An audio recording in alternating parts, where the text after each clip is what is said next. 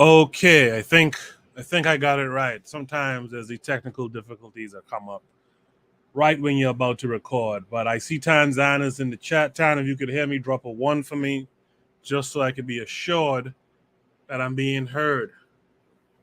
I want to jump on real quick before we start the show to give you an idea what the show is about tonight. What are some of the topics we'll be discussing on tonight's show? I still haven't heard back from Tan, so I don't know if I'm being heard or not.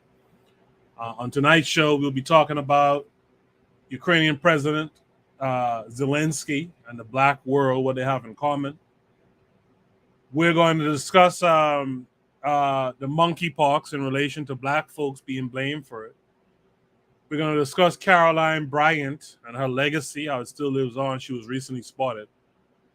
We're going to talk about a woman who shows the cops her white privilege card instead of her license. Interesting. We're going to discuss the power of mental focus and what it can accomplish. We're going to talk about is the Black community becoming what we think about? So are our thoughts becoming our reality? We're going to have a conversation on Pan-African socialist brothers. We're going to have a discussion about is there a space for Black atheists to exist in the Black community? And we're going to, if we have time, we're going to talk about Afrobeats becoming a new direction of global Black music, or is it just rebranded, repackaged North American hip-hop? All of those things we hope to get to tonight. I dropped the link for those who want to join the panel. What we're going to do now, I see Jay said, you are heard. Peace to Jay. Tan said she pressed 1. Lero is here saying peace, loved ones. Peace to all of you. What we're going to do now is start the show officially. And on the other side, we're going to begin the discussion of all our topics tonight. So click the link if you want to join the panel. If not, you guys just sit back in the chat. Let us know you're here. Comment to the prompts so that we can have a lively discussion. And we'll begin the conversation on the other side.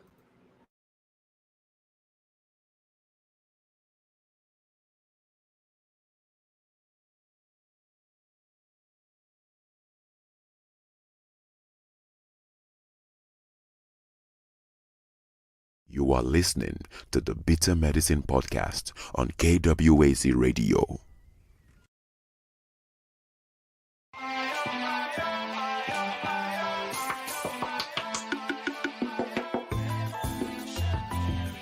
Welcome to the Bitter Medicine Podcast, where it's all about Black empowerment. Our show focuses on Black news and entertainment, arts, science, economics, history, people, and strategies that uplift, empower, and motivate Africans within the diaspora. And now your host, whose favorite color is black, Goku.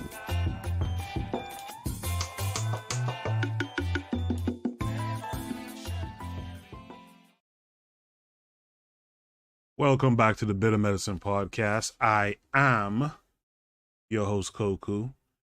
Just want to remind you guys before we get the show rolling that this show is part of a podcast network called KWAZ Radio. There are other shows on the network you are invited to tune into. This is D Webb with the Harsh Reality Podcast, asking you to tune in where we tackle the news of the day that affects our community, only on KWAZ Radio. Peace, family. This is Oni, inviting you to listen to the Pro-Black Perspective, where Black problems are addressed with Black solutions. Greetings, fam. Tune in to The Learning Curve with me, the Revolutionary Matron on KWAZ Radio. You are listening to the Bitter Medicine Podcast on KWAZ Radio. Yes, indeed. Also be aware that Tanzan's new show is coming out soon. We'll post up on social media when it's dropping. I'm sure Tan will talk about it sometime tonight. Also check out the Forecast Radio, as well as Brother Bakari on KWAZ Radio. Make sure you guys go over and subscribe to the KWAZ Radio YouTube channel for me, please.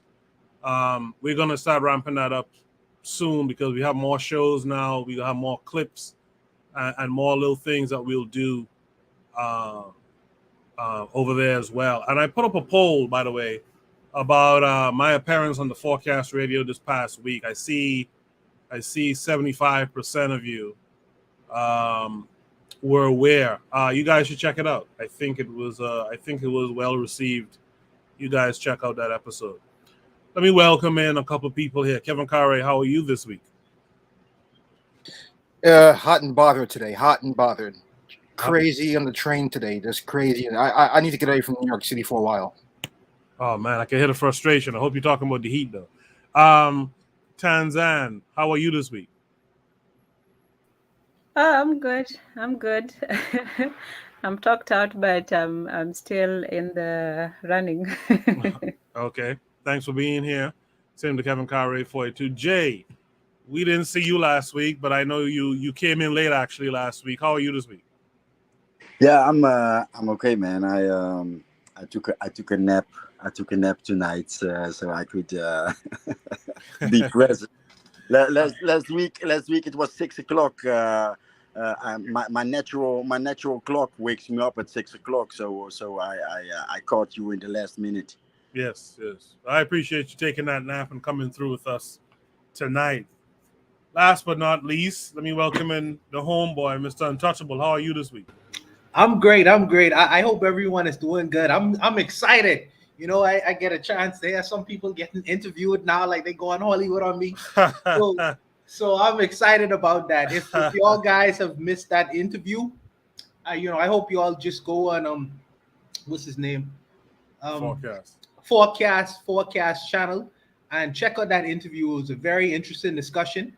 So if you all guys are interested, just have a listen to it. It was a very very good interview. Yeah, it was a good time for me. I think the forecast was thorough. And then I did like, Tanzan came on at the end. I don't know if Mr. Untouchable was there when Tan came on, and MG2 was there.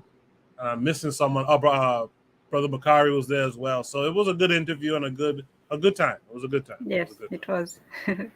Thank you. Yeah, so you know what?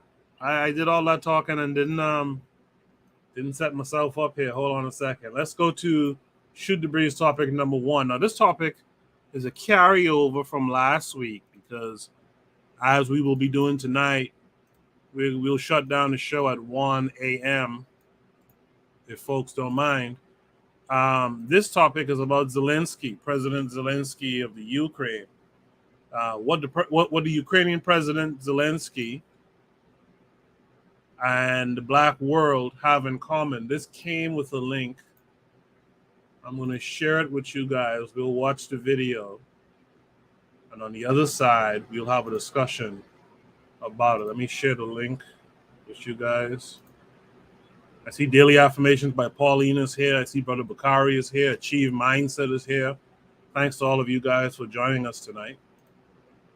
Let's have a good show. All right, so you guys can see the screen. We'll watch the video and then we'll discuss it. So get a little of this. I don't know if you know this is Zelensky and his wife, and they took time out from their busy war schedule of showing up at American award shows, the Grammys, the Oscars. Did they go to the Emmys? I'm sure he Zoom called in to like bless some orgies, some rich people orgies. So look at that. That's heroic, don't you think? A lot of leaders wouldn't risk that without wearing shoe lifts. I'll tell you that. Tom Cruise wouldn't be seen without his lips. I wouldn't. I never am. Look at this little guy. Boy, he is. He's not the tallest guy in the world. Look at that. I have camaraderie now with short men. I'm short. I'm a short man now myself. I used to be much taller, so I feel for him. I think Kevin Hart could play him better than Ben Stiller now. Why wouldn't he? You ever see Bono? That's why Bono wears those giant boots all the time. He gets like 4 inches. Oh, yes. Bono's not. He's also challenged heightly. is that why his album is mandatory with my phone? Because he was short? So there they are. This is them. Oh, action shot. Casual. Oh, that's a famous photographer. Look. Wow. It looks like a perfume commercial. Doesn't it? I think. Right. He looks like a hot little pierogi, if you ask me. Come on. Come on. Okay. So a complete loss of sovereignty, a poor country, currency devaluation, a third of agricultural land sold to U.S. corporations. The last grain is exported. What is Zelensky doing? A photo shoot for his wife for glamorous Vogue. I thought after it said the last grain is exported, you know, Zelensky, the fragrance for men. Caitlin Johnstone, she says the phoniest, most PR-intensive war of all time. Now I know what you're thinking. How is Zelensky making time for a Vogue photo shoot amidst his busy schedule of PR appearances for other major Western institutions? You know, now I think Zelensky might play Ben Stiller in a movie. Oh! I think it might be the old the old switcheroo. So look at this. Why did we send $54 billion to Ukraine so Zelensky and his wife could pose for Vogue? You're at war, and you've got time for a photo shoot. There they are. Boy, I hope him and his wife get a Spotify contract. They seem like a great couple. And you know that's a $700 black t-shirt he's wearing. Yeah. You know that's a $700 black t-shirt. You didn't just go buy some Ricky Gervais polos. That's right. He got some. Annie Leibovitz brought that $700. Is that the photographer? Is Annie Leibovitz or no? No, it's a but she's also very famous. I don't know her name, but I recognize her. I recognize this person. Let's send another $40 billion to Zelensky. Maybe he could do a Vanity Fair spread after his Vogue photo shoot. Very funny, Eric. War is profitable for many. There's always an alternative to war. War is brutal. Nice that Zelensky has time for Vogue in the midst of war. What's brave about fighting a war to suit U.S. NATO agenda while tens of thousands of less privileged Ukrainian sons and daughters die?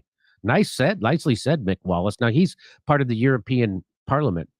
He's the guy who shows up in T-shirts and then tells the truth. I'll tell him what's brave for Zelensky to even though he's a little chubby, to not be ashamed of his body in a tight T-shirt. That's pretty brave. Pretty brave. The photography is by Annie Leibovitz. Oh, it is Annie Leibovitz. Oh, that is who that is. That's what it says right That's here. Who that is? Mm-hmm. Yeah. Oh, so that is her name. What? Oh, I'm mixing her up with that. I'm mixing that name up with the writer. Fran Leibovitz. Fran Leibovitz. Yeah, right. Yeah, she's the one who said you don't earn $400 million, you steal $400 million. Yes. She's very well said. She's good. So and that's Mick Wallace from the European Union. He's got a shirt with a collar on his picture. I don't know why you can't wear a collar when you go to the parliament. I mean, some people like it that you're radical in your t-shirt, but I think you should look presentable. He needs his freedom of motion in case the war breaks out during his photo shoot. How about this one? Zelensky and his wife posing for Vogue.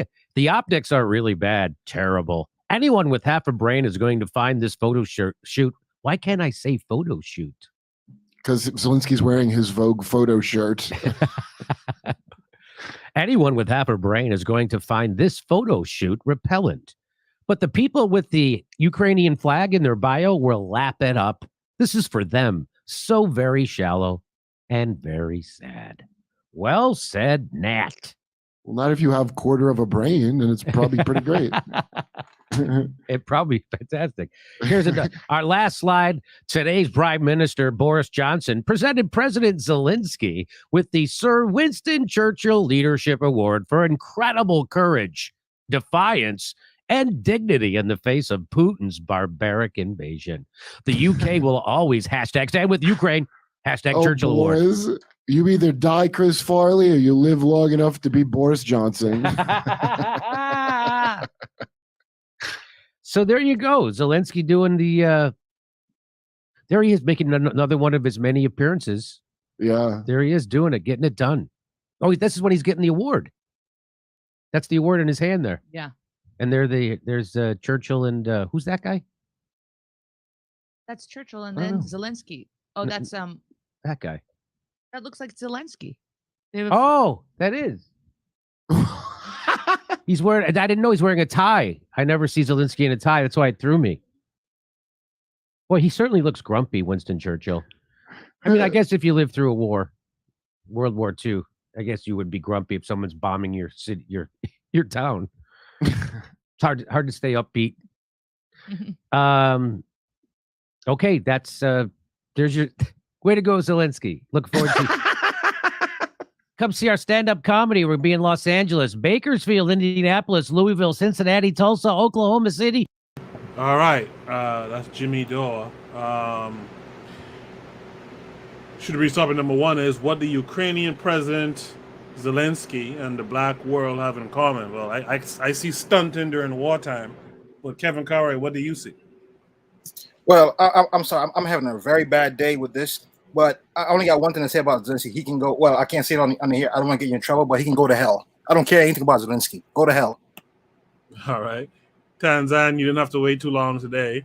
What say you? What do you see is common between Zelensky and the black world? Dancing while your city burns down.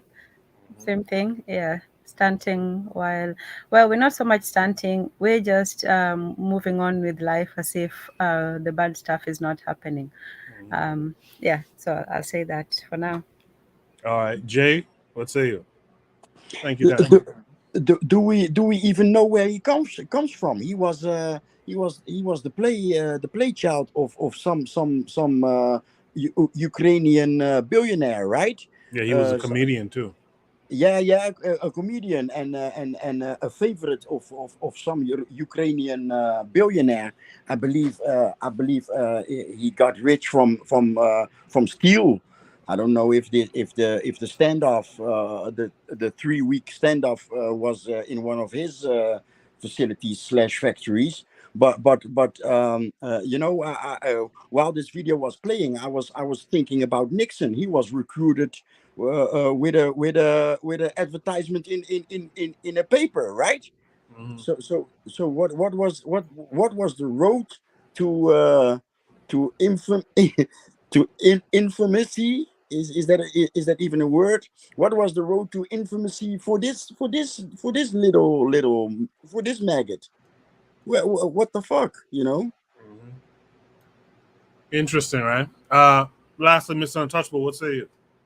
Yeah, for me, what I see is the commonality. What I see sometimes is, well, you know, in the midst of a war, you know, this president who is at the forefront of the war between him and another country is posing for glamour photos. And I remember clearly at the height of the COVID epidemic, you know, there were many young people stealing away on the weekends and getting together at these parties that they would have in the country.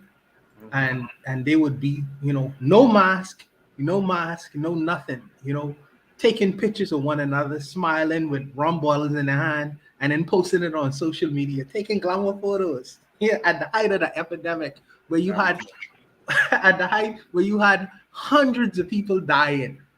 And I really, in a broader sense, look at my community, you know, where you have so many young people dying on the weekend. You know, you have it's almost like as if it's a state of emergency where so many young people are dying off.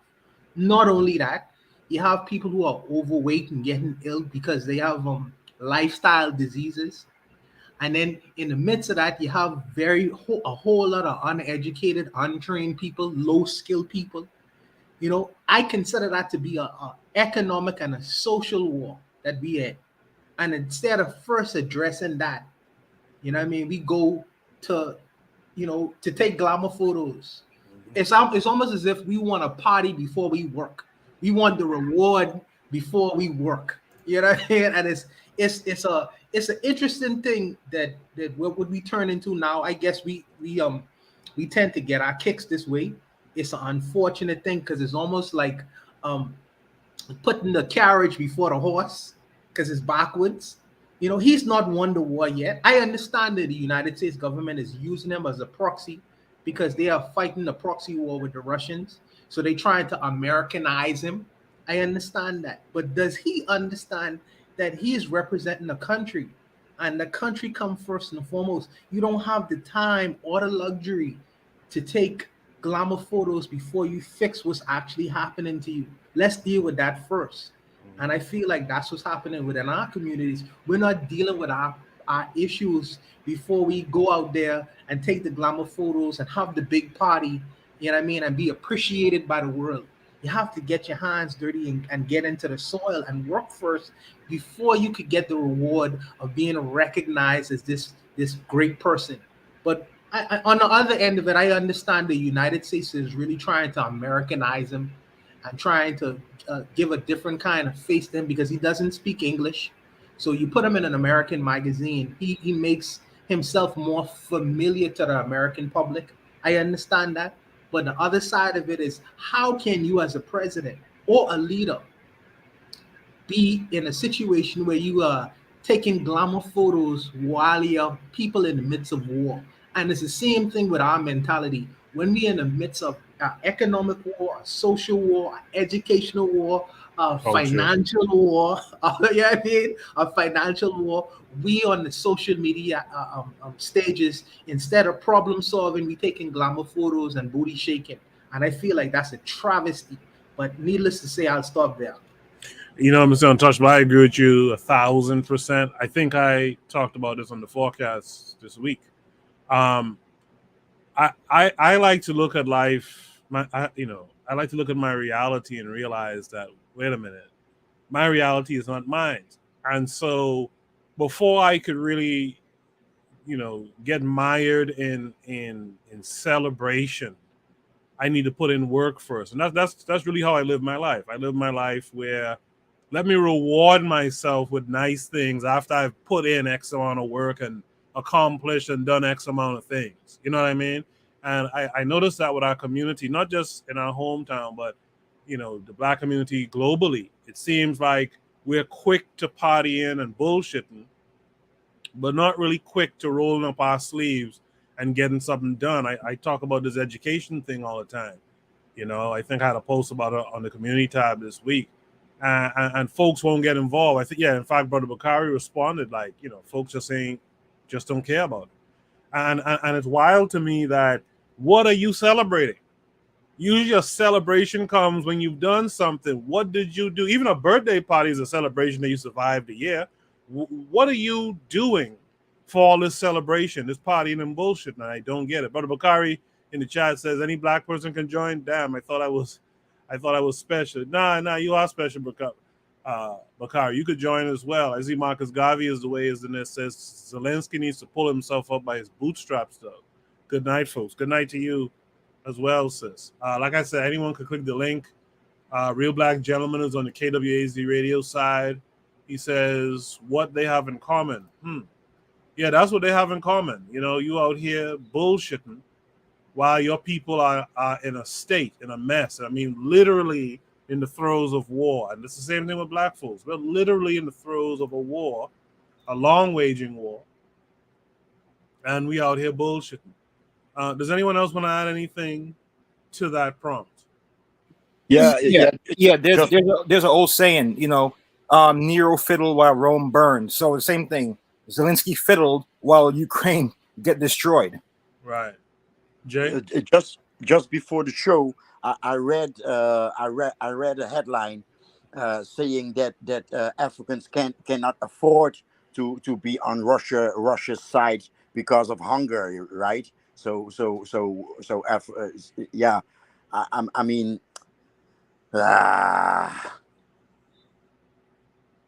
earlier KW Dawn 7 in the chat says Zelensky is a cross-dressing homophile. Okay, I learned something there. Bakari says, party and bullshit is what we are good for, along with belief. It helps forget for a little while. Real Black Gentleman says, Zelensky trying to pander for long-term financing.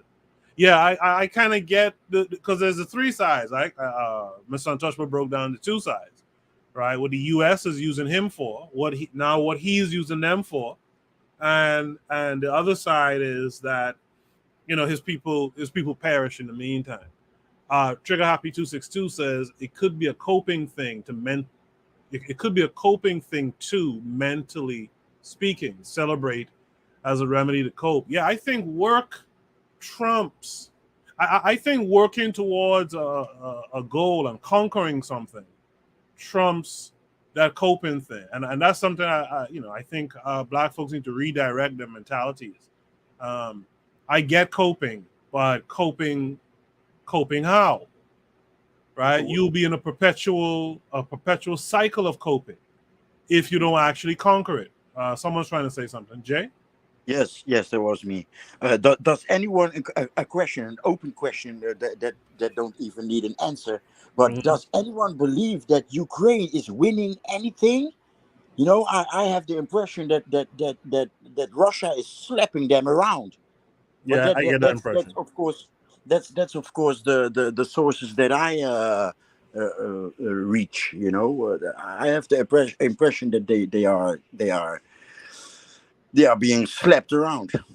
Yeah, I get that too. Because if you look at the aid, I think America is set to send them a bunch of money again. I think they talked about it this past week. So yeah, to me it seems like they're getting handled. Marcus Garvey. Yeah, go ahead.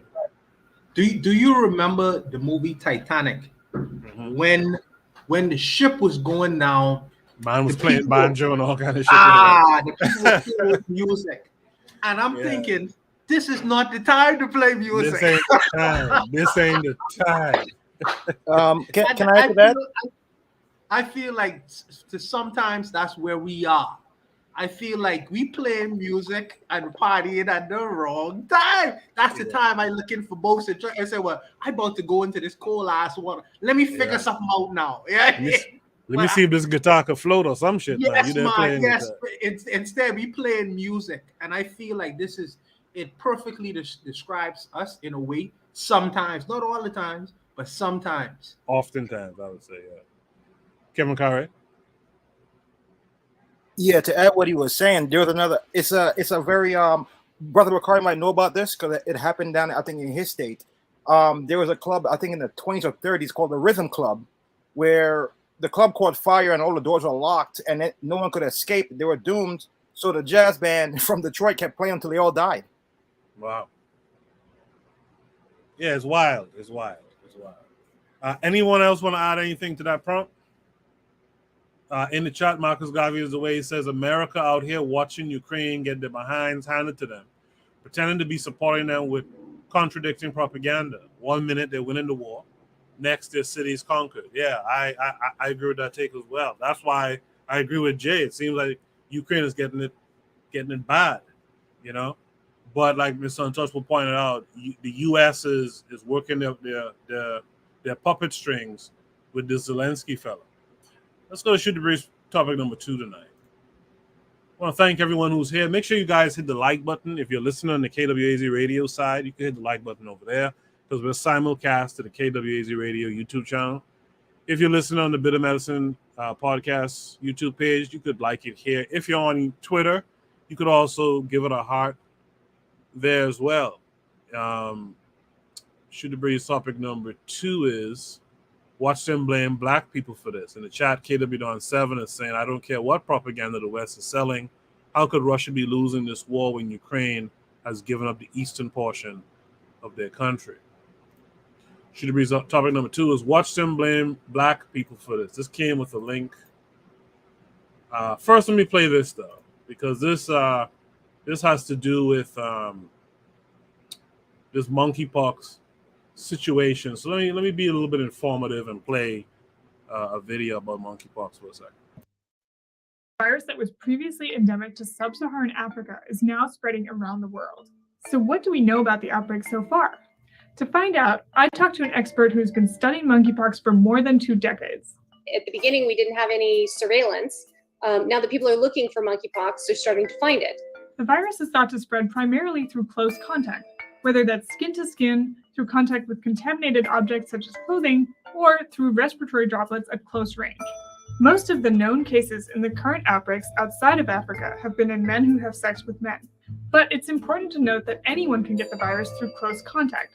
It's also not necessarily transmitted through sex. Important not to stigmatize anybody. This virus has been spreading in communities, sub-Saharan Africa, for a long time. It's not particular to any gender, any orientation. It's just about close contact. There's no evidence yet that the virus can spread through aerosols, which hang in the air and travel over long distances, unlike SARS-CoV-2, the virus that causes COVID. These are 2 very different kind of viruses. So monkeypox is a DNA virus. It's much more stable, whereas SARS-CoV-2 is an RNA virus. SARS-CoV-2 is one of the most infectious viruses on the planet. Monkeypox is not as contagious. The symptoms of monkeypox are a characteristic pimple or blister-like rash, accompanied by flu-like symptoms such as fever, fatigue, or swollen lymph nodes. In the past, monkeypox often presented as a rash over the whole body, often starting on the face.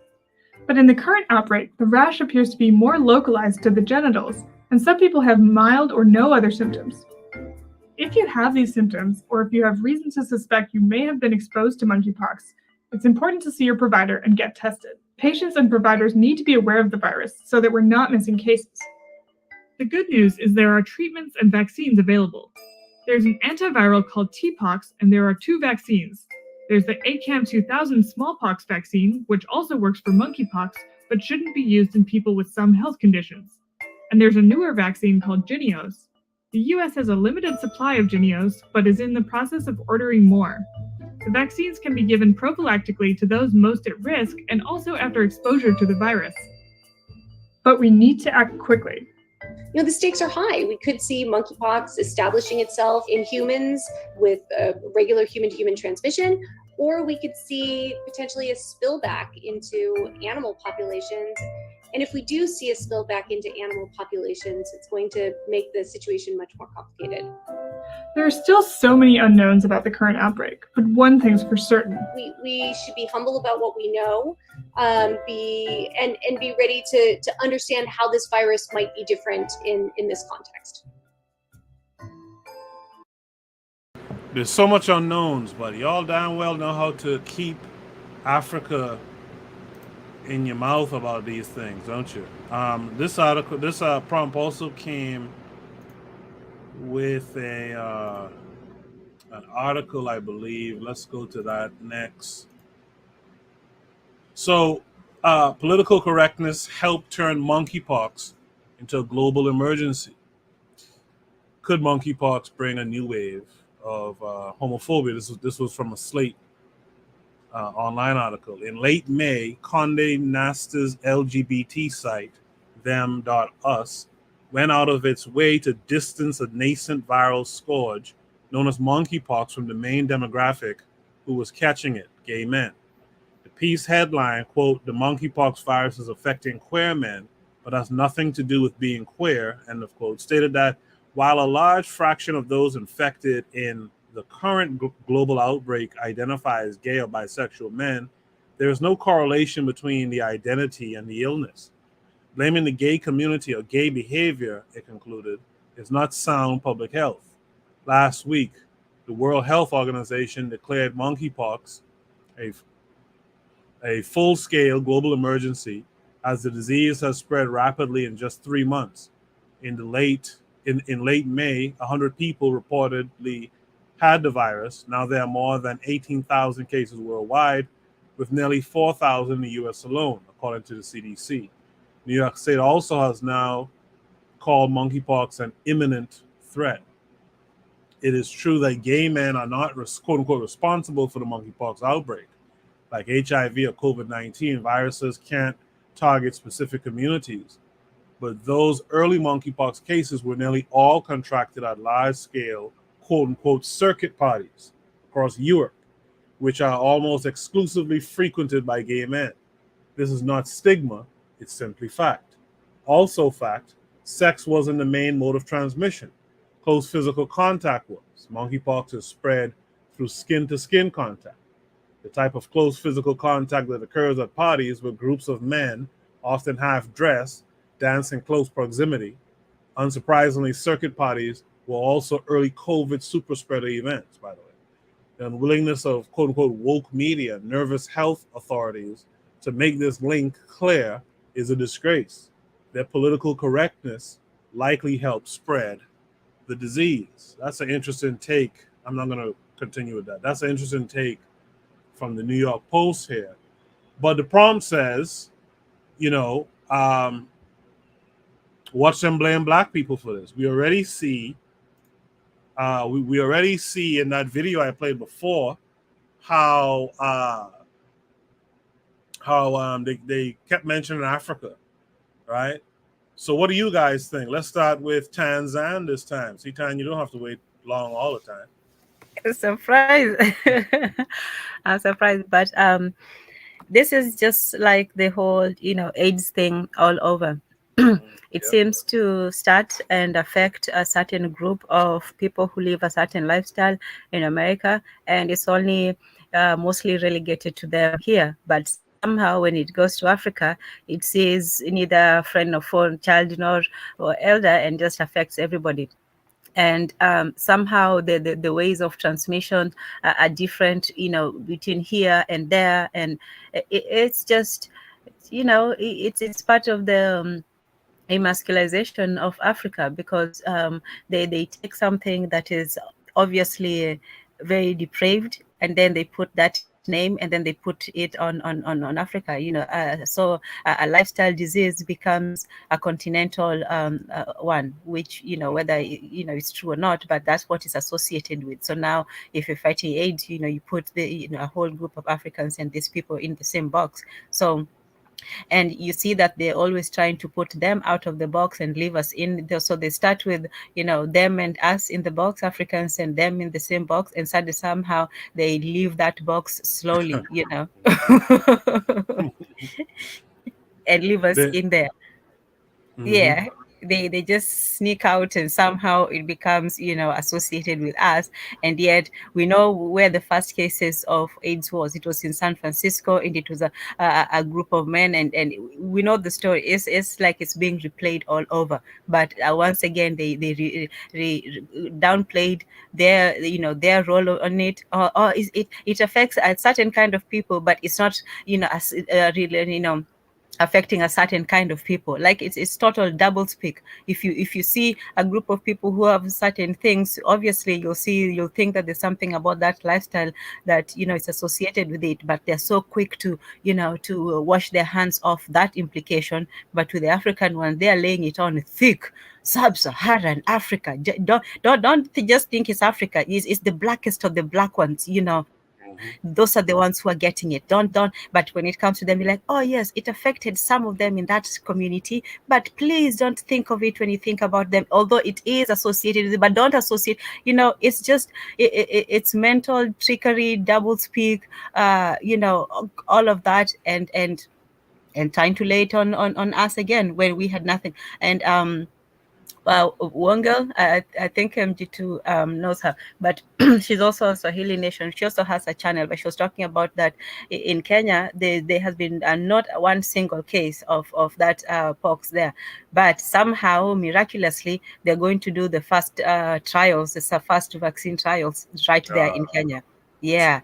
This you see, and our governments are so. How do you think that somebody who doesn't like you, and then they're bringing you a gift, a plate of food, are you not going to think that that thing is not just laden with pure poison? I'll pass. It frustrates me how we just don't see the same trick over and over. Listen, if I go to order food at a fast food joint, and I know I was a little irritable with the person taking my order, I'm skeptical about eating that food, much less our historical enemy coming to us with a quote unquote plate of food.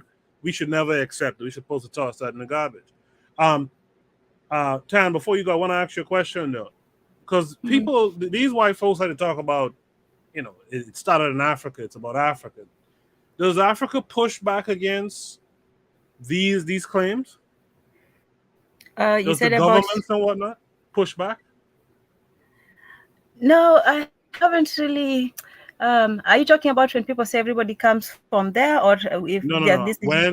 When they talk about these diseases and they make it seem like these shit start in I don't Africa all the really time. see a big pushback. The one thing that I will see is in the media, especially now. One thing that I would say about Africans, especially Kenyans, they are very, very active online. Like on Twitter, the Kenyan Twitter is just hot. Like there was recently this reporter who was saying something about pregnant women in Kenya not being able to vote.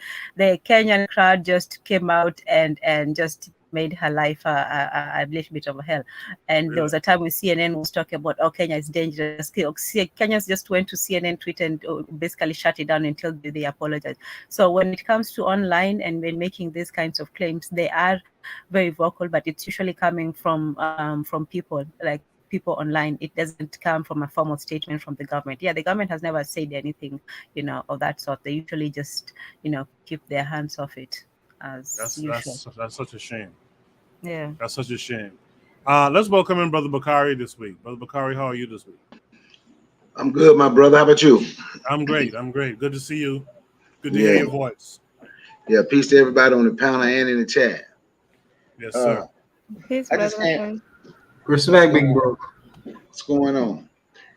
Hey, matter of fact, you said something else untouchable. I got a friend. My business just picking up, but she gonna be over there. It's cool if I give her your information. She said maybe you can show around. That'd be cool. Just let me know. Well, we'll talk about it. I can give you. email. I'll email you. How about that? Yeah. Email me. She want to know because she say maybe see some stuff. She so have we could, whatever. Yeah. All right. So you could get my number. We'll do it offline. Yeah. All right. But look, I had excuse me. When they first started talking about this monkeypox, it bothered me, right?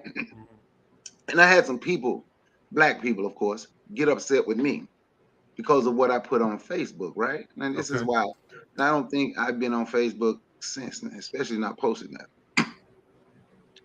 Do you remember how people got mad because Donald Trump called COVID the Wuhan flu? The China flu, yeah. Even black folks running around talking about he being racist, right? Yep. But he called it the China flu because it comes from China, right? So the monkeypox, you see, they didn't call it whatever monkey, the snub-nosed monkey virus coming out of China, right? They called it COVID. But coming from Africa, they want to call it monkeypox, right?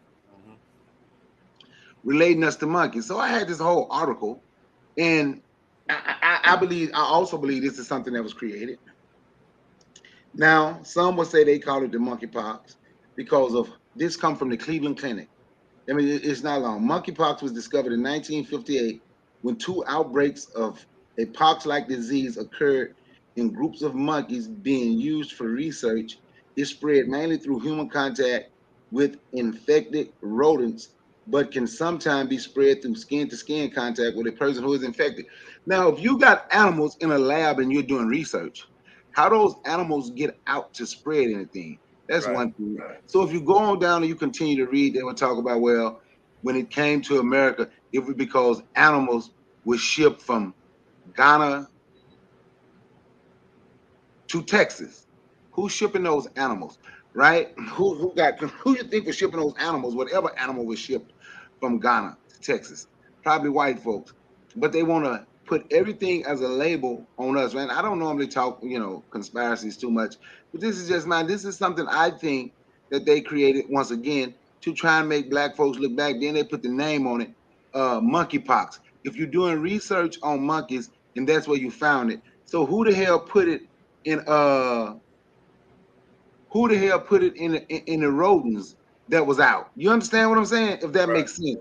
I'm trying to make it make sense. So who the hell shot it up in the damn rodents if it's in monkeys? And now it's spread through skin to skin. And now if you're a homophile, men having sex together, now they're getting it. You know, that's not my fight, right? I'm not part of that community. But what is my fight is them trying to embarrass African people, and the people on Facebook got upset. So what? Don't nobody care? They ain't racist to them like they are to us. They wouldn't go through slavery. They ain't gonna fuck them after that. That's the response I got from a whole lot. Actually, one of them was my niece. You know, my son's, my brother's stepdaughter. I literally haven't spoken to her since that day. Trying to tell me about Indians. I don't give a shit about. I'm sorry. I don't care about no Indians. I'm talking about this monkeypox. I don't care about Nan Cherokee or Nan Choctaw. I'm talking about Black African blood people. And if it don't, and it has nothing to do with you, there's no need for you to respond. But it's Black people who's okay with this, not understanding, don't care how they try to distance themselves from Africa, not understanding that this system is talking about them as well. You understand what I'm saying? Absolutely. So it ain't just our brothers and sisters, as they say in Central and West Africa, right? It's us all around the world that they are trying to make bad, look bad, by calling it the monkeypox, because it's allegedly came here. Think about it. It allegedly came here with 2 people from Nigeria. No, it's the monkeypox. Some y'all created. Y'all had a name for it that quick, right? But, you know, we're going to have to fight their propaganda with propaganda the best way that the best way that we can, and we're gonna have to propagate good stuff about us. You understand? Now you're the mic. I appreciate the Bakari. Like I'm old enough. I was in secondary school when the HIV thing really cranked up, and when Magic Johnson came out with that HIV thing, that's right around the time they attached that shit to Africa so heavy. And you know, as a kid, as a junior secondary school kid, you know, I didn't understand the propaganda so much, because before Magic and them was talking about that, I remember this white boy who was an actor. What's the guy's name again? He was the first person. Rock Hudson. Rock Hudson. Yeah. And Rock Liberace. Hudson. Yeah, and Liberace. Those and the Queen guy. The guy from Psycho. Right, Anthony whatever, right? And the guy from Queen, right? Those were the guys who were the names of that. And as soon as Magic came out with that shit, that was, you didn't hear nothing about Rock Hudson no more, and it was all about AIDS in Africa, you know. So the propaganda is real, and we got to start countering it. That's why I asked Tanzan, like, does the continent, as far as she knows, is, you know, in her neck of the woods, do they counter and I this also stuff? wanted to give a scientific reason how Brother Bakari was asking how, you know, it can go from a monkey to, you know, outside and so on. And the reason how germs get transferred, let's say from a small container where they are securely contained to the outside world is because it's an accident. That is the deep scientific reason for that. Oops. That's the reason. Oops. You know? Yes. Yes, that's how you have, you know, children accidentally injected with, you know, diseases, you know, women, 500,000 women sterilized in Kenya, you know, in all these countries. People just getting diseases from certain medical conditions. So, you know, it's just an accident. It happens. Somebody was careless with a certain, you know, germs contained in a container, and then they let them go. Or a monkey, somebody let the door open. They forgot to close the door before they left that night. And boom, you know, the monkey ran away, escaped into the forest. And there you go, monkeypox. Absolutely. All right. Let's hear from Jay next. Jay, what say you?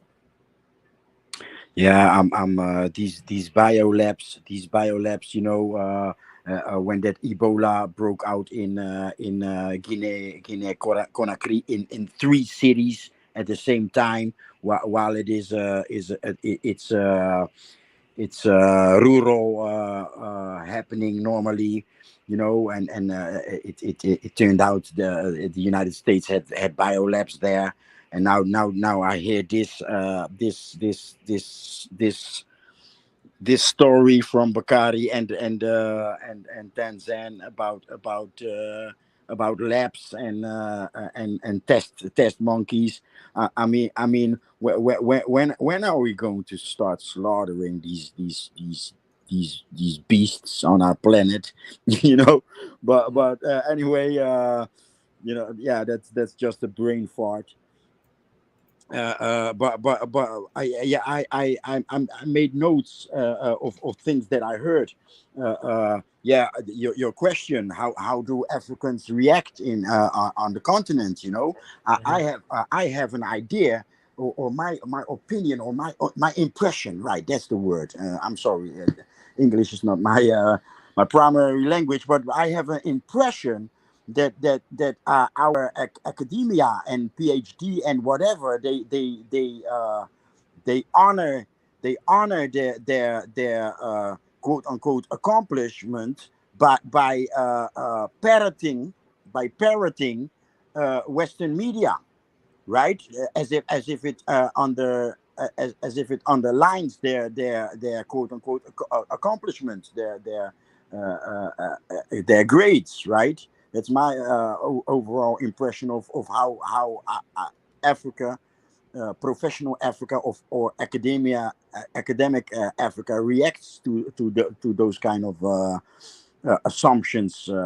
Another note that I made was this map that they showed in the video, right? It reminded me of the GIS, the geo information system that was used on the test that they did in the university with COVID at the end of somewhere in October or November of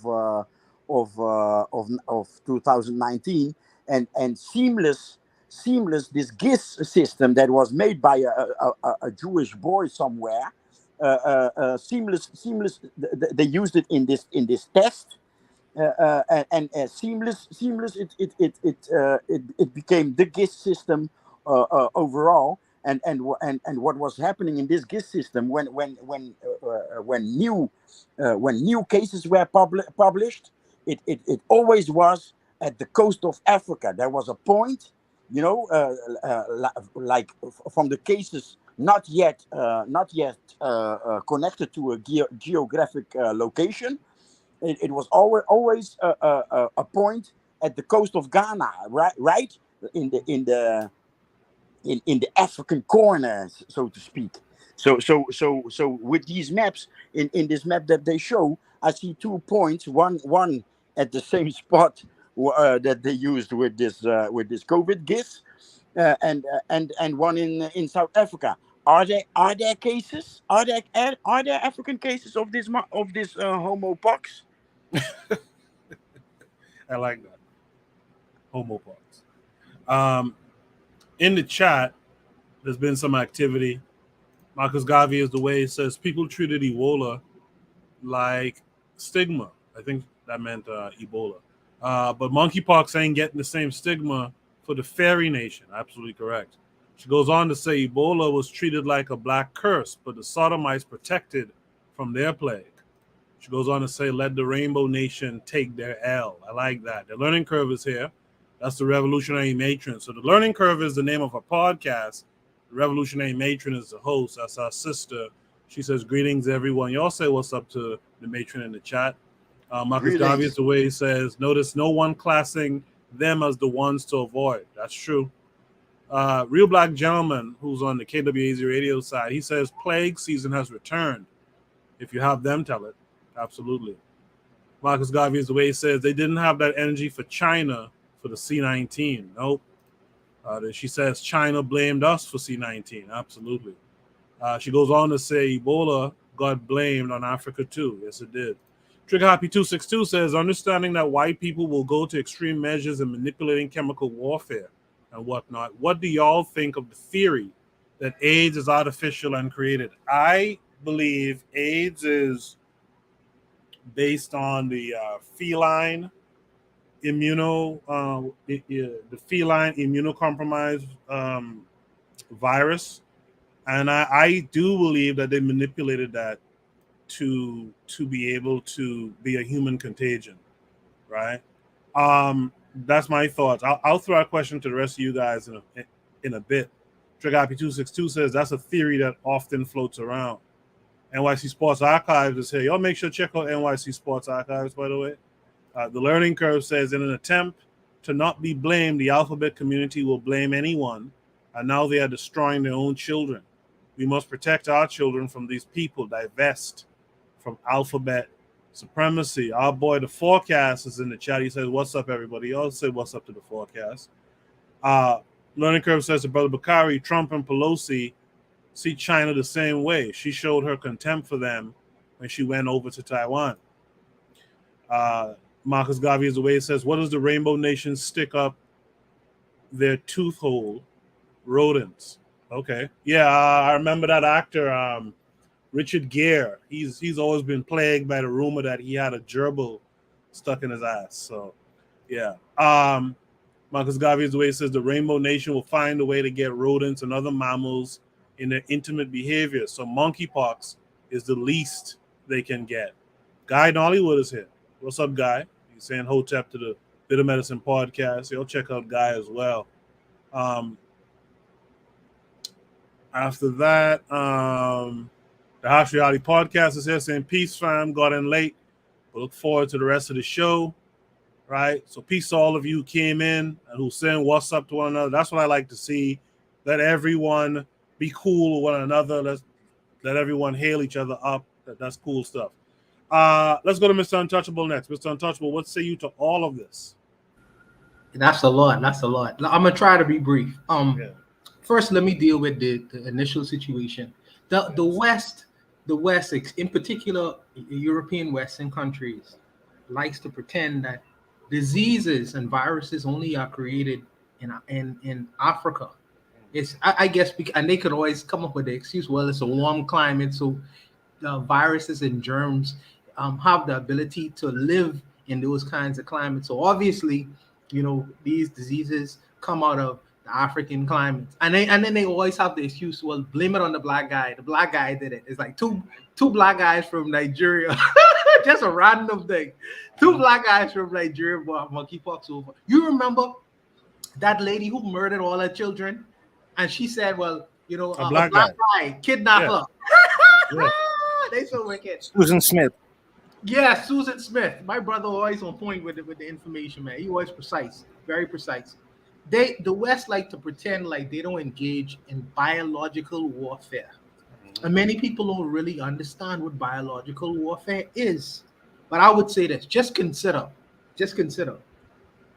If you ever used to watch the commercials where the person would poison one cockroach and then allow that cockroach to go back to its nest and inoculate the other people of the other cockroaches in that particular thing.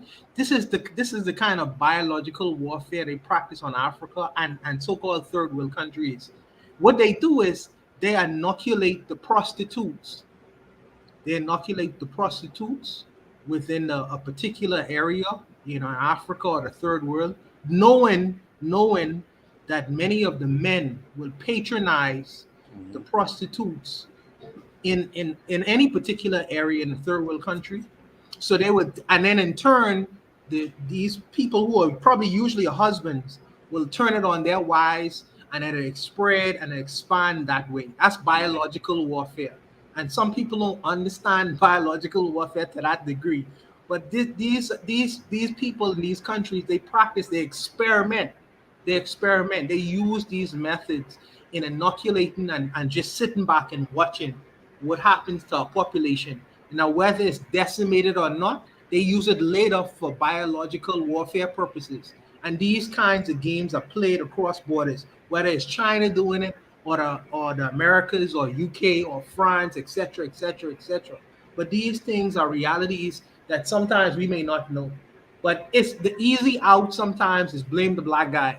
And they know the Western world, including black people in the Western world, are susceptible to accept that excuse because it's a reasonable excuse in the minds of, let me say, racist people. But this has always been, we the boogie minds of their society. We the boogie mind. So blame the black guy and people will accept that. because they don't understand context. They don't understand historical context. The white guys, remember they given the Indians poisonous blankets? Yep, People smallpox. believe- Smallpox. People believe that these kinds of biological warfare strategies have stopped. But that's just a form of warfare. They have not stopped. They continue that in their lives. They don't tell you what they're doing, but they continue to practice these things. These things are alternative to bombing people to smithereens. Why? Because they don't want to look like so-called the savages they are. So they use alternative means of warfare. You know what I mean? To destroy them and kill them and massacre their enemies. We just not engaging it to that level. You know what I mean? But that's neither here nor there. I'll just stop there just to be brief. No, I appreciate that. Let's hear from Kevin Carey. Yeah, I want to follow up with what Mr. Untouchable just said. There's something that we understand about the Eurasians. The Mongolians, we talk about biological warfare. The Mongolians, when they siege the city, they would surround it. And what they would do, whoever died or the animals died, they would catapult it into the city. Yeah. So what happened was, after a while, people in that city will die. But now we must talk about Europe. Look at all their history. You know, look at the bubonic plague. I won't call it the name they usually call it, but the bubonic plague outbreak that never affected Africa. You know, look at England's history. Look at Europe during the Middle Ages, or should we call it the Dark Ages, where they didn't have a sewer system. If you look at any other part of the world, from the Mayans to any places sub-Saharan, wherever in Africa, everyone had a sewage system to get rid of the waste. These people, they had what they did was, at night or day, they would throw their feces and urine out the window. Look at even in old photos from over here in New York City, the the tenements in Lower East Side. You saw kids playing with dead rats. This is how these diseases spread. There was a note I saw. It was from a prince. This is like going back to the Middle Ages, where he's telling his woman not to shower because he wants to make love to her that way. So Oh yeah. I think I remember that. It was a real love poem too. I want to. Napoleon to Josephine. Yes. That's it. Yeah. Yeah. I think too in the Smithsonian, there's a lady. I forgot, she was an aristocrat, but they said back in those days, those old women wore that dress for like a long time because they said that dress still has her menstrual stains on it. That's what. But as I said, who's really causing this germ warfare? It ain't us. It's them. Look at their damn history. It's just people are just too damn ignorant to research it. But I'm gonna yield the mic. I appreciate it. Before we go to the next topic, I want to follow up with that trigger happy question. How many of you believe that, and this is a free fall, we're not going to go in any order. How many of you believe that HIV AIDS thing was a manufactured thing? Man-made, created, targeted type thing? I believe it was man-made. Me too. I believe it was an accident. I mean, even better. Look at the Tuskegee experiment. Mm-hmm. I would say I don't know. If I was being honest, I just don't know, because many people from our side, our team and their team died, and I don't like. Tanzan said it was an accident because people who wasn't supposed to die end up dying. Yeah. So I would just put I don't know on it. I don't know for sure. I mean, Mr. Untouchable, there were some declassified documents about the United States in the 30s experimenting with radiation on pregnant women. The reason they release these documents all these years later because most of those people from the past are dead, and they can say, hey, that was another administration that did it. We're a new administration, we can plausibly deny this thing. We didn't know this was happening. So I believe that they were using germ warfare, man. Yeah, the question is about your belief. It's not about whether it's whether it is or isn't. Oh, just a belief? Yeah. Oh yeah, man. They do that, man. They do that. Yeah, of course. Hey, can I say something right quick? Yeah, go ahead, Bakar. Right. Even if they are not intentionally, like Tanzan said, accident, they don't bathe that regular. So even they came out publicly and said that. So shit, they're doing biological warfare all the time. Even when they're not at war, they at war with your ass walking around. I'm sorry, not showering. I was watching this one. I was trying to find it so you could hear, but I can't remember the comedian name. And it was a white guy talking about one of the nastiest things he's ever seen was, and his girlfriend popped up on the screen. One of the nastiest things he's ever seen is someone getting in the shower, putting soap on a shower and scrubbing their body every day. That doesn't make sense to do that on a consistent basis. Yeah, that's them. Yes, and I grew up with my pops watching Western, so I still love old cowboy movies. And I remember I was watching this woman wanted to get with this man, and he was like, I take a bath pretty regular. She was like, when was the last time you took a bath? He said, like 8 months ago. But that's them. Even when they're not at war with you, even when they're not trying to kill you with biological warfare, they do it. Yeah. Marcus Garvey is the way in the chat says the lice walkers existed in a level of filth the world had already handled. The Civil War lists most folks to disease than fighting. Lists most folk, I guess, died to disease than fighting. Common lack of hygiene deleted them. Right? She goes on to say, who licked toilets when C-19 began? Real Black Gentleman says perfume and cologne is less than a hot bath. Yeah, those French and stuff would douse themselves in that stuff, man, without bathing. Marcus Garvey's way goes on to say, notice how many tick-told now have food preparations in toilets now. I'm not sure what TIK is. The white man is a sociopathic, homicidal, psychotic, neurotic psychopath, and he rules the world. I agree with that. Yeah, white people, this is Trigger Happy 262 says, yeah, white people have bath days, designated days for a bath, and they don't use any hard thing to scrub their body. Very cultural. Marcus, this conversation has brought out you guys' thoughts on white folks' hygiene, I see. Marcus Garvey is the way says in 2022 till TOK has revealed they still don't want to shower as a habit. Trigger Happy 262 said, guys, just spell out the words because I don't know what these short things are supposed to mean or whatever. I'm more along the lines that viruses have always existed because of animals, but we can't look past their history of warfare and at least not look into it, that they definitely manipulated it. I guess Marcus Garvey is the way was talking about TikTok, right? Yeah, so they have unhygienic ways. We're very familiar with it, and I don't put nothing past them. I think that's the bottom line of it. If there's no last words on this topic, let's move to Shoot the Breeze topic number 3 tonight. Shoot the Breeze topic number 3 is Ain't Shit Changed.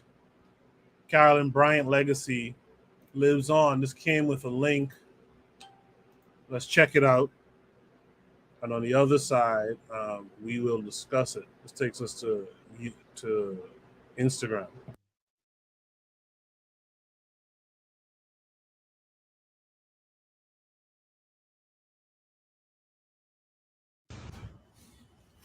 Oh man, I can't wait.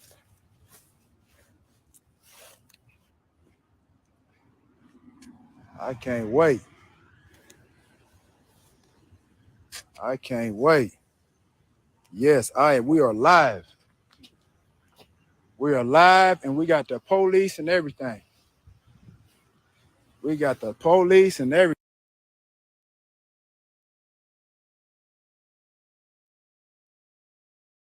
I'm good. What's up, sir? What's going on, folks? I'm driving to my mailbox. She telling me I'm speeding, telling me to slow down. Slow down, and he rolled down his window and he started harassing. First of all, I didn't harass you. She telling me to slow down. I said, what do you mean slow down? I said, yo, I'm just going to the mailbox. Then she goes, get the fuck out the middle of the road.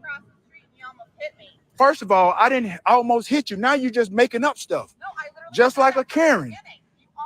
How did I almost hit you and I'm going to the mailbox? Yeah, I'd call you a Karen when I came over here after you said I called the police. Absolutely. Then you went on to say, oh, I'm the subject of the HOA meeting, this and that and the other. I got liens and shit on my house, this and that and the other. Then you start bringing up my status, who I was, my HBO, my VH1. You the one brought it up, lady. I did it. You did it. You did. First of all, I didn't almost hit her. So, no, I'm fine, sir. First of all, I didn't almost hit her. I understand that. Just relax. Not finna sit up here. He ran the stop sign. Well, there is no stop sign. What are you talking about? I understand. Where you did? I wasn't, but I asked him to slow down, and he got out of his car and started harassing me. He put his car in park. Right, because you're gonna yell at me and telling me I'm almost hit you, and I didn't. But you didn't have to get out of your fucking car. You didn't have to talk to me that way either, Karen. You're a black man approaching a white woman. First of all, you had your boy right here, your husband right here. So first of all, I don't do that type of stuff. You did. You put your car in park and you came at me. First of all, I didn't come at you. Yes, you did. You can stop all of that, Karen. Okay, listen. Get out of here with all of that. Listen, if you guys want me here, I can solve it. He literally came after me. Here she crying. There's Karen. Look at this. This is unbelievable. Swear to God, I've never been a part of nothing like this. I've seen it. I've seen it. You have your ID. I've seen it. Yes, I've seen it, but this is firsthand. Oh boy, as she's crying. Oh my God, this is real. This is real. This is real. Here you go. Here you go, sir. This is real. This is real. This is real. This is real. I've never seen. I've seen it, but I've never been a part of this. This is real life. And now she's crying. Her husband tried to tell her to go in the house, but now she wanted to do the whole Karen thing. So I'm gonna be here with my camera to show everything. First of all, you need to stop that. You were speeding through the neighborhood. He was not. I was in the garage. You're lying now because I was sitting in the garage. She said I was speed. First of all, I know what you're saying. No, I get you.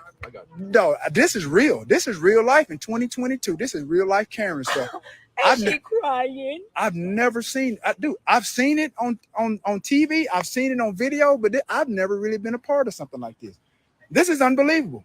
Then she brought up that I'm the subject of HOA. Said everybody's been talking about me, my house. I don't keep up with my house. I got liens. I don't pay my fines. Everything. How do I know? Because she told me. Karen. What's her name? Kate. Close enough, Kate. So when I drove by, she said she called the police. I was like, cool. I'm going to sit right here till they come. Wow. I'm going to sit right here till they come.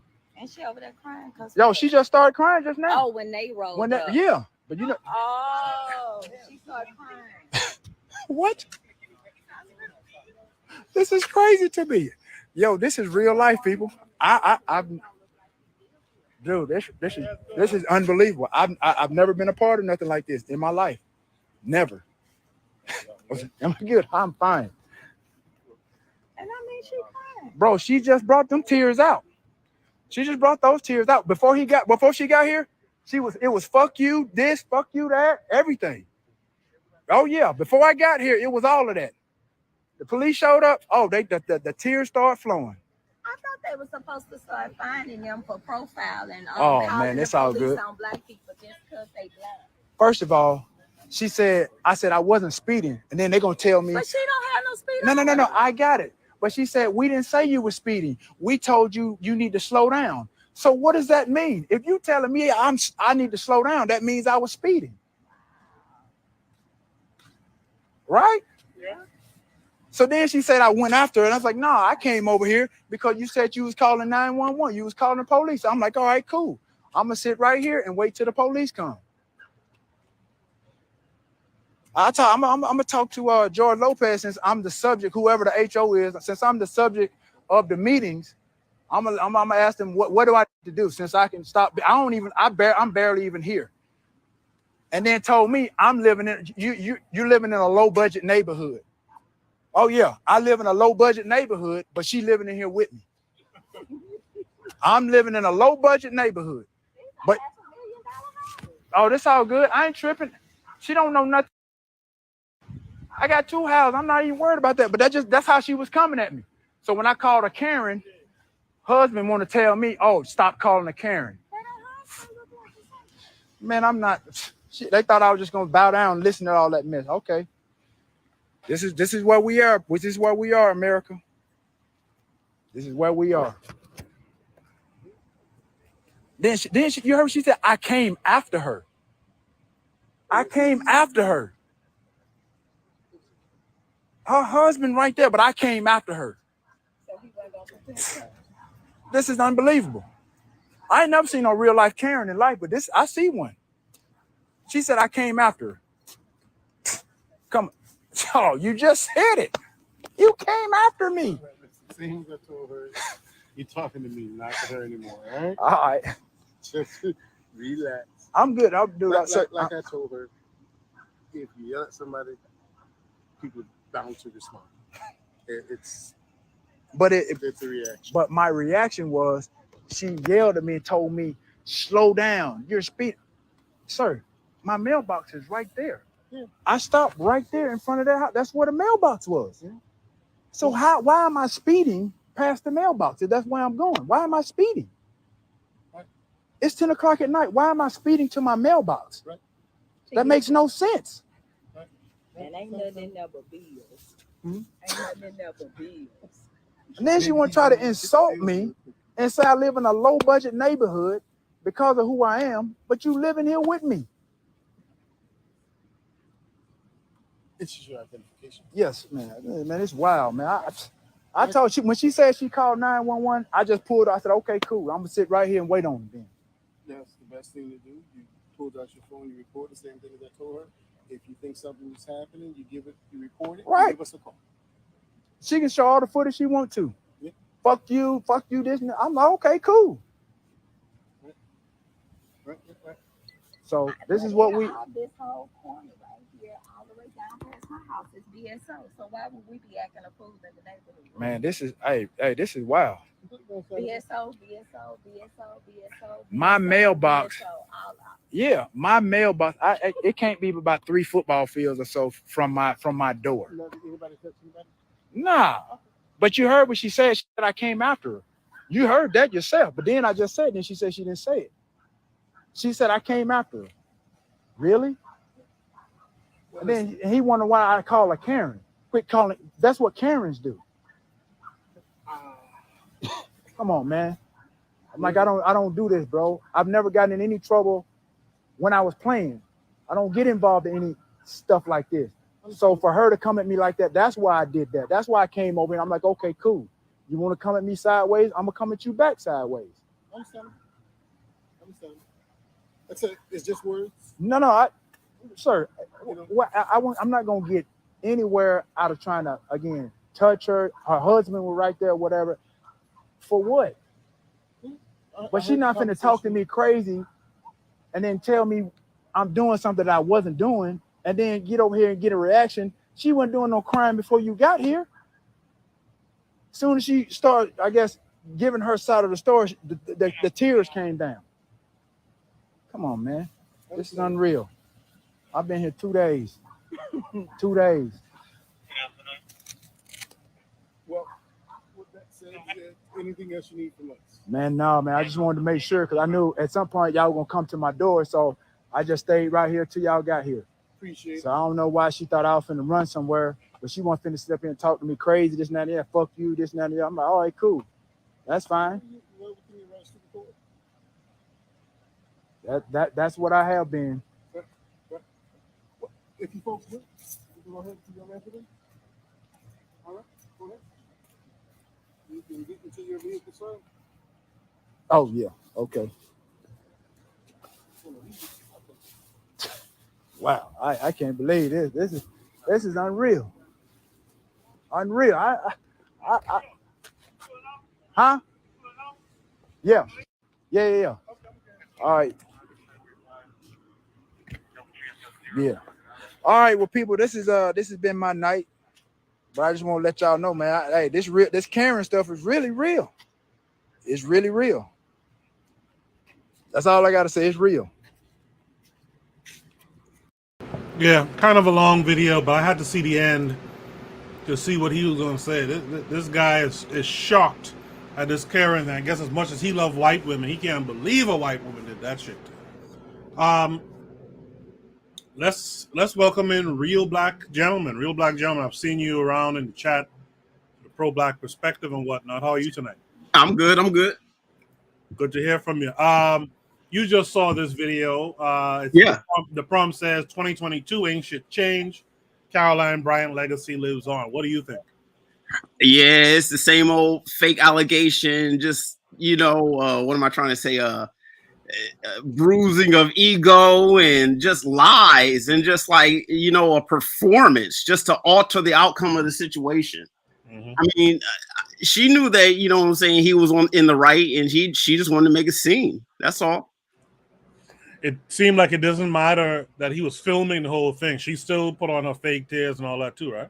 Definitely, because I mean, a black man can have all the DNA evidence, 80 eyewitnesses, and you know what I'm saying. The jury is still fine, convicted, nigga. That's how it. You know what I'm saying. A white woman's words is worth like 20 black men.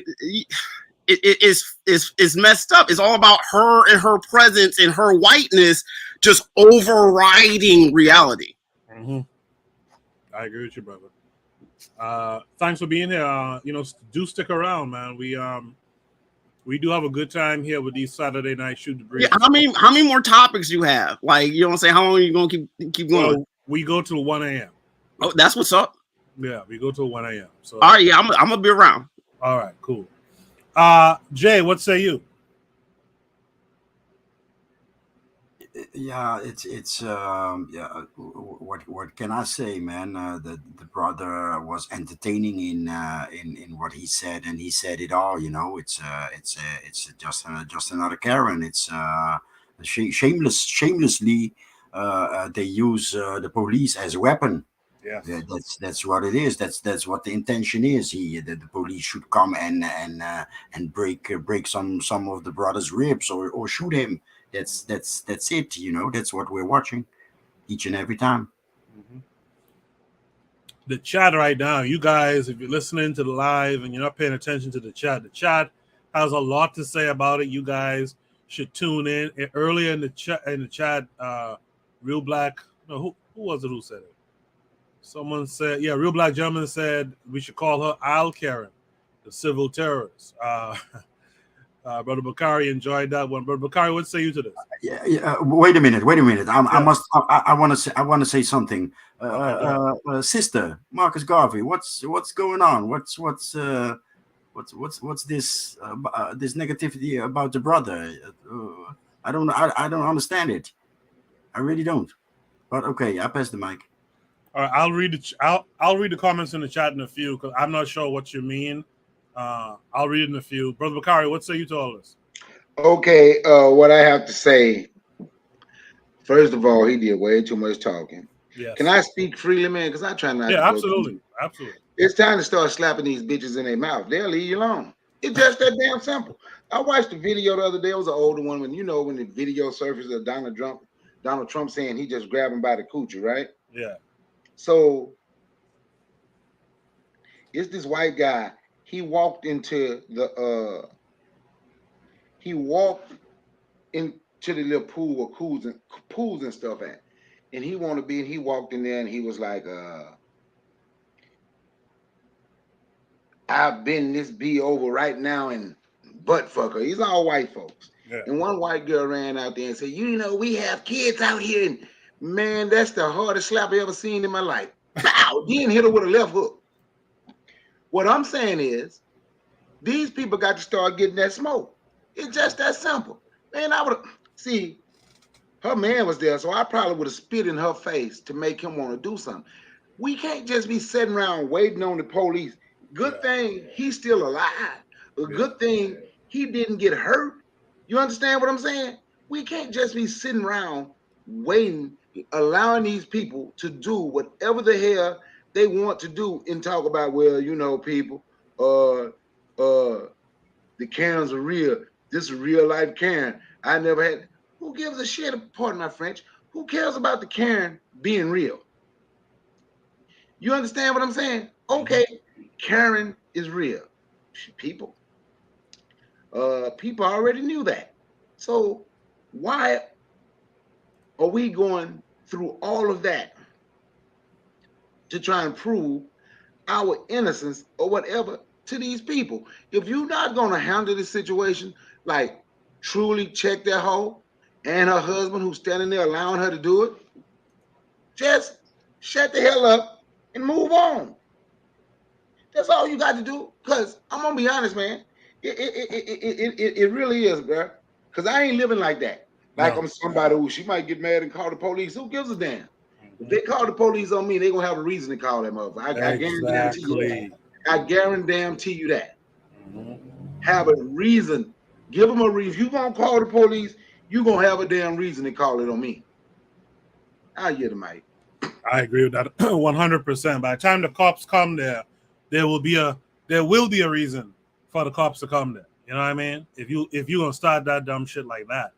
But what was interesting in that video too is this white woman says in front of the cop, "But you're a black man coming at a white woman." That's a very, very interesting thing that's said there.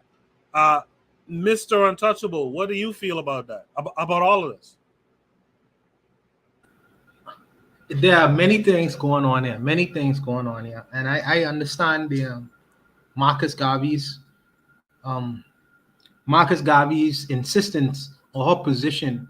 And I think that this is something maybe Jose is not necessarily getting, because he lives out of the country and he may not understand the context, because I am slow, very, very slow. And my brother Forecast will get me on this, but I am very slow to get in front of a bullet when I know with some people that bullet is fully justified. And what I mean by that, this particular individual, grown-ass black man in America, said, "I didn't know these Karens existed." Well, why wouldn't he know that? Because he was one of them protected Negroes from long time ago, where the white America saw that he could bring a financial benefit to them in a great way. So they shielded him from that. He was reserved from that experience. In fact, probably from high school to college, he probably only dealt with white folks, white women in particular, because they saw that he would probably be able to better their status in life. Mr. Untouchable, let me just interject one quick second. For those who don't know, this black man is a former NFL football player, Terrell Owens. This dude is about 6'4", 6'5", or something like that. So he's a big black man too, and he has a penchant, like D Webb from the House Rally podcast said in the chat.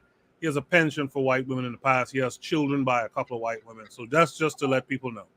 Yeah, that's good brag, Brian, from Shinkoku. So he was shielded from that experience for a very long time. So he goes into a white community, a white neighborhood, $1 million houses, and he thinks and believes that he is included. I'm one of the crowd.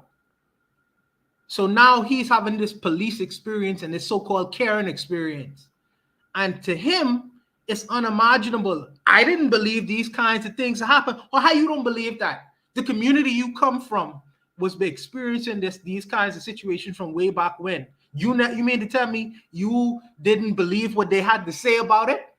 Or it's because this is your personal experience now that you just beginning to believe these things, and now you gonna put it up on social media to cause other people to sympathize with the cause that you ain't never necessarily been on before, until now.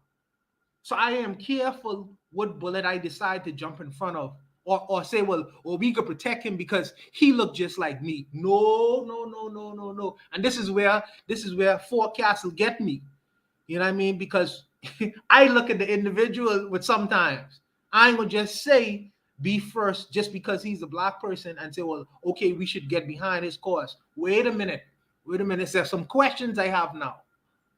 But this man has the ability and potential to live anywhere he wants to in the world. He's a multi-millionaire. Where he chooses to live, he is facing the consequences of where he chooses to live. where he chooses to live, and this is his experience. And regardless of this experience, he'll continue to live in this situation among the same kinds of people. He's not going to say, well, you know what, I don't have to deal with this. Let me go live in Ghana where in a $1 million situation where a bunch of wealthy people live, and I could exist with my children, my beloved children, by the way. I could exist with my children, and they could live in a situation where we don't have to deal with this kind of business, where the police will always be on her side, regardless of if she's lying or not. I could even live in the Caribbean. I could live anywhere rather than to deal with this experience. Why? Because I earned the right to. I take the 300-pound guys knocking the sense out of me to live, to have the ability to live anywhere I want to in the world. But I choose to live here. And now I have the tenacity to complain about it now. Get the hell out of here. I am not sympathetic to this man. I am sorry. I am sorry. I am not sympathetic to this man. Just because that now this is his experience. But for me personally, on a personal level, I choose to focus my mind on my own personal master plan in life. I think that Black men need to have their own master plan. You know what I mean? We don't need to get into the skirmishes, the what do you call it? The minutia. The minutiae of life. These little non sequiturs that don't really necessarily amount to a hill of beans. We need to focus on executing our own master plan in life. He's made his decision. So I am not going to get into his army and say, well, okay, we need to support him. No way.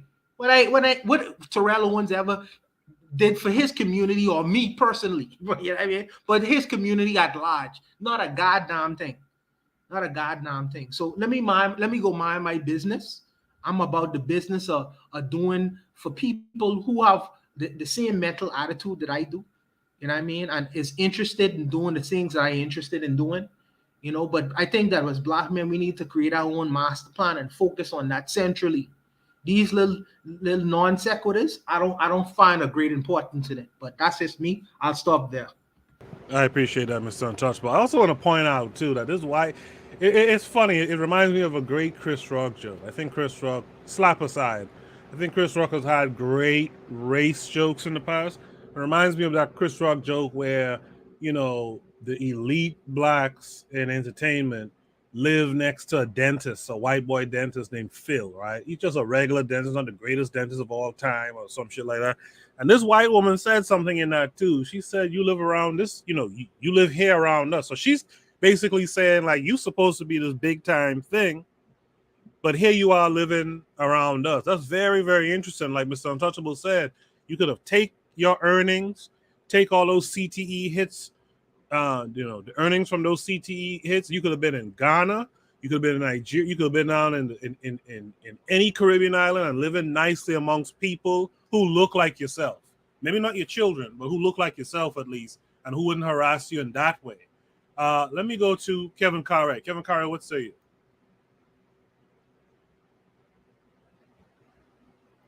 Sorry about that. Yeah. First for Mr. Untouchable, in what he said in the beginning, Mr. Untouchable, there's a book. You might have read it, maybe not, maybe. It's called A $40 Million Slave. So everything you just said was outlined in that book. Brother Bakari, I'm gonna make it short. I love your idea. It's gonna come to the point where Black people are gonna start saying, especially Black men, consequences be damned. Fuck this bitch. I'm gonna knock the shit out of her. But I'm gonna pass the mic. Consequences be damned. Fuck this bitch. I got you, man.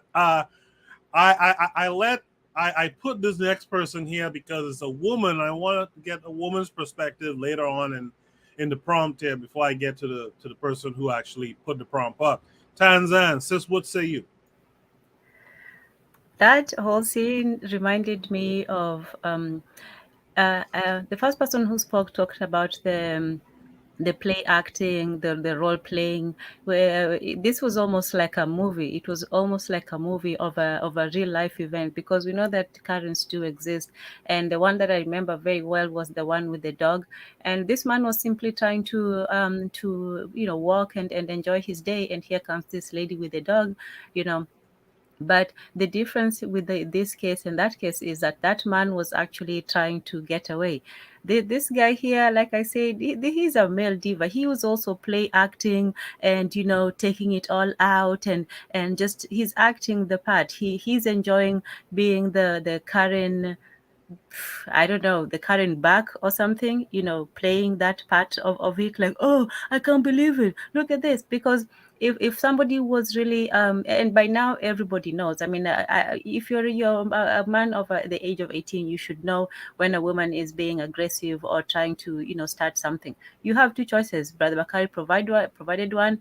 I say just walk away. You can just walk away. But this almost seems like a cuckolding thing. Like, you know, he's this big black man and the woman, and then the husband is just standing around there watching them. Like, it's so weird. And he went on for such a long time, and he didn't seem like he was really trying to, you know, leave the situation. More like just trying to document it as thoroughly as possible. Like he's actually just playing a movie. He didn't seem like he thought his life was in danger. I'm not saying that the situation is not real. It's just there was a very, you know, aspect of acting about it, especially with the guy. And he is one of those those adopted blacks. I can tell that. Do you guys know Mario Balotelli? Yes. Oh yeah, that big crying, you know, idiot. So, you know, he has I don't know too much about Tyrell, but Balotelli was adopted by an Italian you know, family, and he lived his life. He was pretty much like this guy, shielded from the reality of life. So when he went out to play football, you know, people were, you know, chanting slurs at him and throwing, you know, that whole European racism there, you know, special version of it. So he was all shocked, and there he was on national TV, this big black man crying thick tears, like just bawling like a big idiot. Like, oh my goodness, you have seen, you know, videos of migrants trying to cross. You have seen the treatment they have been at, you know, Italian authorities and the public and people, and suddenly you are shocked. I mean, there is a certain level of you know, of being shielded and being spoiled, but however spoiled you are, you can still, you can't be that dumb. See, that's what irritates me about this video, how just dumb and speechless and can't believe it. Oh, sharks really carry sex. It's like, you know, you're too big for this. So there are ways, you know what they're going to do, but I'm more interested in our reaction to it. Are you just going to sit there, take it? Are you just going to sit there and, you know, revel in it, which he seemed to be doing?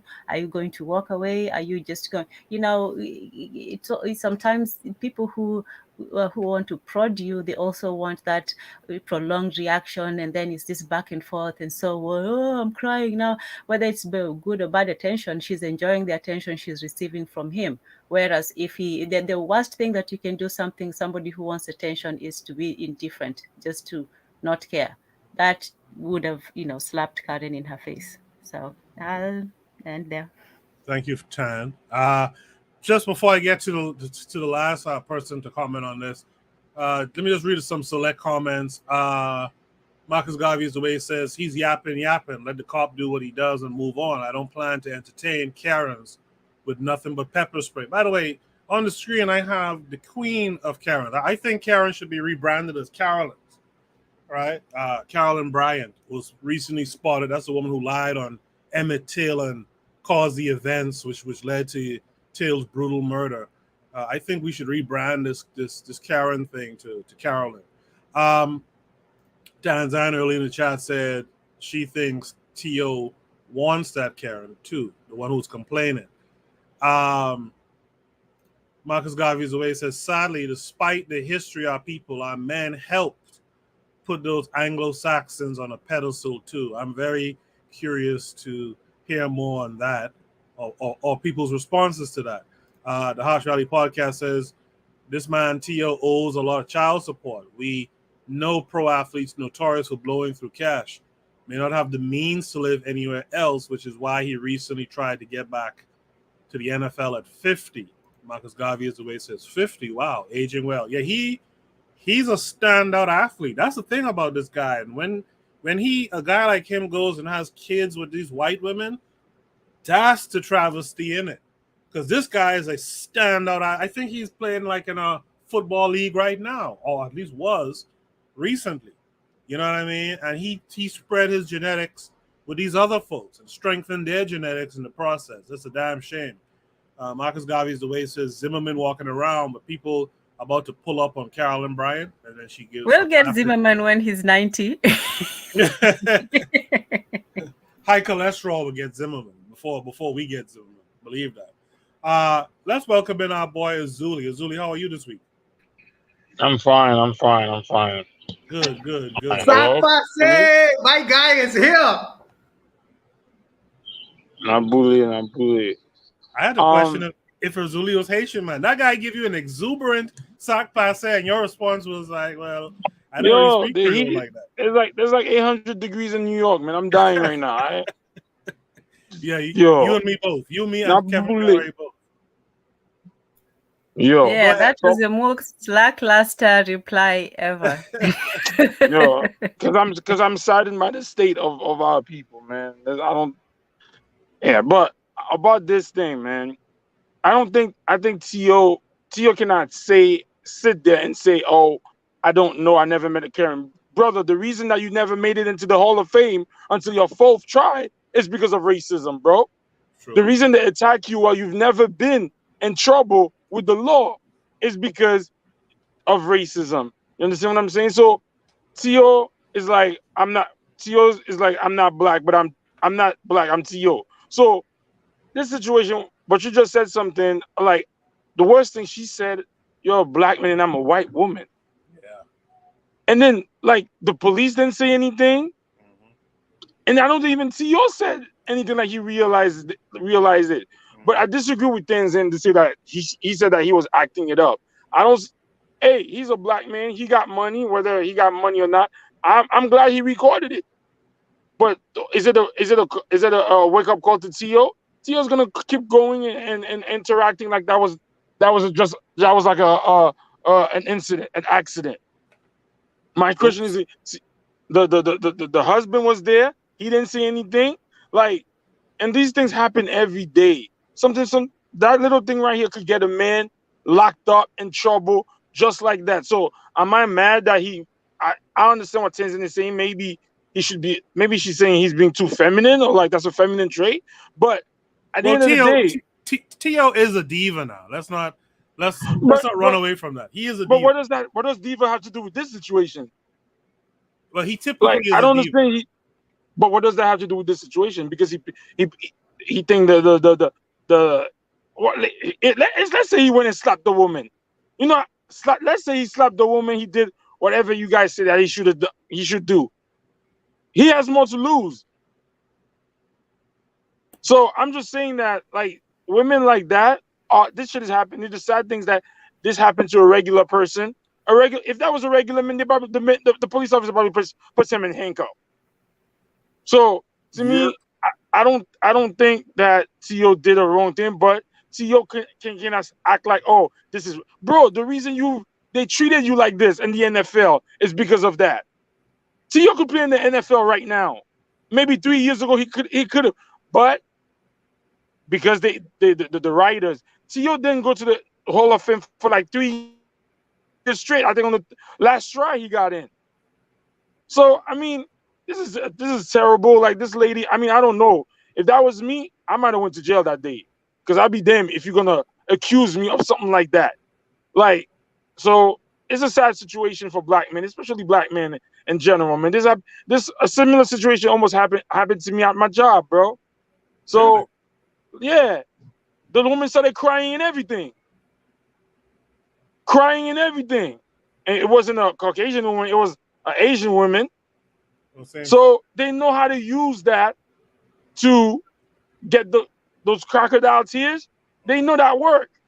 But what I would have point out to say, I don't know if that lady that stood up with T.O. was a black woman. If that's the only plus in this video, at least. She stood by him and said, no, that wasn't true. You was lying, this and that, and the third. In the chat, I'm sorry. Yeah, 1 second. In the chat, KW Don 7 is here. He says Terrell Owens secured $80 million in earnings and it's now only worth $500K to $3 million. Shaking my damn head.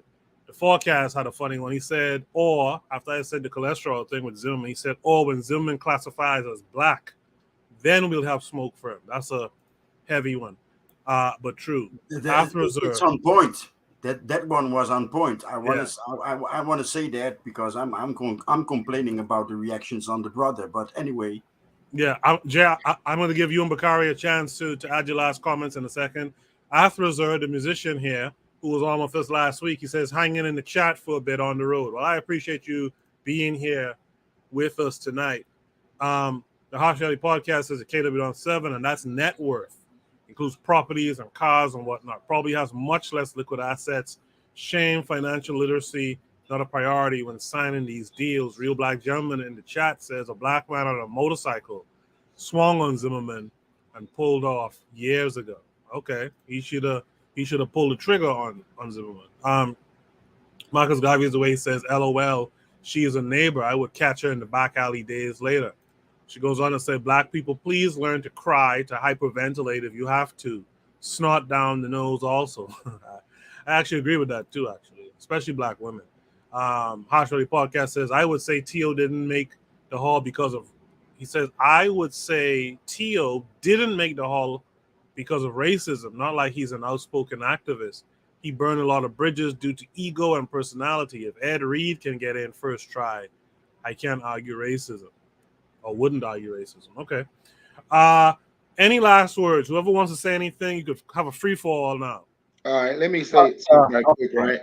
When they put go ahead, I don't give a damn about T.O., but when they put his net worth up there, and I want people to understand, and this is me taking up for him in this way, he didn't just blow his money. He actually took his, what ended up happening is these people give their agent, which is a white person, 90% of the time, 98% of the time, too much control of what they're doing. Yeah. And he had to take his agent to court because a lot of money was actually stolen from him and invested without his permission into some casinos and stuff, and supposedly, and they were invested in places where it was illegal to have casinos.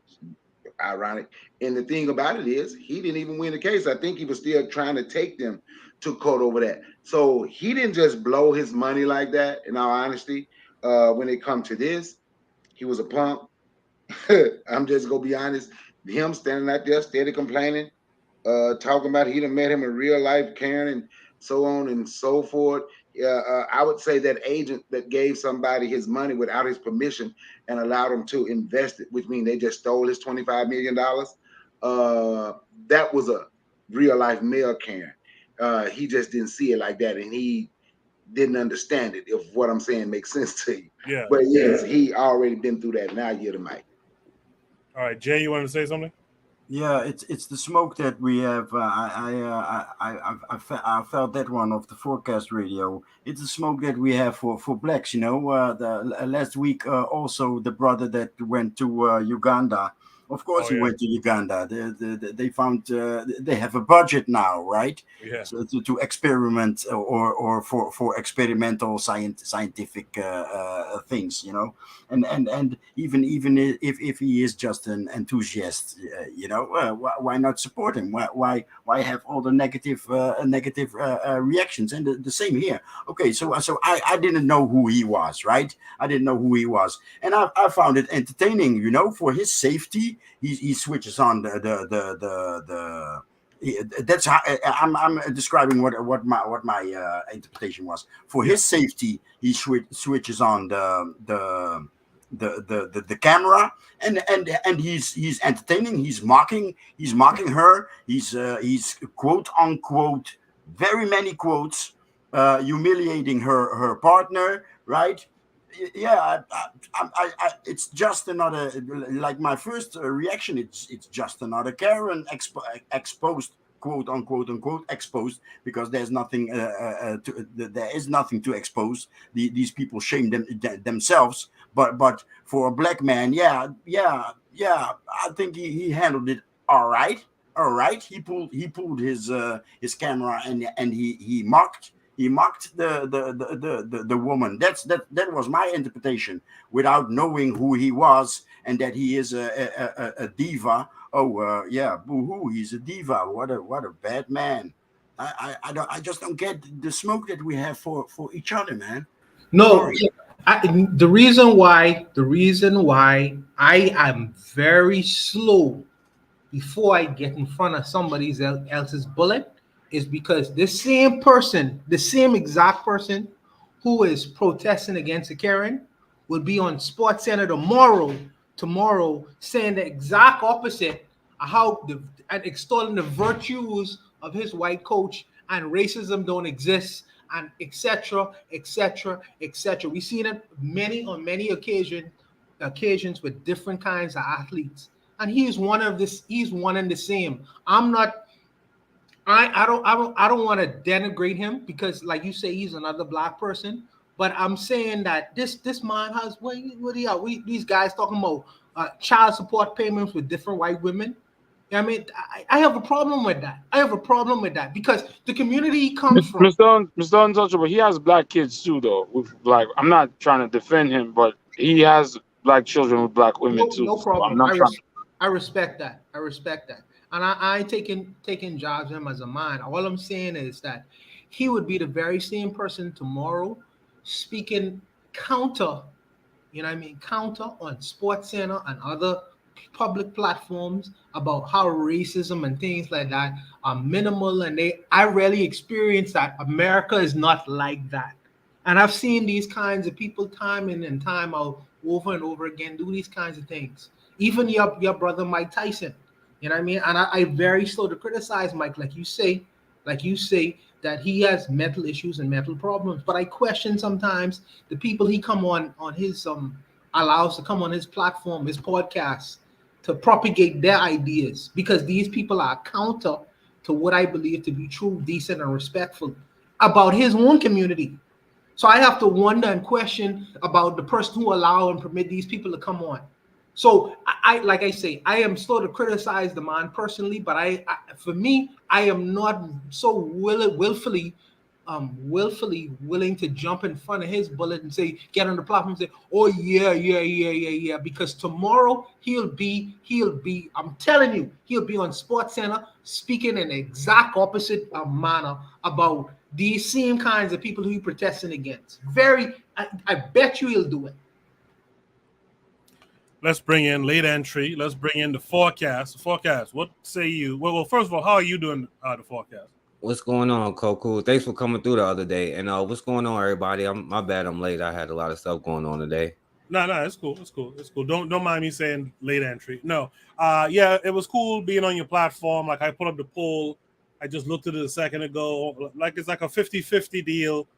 Folks who caught it. So I'm hoping that before the night's over, we'll drop the link in the chat. Folks, make sure you guys check out the interview. I think it was a pretty good interview. You guys let me know what you think. Forecast, you see you've heard the whole conversation. What say you to all of this? Well, I mean, I was in and out a little bit at the beginning, but I heard most of it. I mean, well, I can't remember a lot of it, so I'll just be quick. I'll just say this, my brother Bakari talks about, living by code and getting on the code, you know what I'm saying? Now, I understand what y'all saying about, like, I wouldn't tell, especially if you got children, I'm not saying jump in front of a bullet or nothing like that. But what I would say is, right, if we wonder why is a difference, you know what I'm saying? Somebody go up there and go smack Jane Elliott tomorrow or Tim Wise, go smack them in the face and see if they're going to be like, well, you shouldn't have been doing the blue eye experiment. Now they're going to lock you up, you know what I'm saying? There's going to be consequences to pay, you know what I'm saying? And that's pretty much, you know what I'm saying, what I'm saying. It's just that when we turn a blind eye to certain things, because I've had people that come on that say, well, I wouldn't help this black person because this person is sellout when they could be considered a sellout themselves by other people's standards. You know what I'm saying? So, right. But yeah, I'll pass the mic. Hey, man, sometimes you got to let them fall, bruh. You're going to have to learn that. I want to say something. So, T.O. is one that, like, when he got into the Hall of Fame, He didn't go get the award he protested, and I give him a lot of credit for that. But it's the same guy at the end of the day when they asked him to name his top 5 quarterback.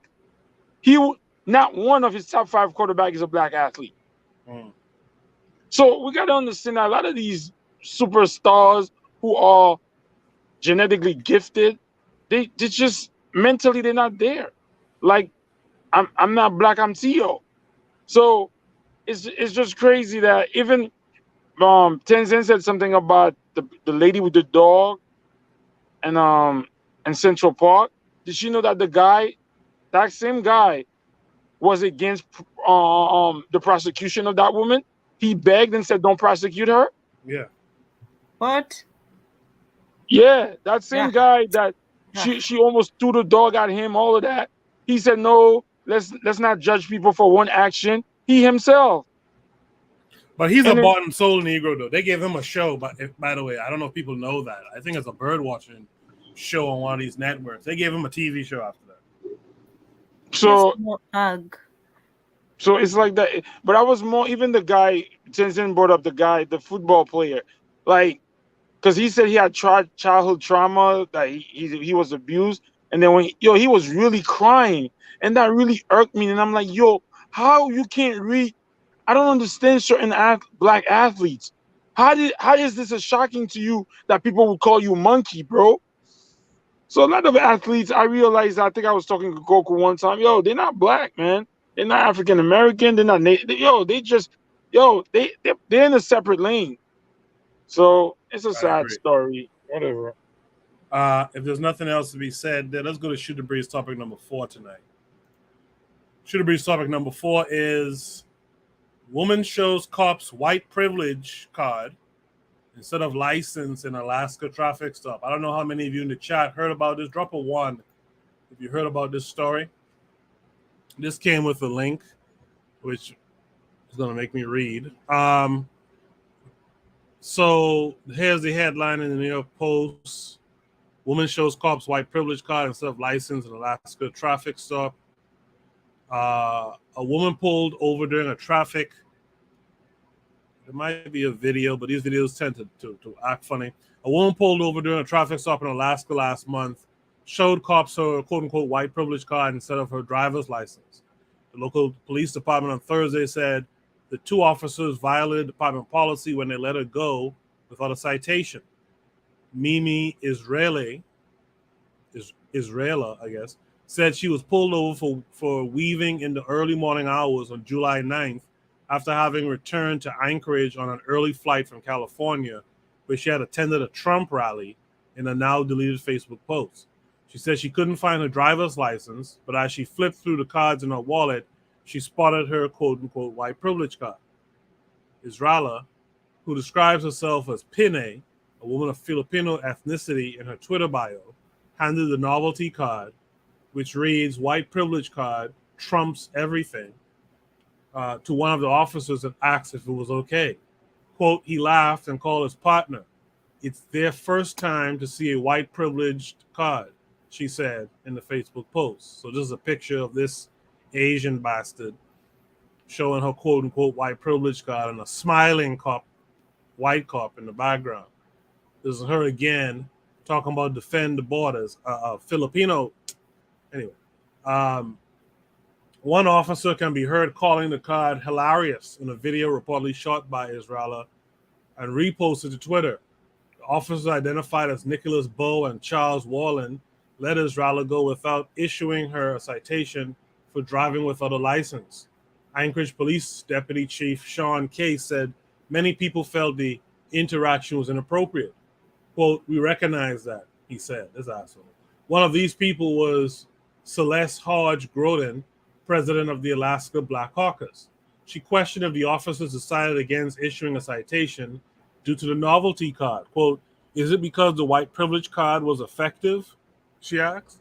Anchorage police investigated the incident and placed Wallen and Brown on administrative leave during the 11-day probe.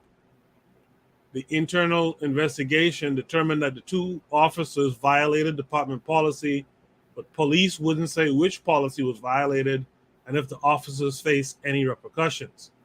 The investigation regarding the incident is completed and is a part of confidential personnel files that will not be released publicly, an Anchorage Police Department spokesperson said. The 2 officers remain employed by the department. Hodge Groudon is calling for the police department to release details of the investigation and any repercussions the officers faced in a plea for greater transparency. She said the incident could have been used as a teachable moment. Of course, they celebrated with these cops. Real Black Gentleman, you're here with us. What say you to this? What are your thoughts? Real Black Gentleman, you're muted if you're there. All right, let's go to the forecast. Yeah, I'm here. Yep. Yeah. Okay. No, I'm here now. An actual car. I mean, I've seen you know what I'm saying, like the deputy badges for the slave patrol badges. I mean, these little like fake certifications of like, you know, just the audacity to like formally do something like that. Yeah, that's they're on that type of time. I mean, it's just like, you know what I'm saying, that I'm just gonna play my whiteness and it's gonna be funny. You know, white people can do anything. I mean, that's white trumps everything. I mean, it's like, look, I mean, Alaska and black people, like, you know, though that in and of itself is definitely like an oxymoron. I mean, black people are gonna go where they're gonna go, but it's like, yeah, I mean, it's like I kind of like see Alaska as like a secondary place for black people. I know that there's always these havens out west, and I mean they're everywhere, but I mean there's obviously like dumb havens out west where like white nationalists, you know, they congregate. And I mean Alaska's naturally one of those little places out in the snow, in the hills and mountains and stuff where, you know, white people gonna do they white stuff. It is what it is. I mean, it's just biogeography, all that. So I mean, really, like, I mean, yeah, I mean, you know what I'm saying? Black people could never like do any kind of like similar, like, you know, super black patriot style thing, and even get as a black woman, you know, could never say like I want to pull the geez, you know what I'm saying? What's the analogy? You know what I'm saying? Where a black woman could just like say, you know, that whole like, I'm, you know what I'm saying, I'm somehow like, you know, it doesn't work. There's no analogy. It's like, yeah, black woman, like I say, it's like, I think it's like, you know, it is what it is. I don't put too much credence into it in the sense that I kind of expect something like that, even though I might not see it happening. Like when it happens, it's like, yeah, that's kind of par for the course. Mm-hmm. I mean, it's just like in a lot of things where it's just like white people, when confronted with authority, they play the, you know, well, it's possible that, you know, this is all a one big mistake, even though eyes and ears can be well on the situation and see things as they are. You know, they want to play that, you know, just that, you know, whitewashing and just like, you know, snowflaking out. You just like snow blinding. That's the word I want to use. Like snow blinding, you know, the situation. That's all. It's all kind of, it's nothing new to the extent where like, you know, people like say, I, you know what I'm saying, I have children, I have like, you know what I'm saying, women will try to play the, well, there's a possibility that, you know what I'm saying, that, you know, this is just one big mistake. It's just one big accident. Let's just, you know, can we just have fun about it? That's what I see out of this. Right. I appreciate that, What's black up, gentleman. Erzuli, what say you to this? Can you hear me? Yeah, well, me, I mean, they're probably gonna call me a coon for this one. That don't even touch me. I really don't care about that. At the end of the day, sometimes certain police have the right to let you go. Because one time I didn't have my license, the police let me go. So I don't know if this is a real story that they put it out there to create to drag emotional response from black people. Like, white privilege called the police found it funny, haha.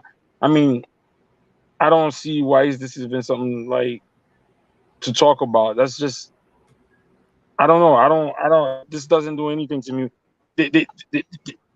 She's Asian, number one, and number two, we all know there's white privilege. I don't understand, like, because she pulled out a white privilege card and took a picture with the officer. Now we want to be like, oh, we knew it.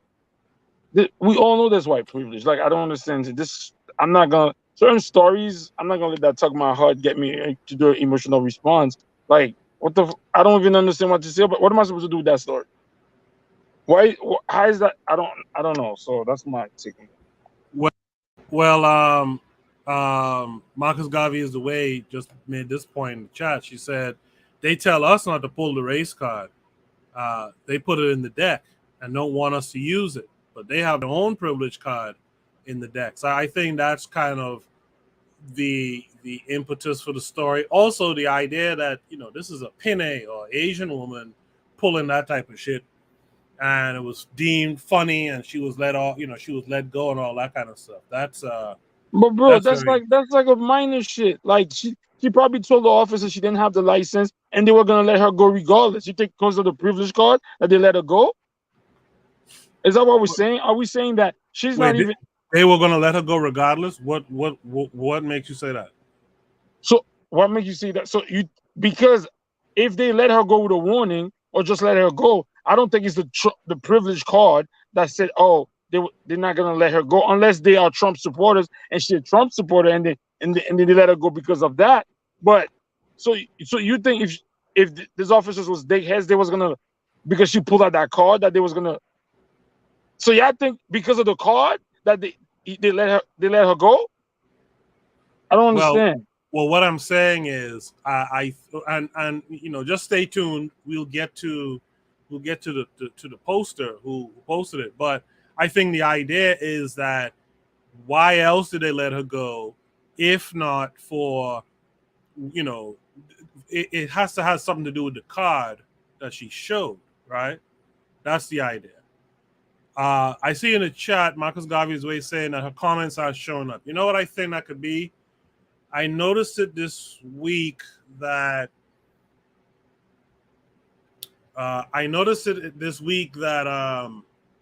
something happened where it seemed like some folks were put on mute or something, and I had to unmute like Bibi Rodriguez and some other folks. So maybe Marcus Garvey is the way was muted in the comments.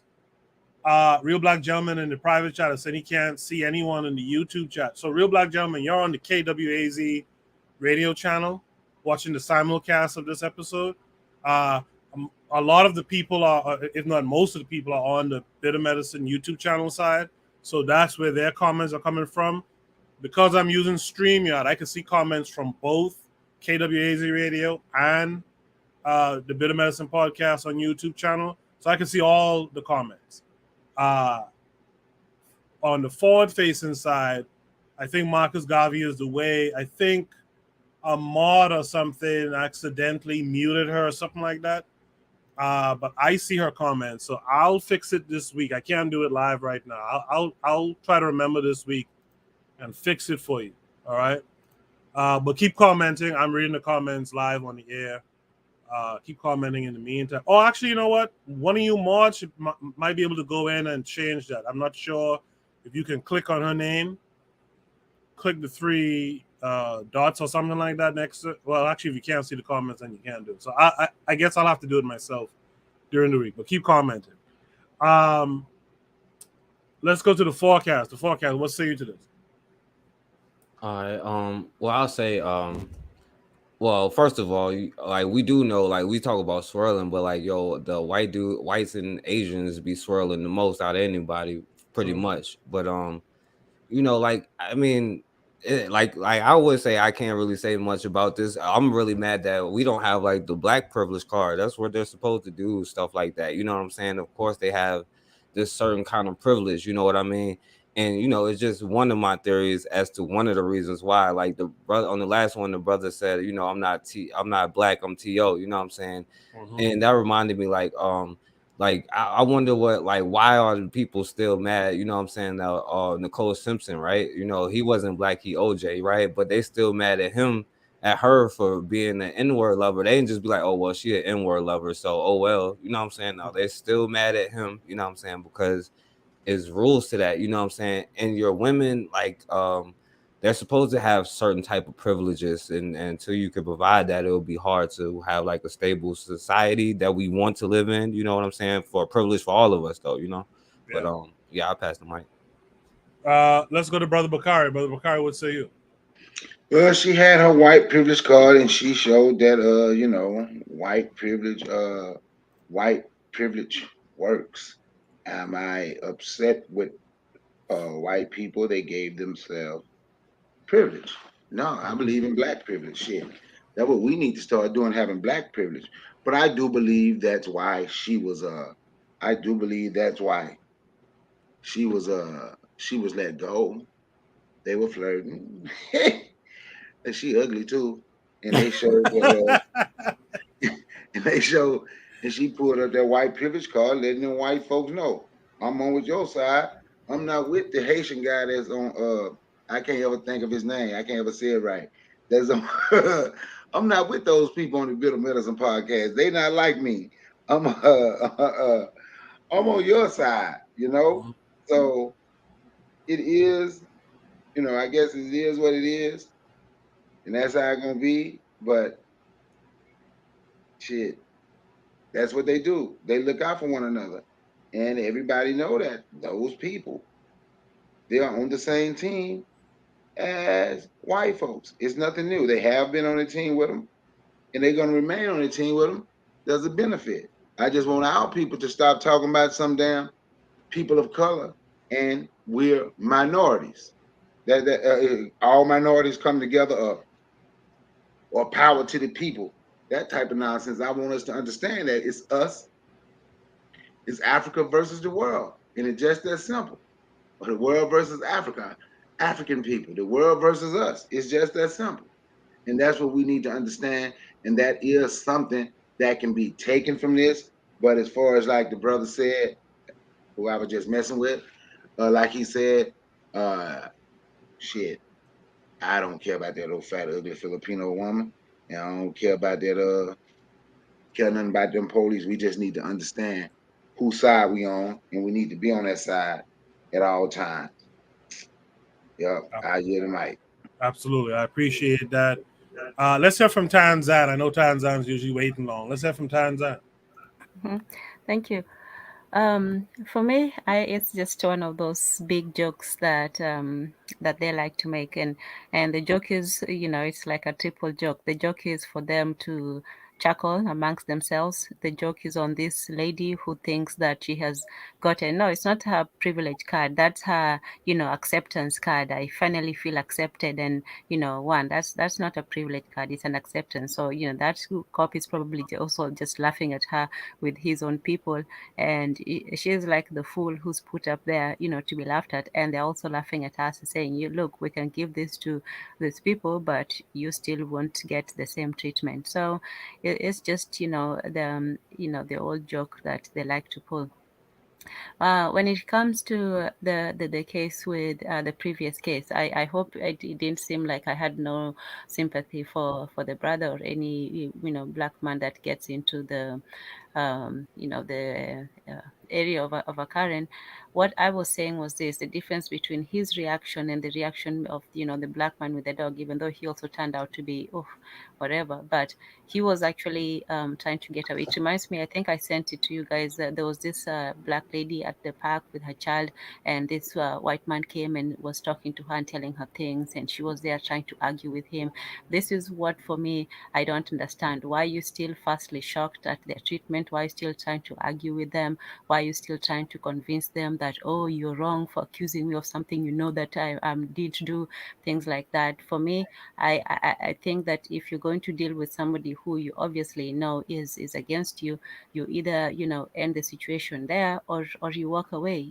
Same thing with that black lady who was in the man's face. What, are you going to scream acceptance into him? No.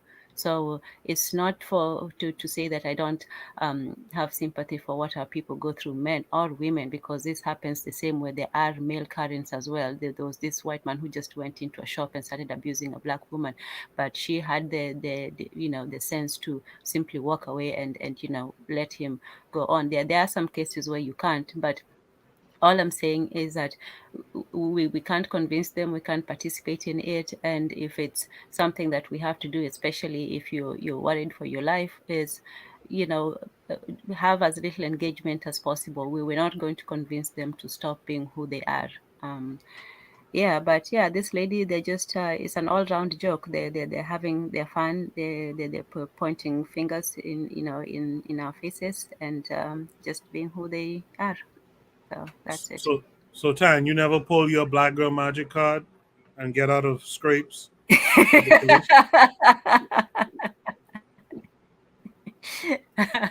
No, I'm covered in the aura all the time.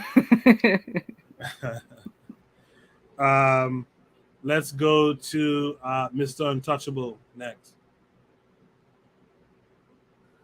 Yeah, I really don't necessarily have much to say on this particular prompt, but I would say that the card which should matter in Alaska would be an Eskimo card as opposed to a white card. But on a completely unrelated, to this particular prompt matter, I would just say that, Las Vegas is like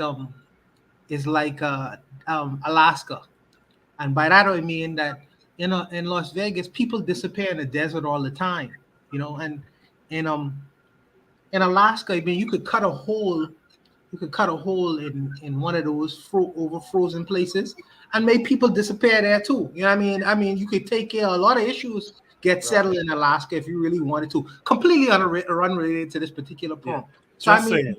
Just saying, you know what I mean? So these people could claim and extol whatever they want to extol, but if you really want to deal with some issues in Alaska or Las Vegas, you really could if you really wanted to, but it's just completely unrelated to the subject. But like I say, the card which should really matter in Alaska would be the Eskimo card. I just want to say that I'm looking at the KWAZ radio stream, and Real Black Gentleman and Marcus Garvey is the way are both over there. That's why we're not seeing her comments on the Bitter Medicine podcast side. So you two should be able to see each other's comments on that side. I don't know why you guys aren't seeing each other over there, but that's what's going on. Marcus Garvey is the way, and Real Black Gentleman on the KWAZ radio side. And so this is why we're not seeing their comments here. Hold on. Sorry, I had to sneeze. Kevin Carre, you get the last word here. I'll make it real quick. Screw these demons. These are our enemies. What more do you have to say? Can I say something? Yeah. The sad thing about this is that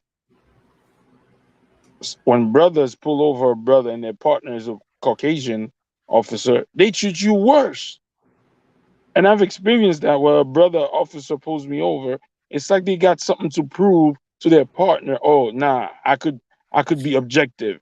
So it's like we don't practice nepotism or colonialism, whatever the word is. It's like if like somebody said, you use the race card. Like even your own people, when they pull you over, won't give you the black card pass. So, I mean, that's. I have that complaint this week. A Jamaican woman pulled me over. And anyway, yeah. Happy 60th to Jamaica, by the way. I want to spill some words on this one. I didn't have my turn. Oh, I'm sorry. Okay, Jay, you have the last word. Man, look at her. Look at her rings. Look at the jack. Look at the hat. And I agree with Tanzan. She's a joke. She's all star sprinkled banner, and they are joking. They are playing with her, in my opinion. But also what our Haitian brothers said at first. Isn't this clickbait? Isn't this a website looking for attention? As us black folks love to complain, we are the mule of weak news outlets that try to annoy us and make us share items like this, wordless items about wordless people. We drag those news. We drag those items. We drag those items all over social media. That's what we used to do, right? We are a cheap marketing mule. Best example was that Nike advertisement where this non-black dude had signed for 3 years, and the Nike marketing manager saved the contract. Mm-hmm. You understand what I mean? Mm-hmm. So this news outlet got a few extra clicks and a lot of time of us in this program, undeserved. I pass the mic. I appreciate that. If there's no last words for this prompt, let's go to Shoot the Breeze topic number 5 tonight. I want to thank everyone who's here, by the way. Make sure you guys hit the like button. Also, just a reminder, I see like half of you have not seen the interview that I did on the Forecast Radio. The Forecast Radio is a part of KWAZ Radio Network, just like Brother Bakari, just like Tanzan. You guys make sure check it out. We'll drop that link later in the show for you guys to go to and check it out. But Shoot the Breeze topic number 5 in the meantime is the power of mental focus and what it can accomplish. The power of mental focus and the what it can accomplish.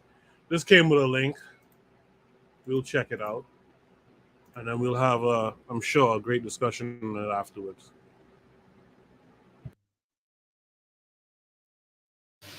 "52-year-old Hao Xiuying has learned Kung Fu for over 40 years and has been dubbed King of Breath Control, China's Man of Steel, and the Invincible Man. In fact, he has lived up to these names. His incredible act is thousands of years old.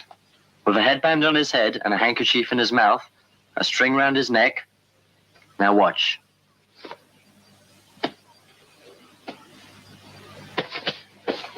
The stone breaks. Let's see it in slow motion. Watch clearly. Solid granite.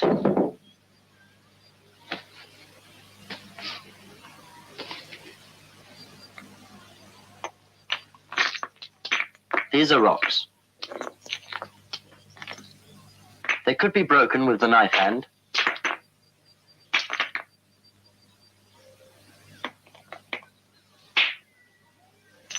But with one finger,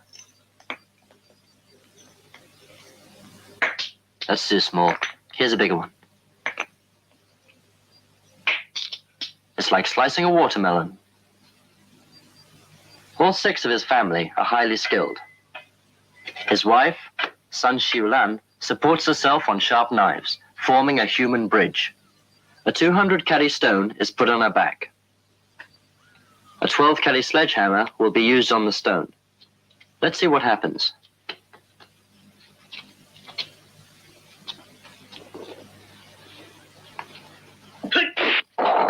The stone is broken, but she's unharmed. Now we introduce Mr. Hao's 15-year-old daughter, Chun Xie.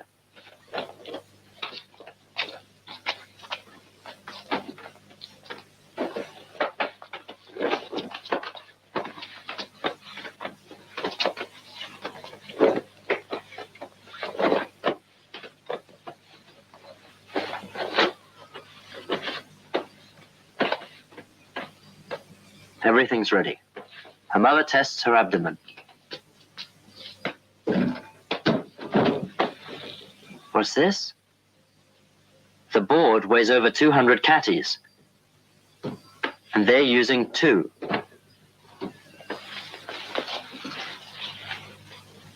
Still not enough? Each weight weighs 20 kilos, and there are 75 weights in all.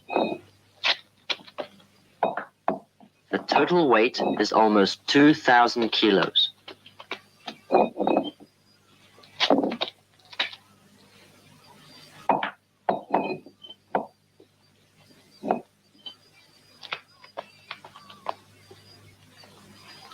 Will she be crushed?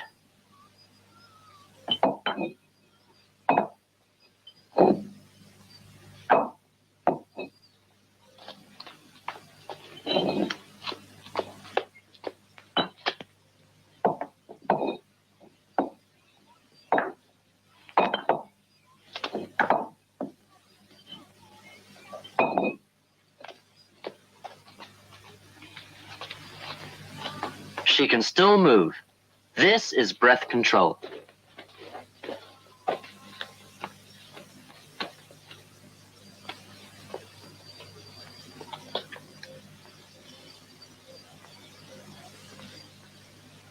The Howe family have acquired their skills as a result of hard practice every day. Their backyard is their training ground. 2 of them are practicing breath control, concentrated at the throat. The inch-thick iron bar is bended between them. It's real steel, and even Mr. Howe can hardly straighten it up again.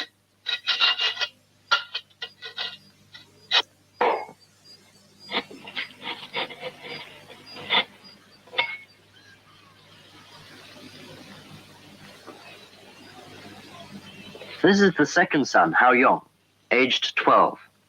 The throat is a vital part, fatal if pierced. But Hao Yong's neck, weighed down with 5 bricks, can stand a sharp spear at the throat.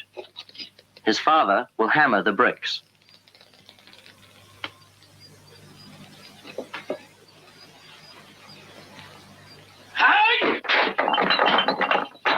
The bricks are shattered and the spear is broken, but Hao Yong remains unhurt.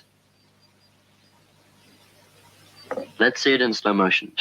Children, please don't try this. They are practiced atheists.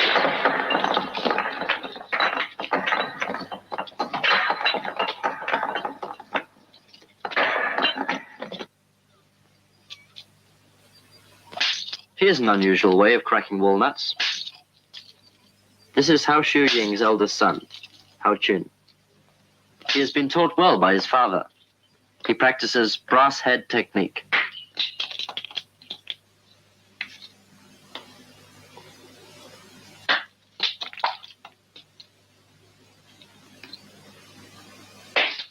Hao's family are all literally hard-headed. Hao Chun will show us the marble slab that can support 2 men. Hao grasps his eldest son, Hao Chun, upside down. Then smashes his head down. Watch.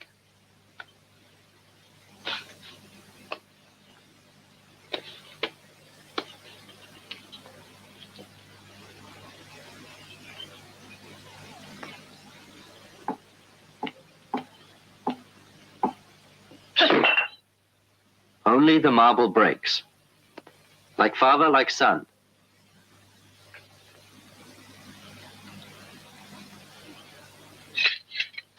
Smashed on the head at his tender age. How can he stand so many tiles? Really incredible. And he's smiling. An adult can stand 1 tile. Try it if you're tired of living.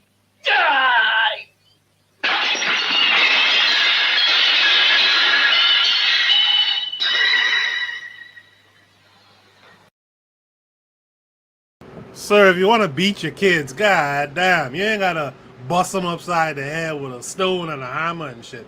But this is interesting. They use a lot of kung fu sound effects in this shit too. Propaganda is strong in this, man. But I'd like to hear from you guys. Let me start with Real Black Gentleman. What say you to this? You gotta unmute your mic, brother. Else we hear silence. Let's move on to Jay. I'd like to hear what Jay has to say about it. Oh, okay, yeah. Wow. Oh, that's oh, that's a lot of practice. That's Jay, go ahead. Real black gentleman, let me just say this before Jay says something. I muted your mic. Hold on. I muted your mic. You on some kind of delay or something, so you're coming in real late. Bring up the video to the present time mark so that you can hear us on time. Tell him cut off his playback, cut off YouTube, and just play StreamYard. So just cut out YouTube. Right. Yeah, no, Mr. Untouchable is absolutely correct. Turn off YouTube and just listen to the StreamYard play on your phone or whatever you're using StreamYard on. Jay, go ahead. Yeah, me too. Same thing, man. The kung fu sounds. The kung fu sounds had me from the start. Yep. Looking at this like, yeah, all right, it's okay. It's another circus act, or is it? Because the footage, the last tiles broken on the boy's head. That looked quite real. That looked real, right? So yeah. So when are the authorities going to come get those children?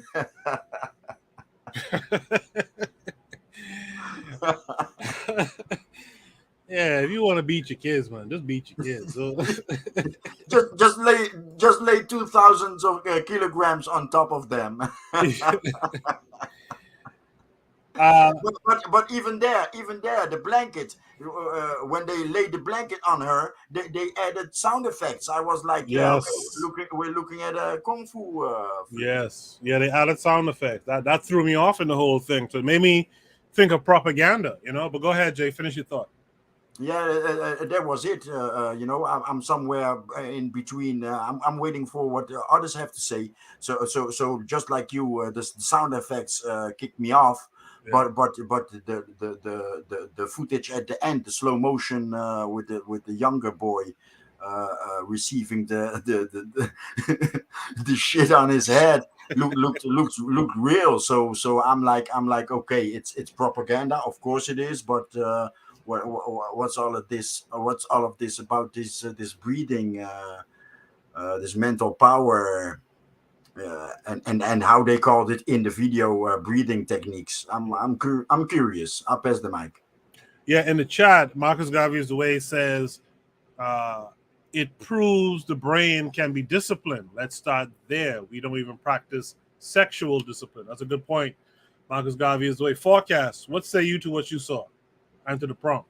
Well, first I was gonna say maybe you should say don't try this at home because like knowing black people, there's gonna be a lot of split necks and crushed bodies or whatever. But yeah, I was gonna say because you read the comment, her comment that the brain could be disciplined. Okay, yeah, okay, just like the common sense of this, you know what I'm saying? Of course, don't put because if you can focus to put bricks on your body, you can focus to do something successful and positive. You know what I'm saying? It's interested. Right. This is what they're focusing on, breaking cinder blocks with their hands. I mean, I could feel them if they were trying to build a house with that cinder block and like, yo, we gotta focus and use our hands to destroy the wood. You know what I'm saying? But on some real stuff, like yo, I was, take Muay Thai sometimes like, on my own, do the exercises. And like a part of that is like you got to punch stuff over and over and over and over until it like toughens up your skin and stuff like that. So that like all that kind of stuff is like repetition and I ain't gonna talk about like bend and pose like that. You know what I'm saying? Because but it does take a certain level of mental focus to get things done. And then speaking for us, we are trying to solve an issue that has never been solved. And there can't be one person with mental capacity is competing with a group of people. You know what I'm saying? It takes groups of people. I'm not in the Bible, but you know what I'm saying? Take two in my name and multiply, you know what I'm saying? Out of that paragraph, you know what I'm saying? That is true. You know what I'm saying? The more people that you have focused on a certain goal or energy or direction, the stronger, the better it'll be. And the more and quickly you'll get it accomplished. You know what I'm saying? So I'll pass the mic though. I appreciate that forecast. Brother Bakari, what say you to this? Everybody in that family have a concussion. And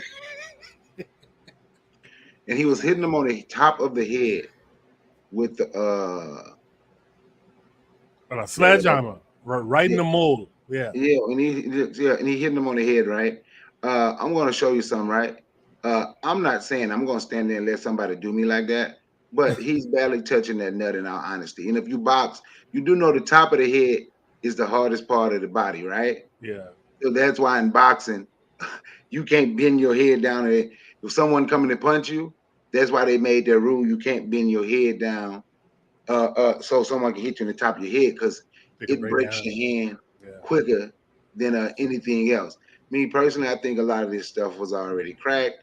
I don't understand. I understand people saying the discipline, but I don't see the purpose of picking a child upside down when putting his head through a piece of marble. Like I said, everybody in that family has a concussion. They have a jammed neck. Their spine is hurt. Everything on them is hurt. Because I don't care how much discipline and whatever you have. This is why they're so short, right? Because I'm gonna tell you, man. Because Koreans do the same shit. And pardon my friend, the Asians they do the same stuff, right? So the Koreans do that same stuff, right? And when I was in the military over there, and they got to fighting with a black dude, they got the shit beat out. So they can go, and so you standing there letting somebody drop some on top of your damn head, in your daddy is putting some on your head, that's gonna break. How hard is his head? Play that part over again where he just dropped those tiles. It's like he didn't even put them, he just dropped in his head hard enough to break all of the tiles, man. That last one, watch. He don't jam it. How hard is his head? Man, that stuff is, personally, I understand it. That stuff, think about how hard your head have to be, man.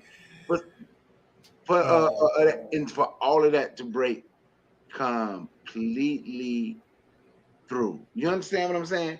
Hey, but whatever it's used for, if it's used for propaganda, for discipline or whatever, I guess, but it don't make sense to me. Like I say, everybody got a concussion. All of them, by the time those kids 20 years old, they're gonna be talking like James Toney. You watch boxing. Yeah. When's the last time you heard James Toney hold a conversation? Yeah.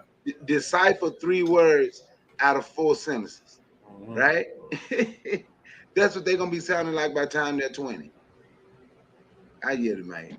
Hey, Bakari, didn't you tell me you did your son like that? You used to break center box on his head to train him? Nah, nope. We box. It's amazing how I guess you swing in your fists, and your fists have more power than those your fists with gloves and padding in the gloves have more power than those damn center blocks, I guess. I don't know. I don't know. But no, I didn't train my son like that. Hell no. In the chat earlier, the Real Black Gentleman said the human body is 70-odd% water. Hydrodynamics is a potent force. Let's see if Real Black Gentleman got the sound thing fixed up. Real Black Gentleman, are you there? No, right. sounds. Can you hear me? Yes, I can. All right. Is there any delay? Well, can you hear me right now? Yes. Okay, go ahead, talk. All right. Yeah, I had the feedback. My bad. Part of me is like, has that, that skeptical, like, they're saying is this shit doctored, but I mean, look, you do that training, that the martial arts makes you into a blend into your environment and makes you as tough as everything around.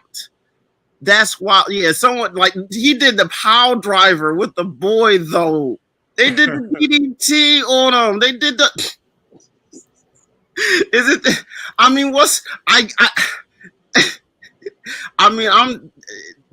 the power of mental focus. When you can, like if all it takes is repetition in the belief that the actions, the sum of all the little individual actions, is great. The sum of all the actions is greater than all the individual actions. Like if black people want to really get into like anything, it would just like we would have to like allow ourselves just to like tune everything out and have faith in like the natural instructions and what we're supposed to do and just do them oblivious to everything else was outside of us, you know, as long as we can like obtain the, you know, the end objective of the exercise. You know what I'm saying? It's like you can do anything. I mean, it's like I'm looking at this like yeah, I mean, you really have to be special. You really have to be, this is your life.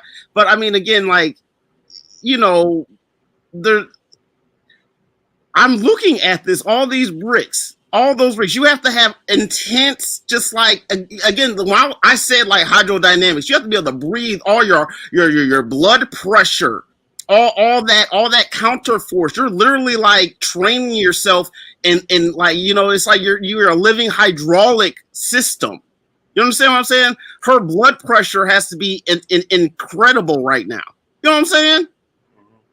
Or you know what I'm saying? That's not like, we're talking real physics here.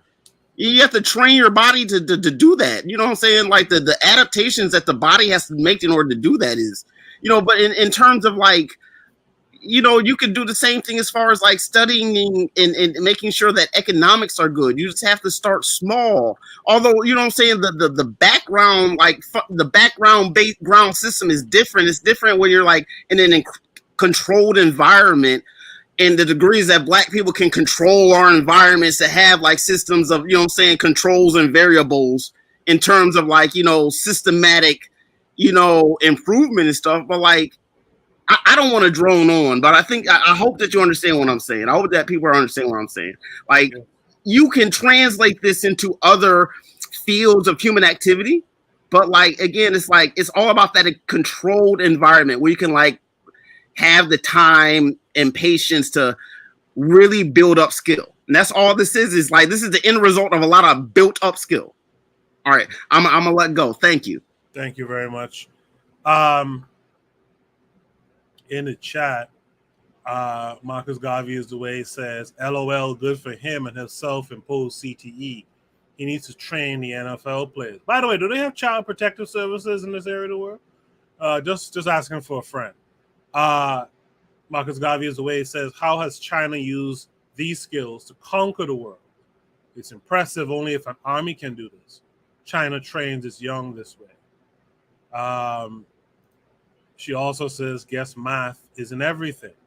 Tanzan in the chat earlier said, those people really know how to take fatherly abuse. And with that said, let's ask Tanzan her thoughts. What are your thoughts on this, Tan?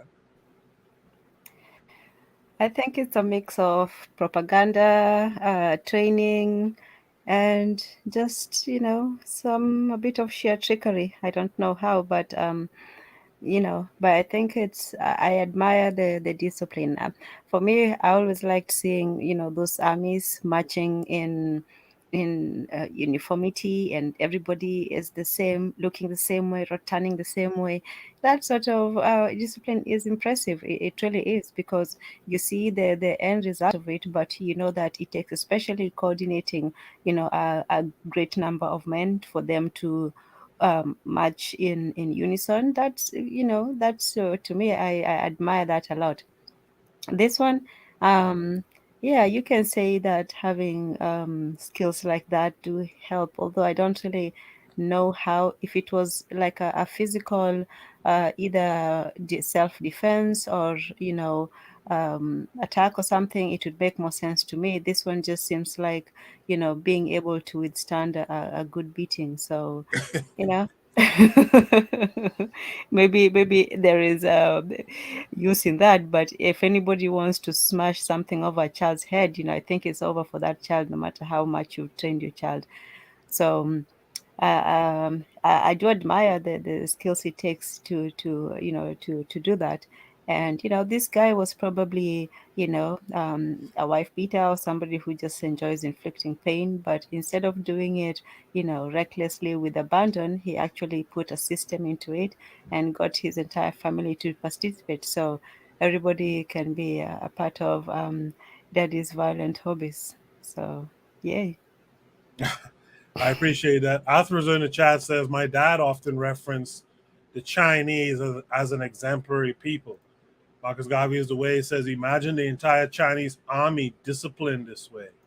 Arthur goes on to say, I felt he didn't have examples within his own community, I guess speaking about his father, that he could reference So the cohesiveness of the Chinese community in Jamaica and their discipline impressed him, right?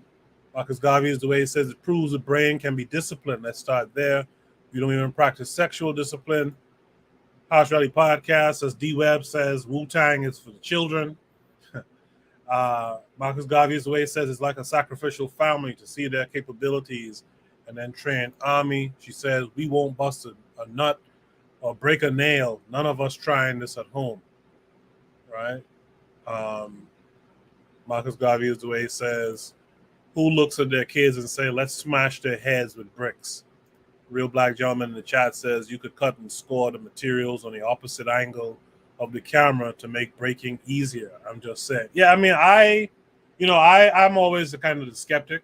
I look at this and it reminds me of when I was a youth.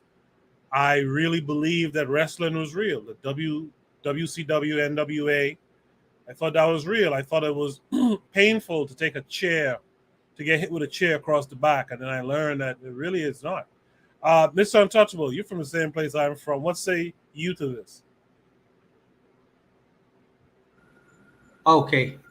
First, let me say this. I know that on the face of it, people take a skeptical view of this. Yes. Watching this.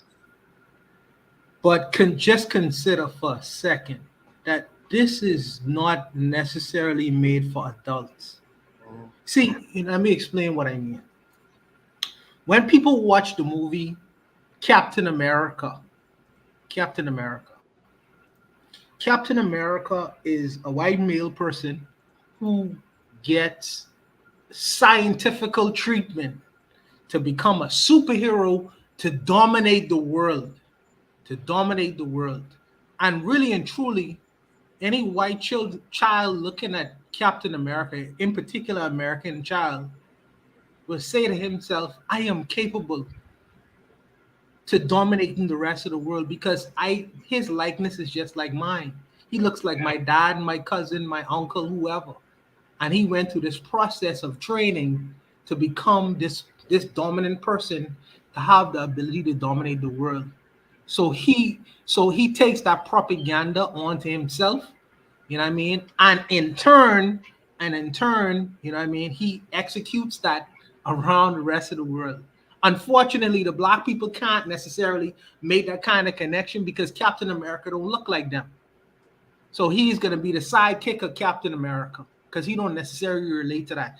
What the Chinese have done with this particular piece of propaganda, and it is propaganda, make no mistake about it, is indoctrinate the people of China, in particular the children, to remove the impossibility away from their minds. They say that it is possible. We could dominate the elements. We could do anything. In particular, we could dominate the world if that's what it means, through mental power, through thinking and focus. And this is the reason. This is the way people dominate the world, by the way. But in the midst of doing this, our people are partying.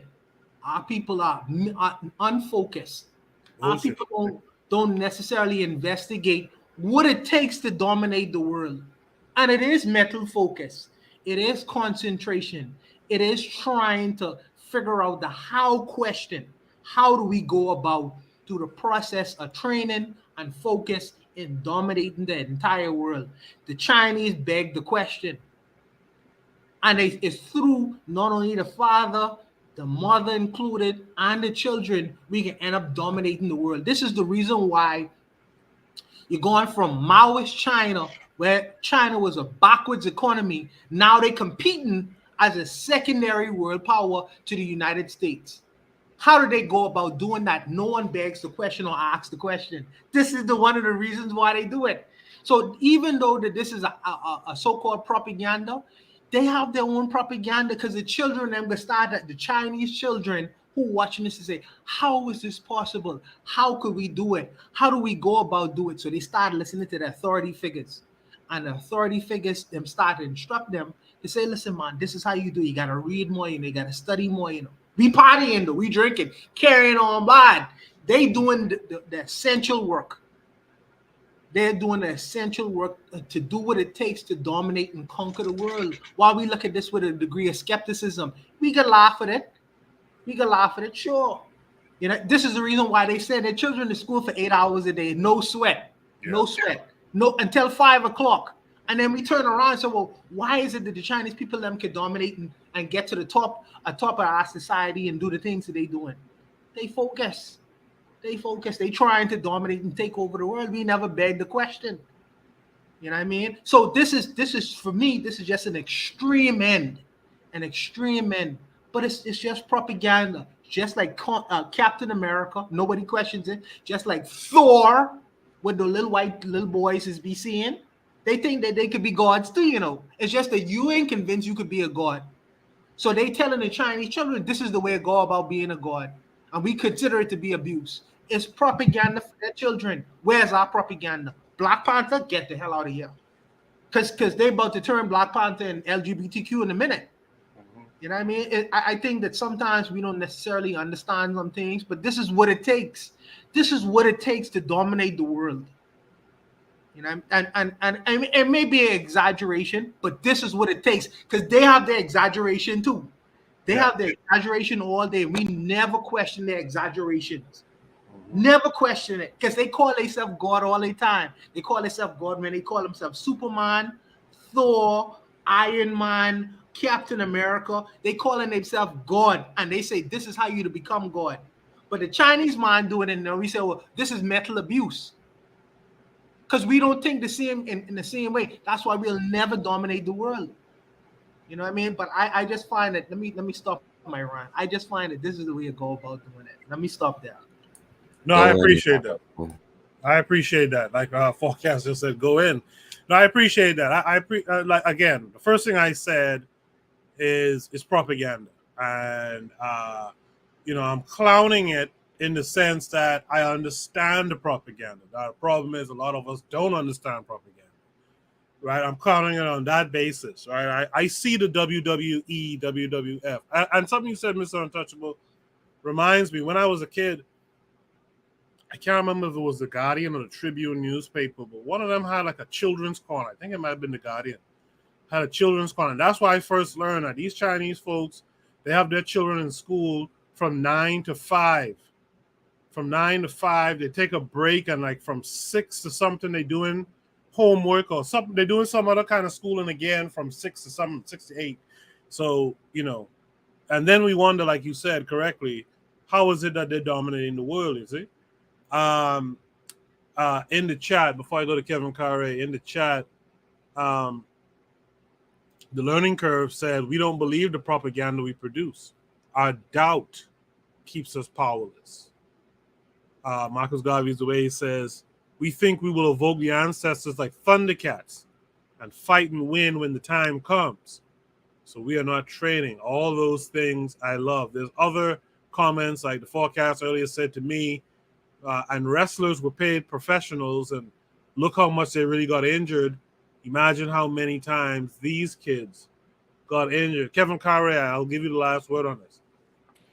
Koku, you just broke my heart, man. You mean the WWF is not real? Absolutely false. Absolutely fake.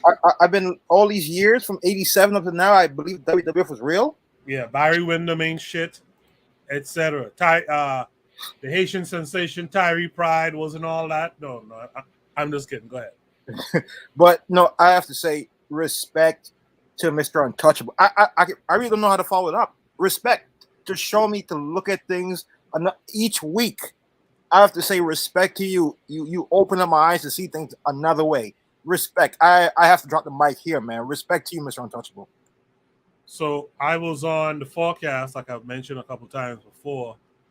And one of the things I was telling the Forecast and the listeners there, by the way, where's Jermaine, by the way? Just saying. I was telling the Forecast and them how, like, you know, iron sharpens iron. And one thing with, like, the Shoot the Breeze segment of the Bitter Medicine podcast, what I like about it personally is that when you bring all these different thought pieces together that you guys provide, you guys in the panel, you guys in the chat, it really does shape my outlook a little bit every week, just a little bit every week. And that's what I hope it does for all of you guys who listen. I hope it shapes your outlook just a little bit every week, you know? Urzuli rejoined us. Urzuli, what say you to this? I didn't listen to most of the stuff, but thanks for letting that be known. No. I listen, whatever, but we don't believe in our legends. We think our legends are evil. Like I'm bringing to like the Orishas, the Lois. Those are such stuff we should be promoting, but we let people get in our minds to this evil and just like that. I watch a Asian movie where one man destroyed like 300 people. Like the propaganda is very powerful. You see, this is showing you an old man with virility. Like subconsciously, this old man has virility, but we don't see it like that. So, and our legend, our real legend, we play them. We play them short. If we said the Olmecs created the when research goes to the Olmecs created the civilization, that's a pseudo thing. Obatala did this. Mention Musa. If I tell you Sendiada Kita is the story that they based the Lion King after, whatever. So we have legends, but we choose to not believe in the legends, or we choose to let the people tell us our legends is the devil, so we stay away from it. So that's what I have to say about that. As a filmmaker, though, do you plan to tell stories about our legends? Yeah, as a filmmaker, as a writer, that's it. Well, if I don't, what's the point of me writing? There's no point of me writing anything. That's how I feel. So I agree. So okay, I think I got to everyone on the panel this time around. I'm gonna post Shoot the Breeze topic number 6, but we're gonna do a station ID break. I'm just gonna post it for now. Marcus Garvey is the way. Agrees. Yes, Sundiata Kero is the Lion King base. She says she taught her children his story. Tanzan in the chat says they made slaveholders into heroes. Shoot the Breeze topic number 6 is going to be, are we a community becoming... Wait, is this the same thing? Are we a community becoming what we... Hold on a second. Did I mess this up? Let me double check that. So that was the power... This topic here was the power of mental focus, right? The next one is, are we a community becoming what we think about? Are we a community becoming what we think about? Why do I feel like I said this before? That's going to be the next Shoot the Breeze topic number 6. We're going to do a station ID break. It'll take a minute. On the other side, we will discuss Shoot the Breeze topic number 6. You are listening to the Bitter Medicine Podcast on KWAZ Radio. This is D Webb with the Harsh Reality Podcast, asking you to tune in where we tackle the news of the day that affects our community, only on KWAZ Radio. Peace, family. This is Oni, inviting you to listen to the Pro-Black Perspective, where black problems are addressed with black solutions. Greetings, fam. Tune in to The Learning Curve with me, the Revolutionary Matron, on KWAZ Radio. You are listening to the Bitter Medicine Podcast on KWAZ Radio. All right, we're back. Bakari has a step to the side, He'll be listening from the chat. I appreciate you, brother Bakari. Make sure you grab Mr. Untouchable's details he put in the private chat so your friend can connect with him. Also, you guys, make sure to send me the 10-second spots so we can start putting those in the station ID breaks and sharing it to the other shows to play as well. Shoot the Breeze topic number 6 is, are we as a community becoming what we think about? Are we as a community becoming what we think about? This came with a link. Let's check it out.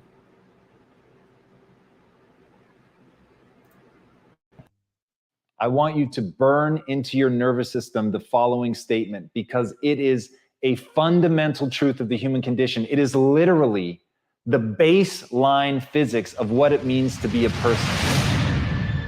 As Earl Nightingale said, We become what we think about. And that's an idea that I want you to hold firmly in your mind. That's something that I really want you to internalize. I really want you to stop right now. Whatever you're doing, I want you to stop, lean into this video and listen to what I'm saying. You will become what you think about. Really think about that for a second, as if it wasn't just a phrase, as if it's more than just words, as if it were a truth about how the brain works, because it is. You're going to become the thing that you think about. And I know that you're dwelling on a lot of negative shit. I know that you're carrying a lot of baggage with you. And I know that as you think about how things might go wrong, that you believe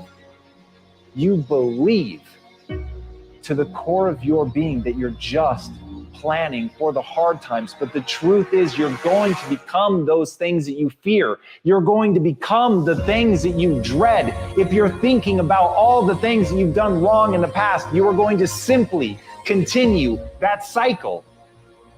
But if, on the other hand, and let this be true, let this ring in your ears with the weight of everything that I carry, if I've ever added an ounce of value to you, if anything I have ever said has seemed remotely true, believe that these are the most important words I'm ever going to say to you. If you begin to focus on positive things, if you begin to focus on your capabilities, if you begin to focus on the potential that you have, if you really dig in, build those skills, drive towards something beautiful, something amazing, something that leaves you in awe, that you want to create, that you want to become the vessel for that, then you will become that thing, because you will take those steps, because you become what you think about. And as Mark Twain said, 20 years from now, you'll be more disappointed by the things that you didn't do. So if you don't take those steps, if you don't focus on those things, if you don't manifest what you want to become, if you don't believe in it, if you don't see how real it could be, if you can't picture the version of yourself that you want to become, and even though people have told you that it's not possible for you, that the things you did in the past are never going to allow you to do that, that you're not smart enough, if you let that creep into your mind, then that's what's going to happen. But if you can see that vision, if you can allow yourself to believe it, then you're going to take the steps that you need to execute against that. And if you go out there and do those things, you won't regret it, but you will regret it if you don't. So get out right now and build the person you want to be so you can have the life you want to have.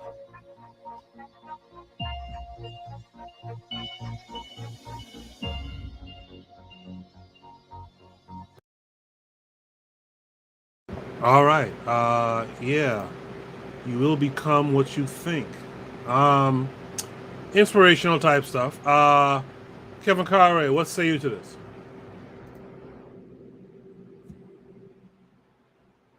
Sorry about that. I couldn't find my the tab, but you know, most of these people are scammed.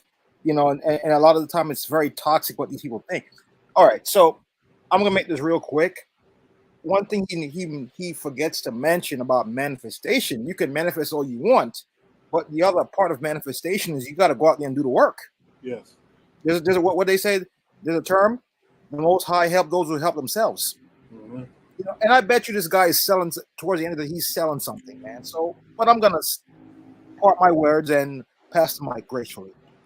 In the chat, Marcus Garvey is the way he says each community is becoming what they think about. Problem is, we have too many opposing communities. All of us present as a conscious community, but you also got FBA community, etc. Real Black Gentleman, you're still with us. What say you to this? I mean, I'm kind of with the whole, like, I wasn't kind of paying attention to it, honestly. A lot of that motivational, like you said, aspirational, like, what is it? Like what they said, manifestation. Again, that's like, look, you gotta have a vision in your mind in order to go ahead and do something, but that's not, I mean, you can kind of like do stuff and kind of be serendipitous about it. And I mean, yeah, there is luck involved with fortune, and sometimes that luck doesn't happen on a regular kind of pace, that you kind of might have to look out for like opportunities. But yeah, you got to put in the work. I mean, yeah, they're not to say anything new, just repackaged, you know what I'm saying? You know what I'm saying? It's just, you know, like saying you got the girl over here doing the flips. This guy balanced it out. Yeah, you can do what you want. Yeah, this practice, just like anything else. They never show the clips of you like busting your ass or like, you know, banging your finger or anything like that. It's always like, yeah, it's always successful. But you know, like I said, like we all know, like it's all practice makes perfect. I mean, It ain't nothing new. I'm gonna pass the mic. I appreciate that. And by the way, Real Black Gentleman, this is your first time here, but you're always welcome to come back on. Anyone who's been a panelist here before, you're always welcome to come back. I hope Chrissy returns. I hope Marcus Garvey is the way comes back. I hope Lero comes back. I hope the Learning Curve, the Revolutionary Matron comes back, etc. Anyone who's been here before, I hope you come back. Arthur, etc. I remember I had an argument with a black woman about a year ago. One of these Christian blacks who feels like prayer, you know, God answers all prayers, right? That's her. I said, listen, if you don't study, because she was trying to become a CNA. I'm like, if you don't study for that exam, you could pray all you want. You ain't gonna pass that test. You understand? And I think a lot of times we kind of surrender our power to this manifestation stuff. I'm not knocking manifestation. I'm just saying that what I'm saying is, like Kevin Carre said, you have to have the positive mindset, but you got to do the work too. You know what I mean? You have to have the positive mindset with the work. So you could manifest it, but the manifestation is physical, right? You could believe you could do it, and then you got to go there and actually do the thing. Tanzan, sis, what say you to this? Oh, sorry, I did. Was it a Kevin Carre? Yes, you did. Looking for the tab. I there's something to, you know, to be learned, especially in the self-esteem department. I don't totally dismiss the positivity movement, because there are people who are hindered from doing what they you know, they should do because of, you know, insecurity, self-esteem issues, and all that. But this is like someone says, this is, you know, the same old repackaging of, you know, positivity. And it just, the interesting thing about this is how the images that he uses, like he's trying to go for a particular, you know, a market. He's trying to, you know, attract a certain people and use their insecurities. And I'm seeing a lot of black women there. So, you know, it's one of those semi cults that they want to attract with personality and tell you all the good things you want to hear, and then but now you have to give them your money. That's, you know, how it comes to that. But in terms of you know, seeing ourselves, there is a point there, because if you constantly see yourself or your people in a bad light, it affects you in a way. However much you want to stay positive and you want to be, you know, cheerful and great and proud, you know, those images do affect people. That's why for me, I think I avoid seeing, you know, any show that has any, you know, black people in it, not because I don't support it. If it's an all, you know, all black cast, yeah, but if it's a show that has one or two, there's going to be some sort of nonsense there, and I just don't want to deal with it because I already know what it's going to be. Even if you know what it is, seeing too much of that still gets into your psyche. It still makes you who you are. So if you're constantly seeing, you know, positive images of your people, you're going to be positive about your people. So you know, it does affect us in a way, and the only thing that we can do, you know, we can either create our own or just, you know, walk away from it. Like I was saying with the gentleman earlier, you can't change the world, but there are some situations that you can say, I will not engage, I will not, you know, put myself through this, I will not look at things that are, you know, detrimental to myself or to my people. So yeah, that's my thought on that. Thank you, Tan. I just want to say, because I know my hometown brethren is watching us, rolling his eyes right now. I just want to say, you know, the prompt is, are we as a community becoming what we think about? And I get the prompt in relation to the video in terms of, you know, we have to have a better thought process in our community. You know, we talked about it several times tonight, this whole party and bullshitting when we ain't did nothing to party and bullshit over. We got to change that mentality. So I do understand that aspect of it. We have to think positively. In fact, like in the conscious community, we do have to think like we can change some shit. We do have to believe that stuff for it to happen. So I do agree with that aspect of it. I know a lot of people are focusing on the video and this white boy's message, but I do believe that is a mindset that we do have to have within the community. Forecast, what say you to all that? Forecast looking for the tab too, I guess. I was still muted. I was talking. I was muted. My bad. I was on the right tab though. but what I'll add is this. I agree with what they were saying. And I get what you're saying. But first, like the videos like this, you know what I'm saying? Like that they do follow a script. He has a certain kind of audience that he try to get to.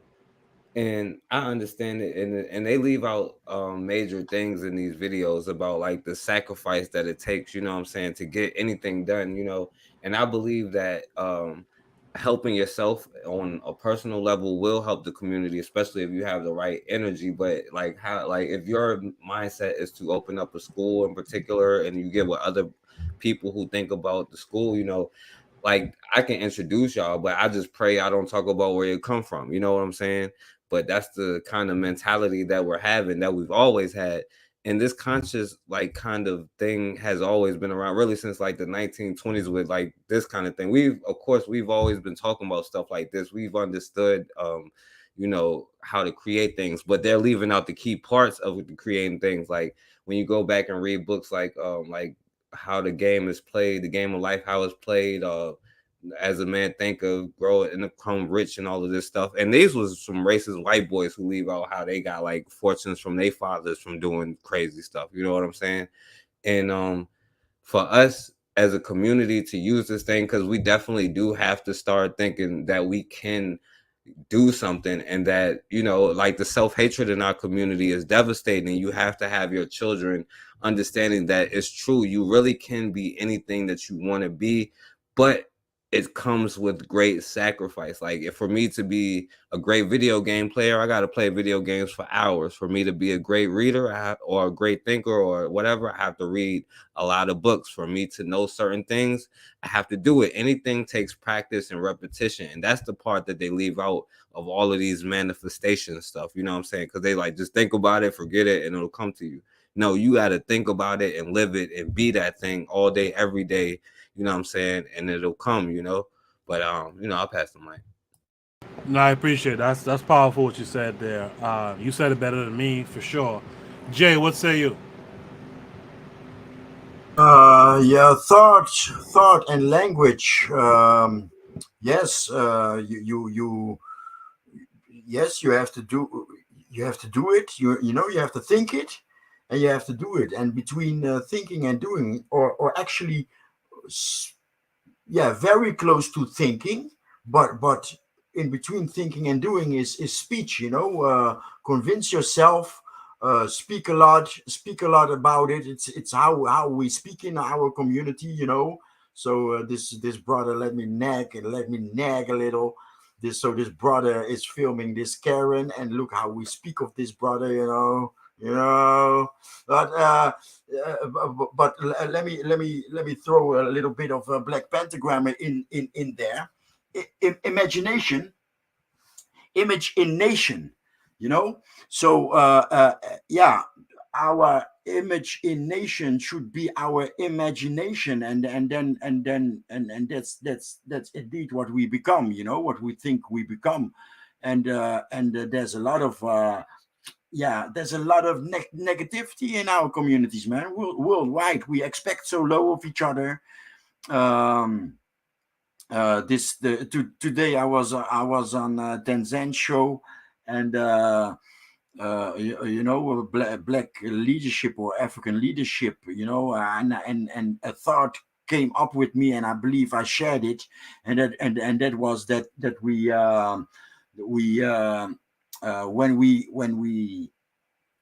when we complain about what's wrong in our community, maybe we complain about the black face, you know. So our expectation, I believe we expect low of each other, and that's why we take so long to get out of where we are, because we are magnificent, we are fantastic, we are extremely smart, we are beautiful, you know. And why do we dwell so long at the bottom? We should be able to get out in a matter of days, if you ask me, you know. And I'm serious. I'm not like this guy postponing it in over 20 years. Look, you're over 20 years, you'll forget me, but these coming 5 years, you will be paying my program. That's how I look at his advertisement.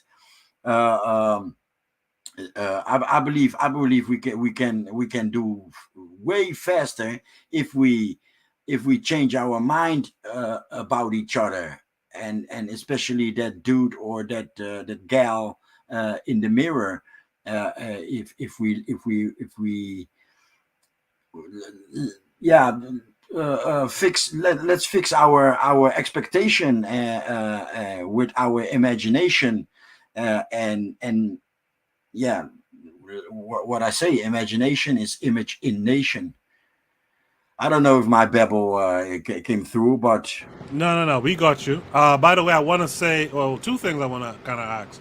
Well, yeah, two things. Tanzan, was that show today on Swahili Nation? That wasn't your show on KWAZ Radio, was it? No, it was on Swahili Nation. The KWA is this Tuesday. Is this Tuesday coming? Yes. Oh yeah, make sure you guys are tuned in. Tanzan will give us the channel, and I will post the update on social media and stuff. But yeah, Tanzan's going to debut her show on KWAZ Radio this coming Tuesday. So you guys keep your eyes open for the announcement for that. And Jay, I hope you guys shout out to Gas Them Up. I hope the Black Pentagram is you, Gas Them Up, and I think Tanzan is with you guys on that show too. I hope you guys will respond to my invitation. I'll put it like that. Yes. Did I hear from Uzuli for this one yet? Nah, Go ahead. I'm gonna take this to another level. So, All right, I like that. Go ahead. based on his saying, we put ourselves in slavery. All the shit that we've been through is because of us. Maybe, like, I for example, I have thought of something without putting in the work that some people say, and it actually happened. So, like, I've mentally said something, or I'm gonna do this, or I'm gonna, and it happened. But I want to bring back. I think this is a dangerous way of thinking that, oh, whatever you think, then that's you are. I get to the point. So, but if we take it to our own issue, like what's going on in Africa, what's going on in America with the Black community or in the Caribbean. So, is it our mind that's putting us in our own oppression and our own slavery? Like, if we go by what this guy is saying, or about what a lot of people are saying on the chat, oh, we have to think positive. How much I think it positivity? contributes. I think it contributes. Not that it's 100% responsible, but I think it contributes. Go ahead. But if we, I'm saying we can't say that, because somebody says it's not just thought. Okay, you think, you say you want to be a basketball player. You get up every day at 6 o'clock. You go play basketball. So if we look at our own oppression, were we thinking about that, and then we oppress our own stuff with our own behavior? Like, I'm just relating this topic to what we speak about, our own struggle, the Black struggle in America and Africa and the Caribbean and South America. So if we look at the situation, Black people as a group are at the bottom of the totem pole, economically and stuff like that. So is it our own doing because of our own mentality? And our own mentality of may lead to our own action. So if we go by what he said, is all of this is our fault. So I'm well, for example, right? Hey, can I answer that? Okay. Forecast, you go ahead. Okay. No, I'm saying somebody else thought all the time focused on how to take your land, your resources. You haven't thought 1 second how to defend it, have you? You haven't thought 1 second how to not let somebody come into your land. They've been thinking how to come in and get your resources, how to enslave the people. So yeah, somebody is definitely focused on it.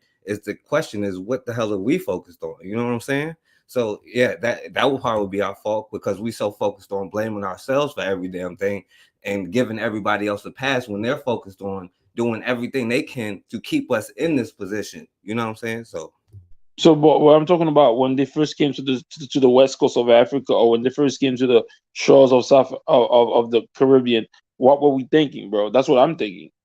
How we were thinking, if we go by what this person is saying, like it can't just be for, I want to be a doctor. I put it in my mind and then I study and then and stuff. So if we apply this to our own history and all of this, like, are you saying? Because I know I spoke to what's her name about this, the revolutionary matron, where she said they are enforcing their reality on us through what? So this, go ahead. That's what we were thinking about, let's accept the white man with open arms and see why this other tribe deserves to get what they got. Maybe it's their fault they got in tribe. That's what we was thinking about. Oh, this white man is coming in here. That's what we were thinking about. So then it's our fault then. I mean, yeah, that part, yeah. But you said how it was our fault. No, I said it was our fault that yeah, we was thinking and we still thinking, and that part is still our fault, how we still making excuses for us and still saying, well, we the worst, you know what I'm saying? But yeah, somebody was focusing on coming in to enslave the people. We wasn't focusing on enslave. Somebody was coming in to focus on us. So that's what you had said, you know what I mean? And that's what I disagree with. I agree with the second part. All right, so I that was a pregnant pause there. So Uzuli, I'll come back to you. Who's the person? All right, okay, I see we have someone I got a ban from the panel. Cool. I'll ban your dumbass for coming up here. Who did that? Who was that? Some spreading to something. I didn't see the full name. I thought it was Marcus Garvey's the way, actually. So that's cool. Urzuli, I'll let you respond. Come up. All that talk she's talking in the chat. Oh, gauntlet thrown down. Gauntlet thrown down. I have. Amazon said, "Bring hey guys, here." Hey guys, if y'all don't mind, I'm gonna go since I didn't go yet. I listened to everyone. Okay, so I'm gonna start this by since the brothers and the sisters don't necessarily take to the white guy's message. I'm gonna put it in the words of Marcus Garvey, because as a Garveyite, I gotta put it in the words of Marcus Garvey. Garvey said, if you don't have any confidence in yourself, you are twice defeated in the race of life. He said that with confidence, you want to before you even start. What that mean? Okay, so if you think about a person like Usain Bolt is a man from Jamaica. Jamaica is 300 million strong. He exists in a world of maybe 6 to 7 billion people. No, 3 million strong. 3 million people. Jamaica, 3 million. Yeah, right. But he exists in a world of 6 billion people. 6 billion people. So in that 6 billion, of course, he would have competitors in nations greater than the nation that he came from, background that he came from, circumstance that he came from, who probably would have had better situation and training or whatever. So he had to tell himself, man, listen, I have the natural talent. But natural talent won't get me to where I need to be. I need to add to that. So through training, through practice, but through my own self-confidences, I believe in myself. I believe that I could win. I believe that I could be the greatest runner and break all records. I believe that I could exist in this space. I own this space. This is the way that he had the ability to do it.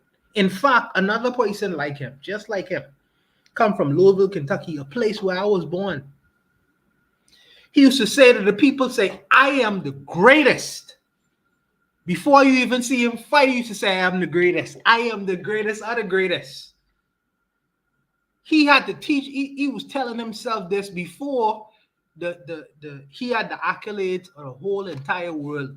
Get them to believe, in fact, he was the greatest. These are confidences people tell themselves, but they are the training and the practice. Most of the reason why Muhammad Ali used to call himself great was most people didn't see he used to be training 4 or 5 o'clock in the morning going doing road work. He used to call it road work. So by the time he met up with Liston, the world didn't realize who he was. But he told the world exactly who he was before he even entered the ring. And I feel like sometimes this is our shortfall, and because we take, especially within our community, we take a very pessimistic view. You know what I mean? We play these videotapes, and of course, these tapes are outrageous because they are unfair, but the world is unfair. The world going to show us the bad side of our existence. But it's what you tell yourself at the end of the day and take action on. You know what I mean? Really going to set the pace for the way the people treat you and how you treat yourself. How you treat yourself is most important too, you know, how you treat yourself, especially your community, people who look like you.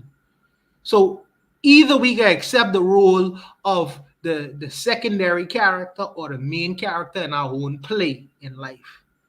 You know what I mean? The secondary business, okay, well, we can be the subservient men and women of the world, or we can take on the main cast and the main role of the world and say, well, we can control things regardless of what people them want to say or the propaganda they want to put out there. We determine it. And I feel like sometimes we determine to take the pessimistic role and take the secondary role. Okay, they dominant, they first, they supremacists. So we need to sit here don't work so, you know. It don't work so. It's we play into that role. That's what we accept that role first and foremost, and that's why we play it out. I feel like sometimes we have to take the optimistic view of the world and say we can.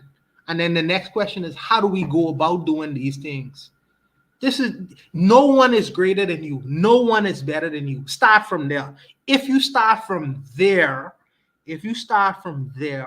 then you start figuring out things for yourself. Because these people don't create social order. These people don't create life itself or whatever. They secondary. They come to the world afterwards. You know what I mean? We've been existing on this plane hundreds of thousands of years before these people come to this plane, figuring things out, problem solving, all these things. And these people then bluff you into thinking that you're supposed to be a secondary character of humanity, which is pure lies. So this is the reason why I take it out of the mouth of this white boy and I put it in the mouth of Marcus Garvey, because people don't want to believe him. So believe yourself. And that was the difficulty of Marcus Garvey, to sell the Negro to himself. One of the most difficult things in the world. But after you sell the Negro to himself, then he become invincible. Invincible. You can't conquer him for nothing in the world. You know what I mean? So you have to sell yourself to yourself first and foremost to dominate. That's what the Chinese doing, the Indians doing. You should do it for yourself. I'll stop there. No, I appreciate it, Mr. Untouchable. And I'd like people to respond to you in a second. I got 2 more people to get to. First, let me get to Kevin Carre 42. Kevin Carre, what say you to what you've heard on this prompt so far? I spoke already. Oh, you did? Yeah, I was the first one to speak. My bad. Arthur Zer. Let's welcome Arthur Zer to the panel. Arthur Zer, how are you this week? You got to unmute your mic, brother.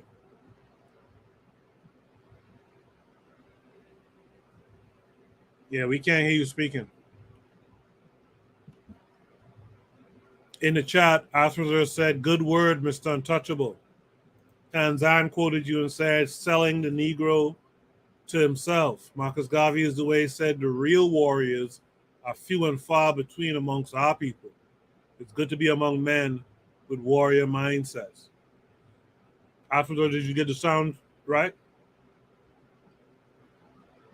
Okay, maybe not. Does anyone want to comment to what Mr. Untouchable had to say? I'm saying that all this is well and done for individualistic activities. Like Muhammad Ali said he was the greatest, was it they still took away his belts and all of that.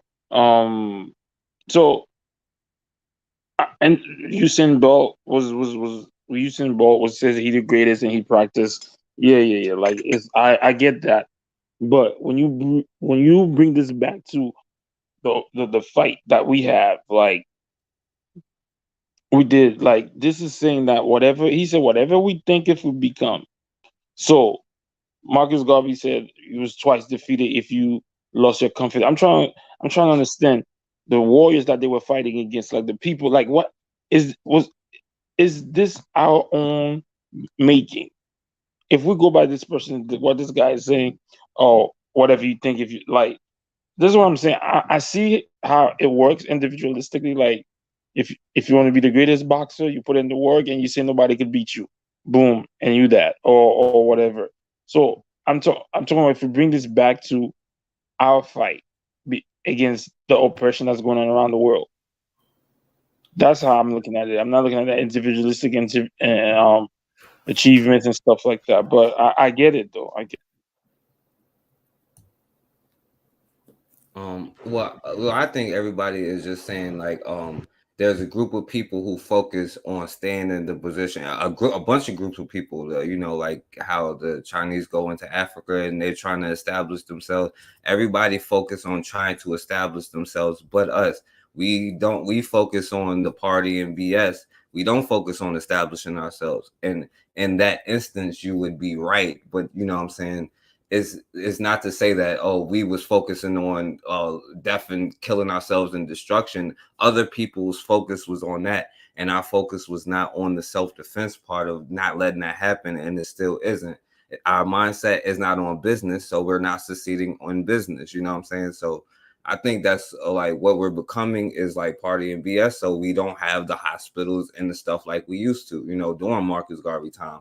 Like, and it's crazy because like Marcus Garvey did something that was incredible. And then we have a greater problem because now we suffer from the illusion of inclusion on top of that because we think we can go in their store. So it's all good, but I'll pass the mic. I appreciate that. Let's see if Arthur's got his sound together. I saw his video was on for a second. Arthur, are you there? Yeah, I did get my sound together, but I didn't hear the prompt, so I'm not going to comment this round. Okay, we'll come back to you. Is any last words on this prompt from anyone here? If not, let's go to Shoot the Breeze topic number 7. I'll just say, we do need to have a forward-facing focus. We do need to be positive. We do need to believe that we can get back or get to where it is we want to get to. I do believe in all of that, but I also critically believe you got to be doing it too. You got to be thinking that as you're doing it, so to speak. So, that's my take on that prompt. Shoot the Breeze prompt number 7. A conversation for my Pan-African socialist brothers. If you guys haven't been paying attention, this week only has been discussing Julius Nyerere and his writings, some of his essays, and you guys should be tuning into that during the week as he does that series. Plus, tomorrow morning, 11 a.m. Eastern Standard Time, he'll be doing the Enemies Within segment of the Pro-Black Perspective. But speaking of socialist brothers, I also had a community tab up, and this is why I like Shoot the Breeze.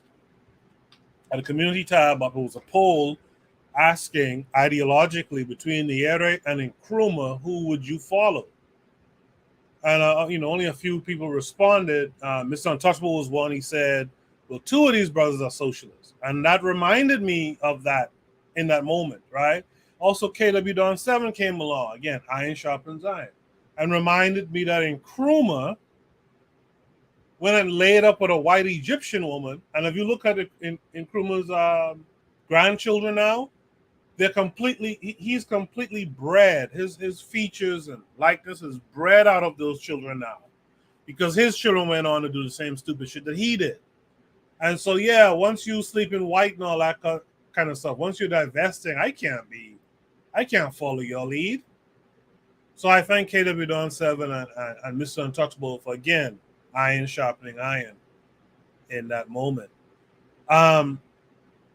So this is Should Be Topic number 7, a conversation from my Pan-African Socialist brothers. This came with a link.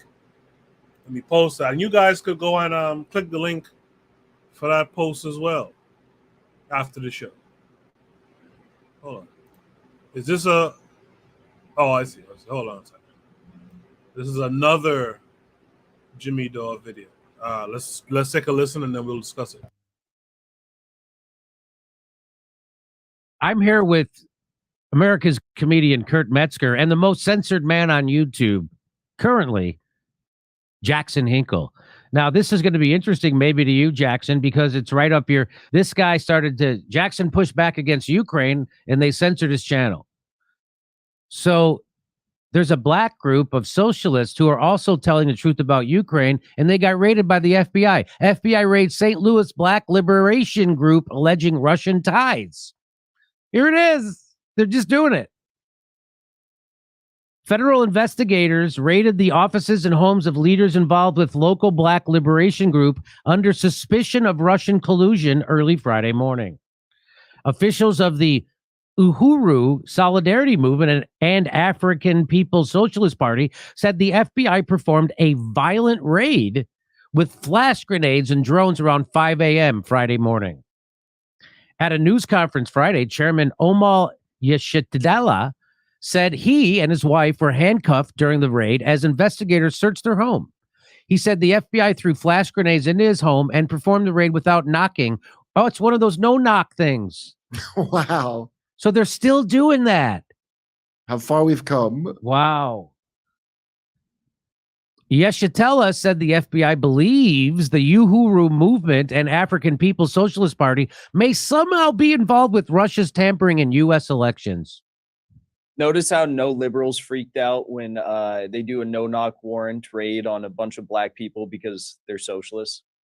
They're right. Allegedly tied to Russia. This is like drug dealer treatment. Yep. They treat drug dealers better than that. I know. Too bad they didn't have any drugs, maybe buy some better treatment that you could get. What they have claimed is that they are indicting someone, a Russian nationalist who is a Russian, Yeshitela said. They have claimed that they were investigating the African People's Socialist Party that I lead in the Uhuru movement because of some association that we might have with the Russian government. According to a federal indictment obtained by the Times, Alexander Viktorovich Lanov is alleged to have worked with unnamed officers of Russia's Federal Security Service to use members of U.S. political groups as foreign agents of Russia. So, I mean, of course they're doing this. This is all... I told you all they have to do is say you're a terrorist and they can take your rights away and do anything they want and lock you up indefinitely. And all they got to do is say you're working with Russia and they can fucking do this too. And they're doing it to black socialists. Go ahead. I was going to say, it's like guaranteed Hunter Biden has more connections with shady Russians than anyone in this Uhuru movement group. Yeah, that's a good point. Guaranteed. Guaranteed. You think they're going to do a no-knock raid on Hunter Biden's house? Hunter Biden, he's a drug dealer. They treat him better. That's remember?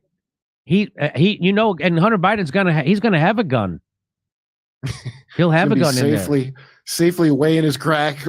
I thought it got thrown in the trash can. So I'm gonna guess places like the Young Turks and MSNBC contracts and places like that, The Intercept, they're not gonna cover this because they don't give a fuck about black socialists getting raided by the FBI. If they're working with Russia. So do you see, now we have a war with Russia. We said all this was going to happen because of Russiagate, and the asswipes who vote Democrat went along with CIA talking points and pushed a conspiracy, an evidence-free conspiracy theory that red-baited everybody that was a political enemy of the establishment. And here we are. Hope you're happy.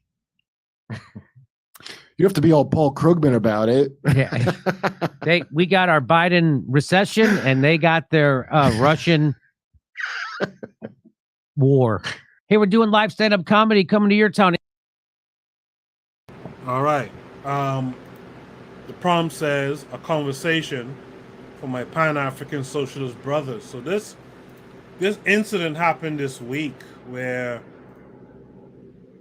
actually maybe in the last day or so, where these black socialist brothers was hemmed up on these trumped up charges. What say you guys? Let's start with Real Black Gentleman this time. Let me mix it up a bit.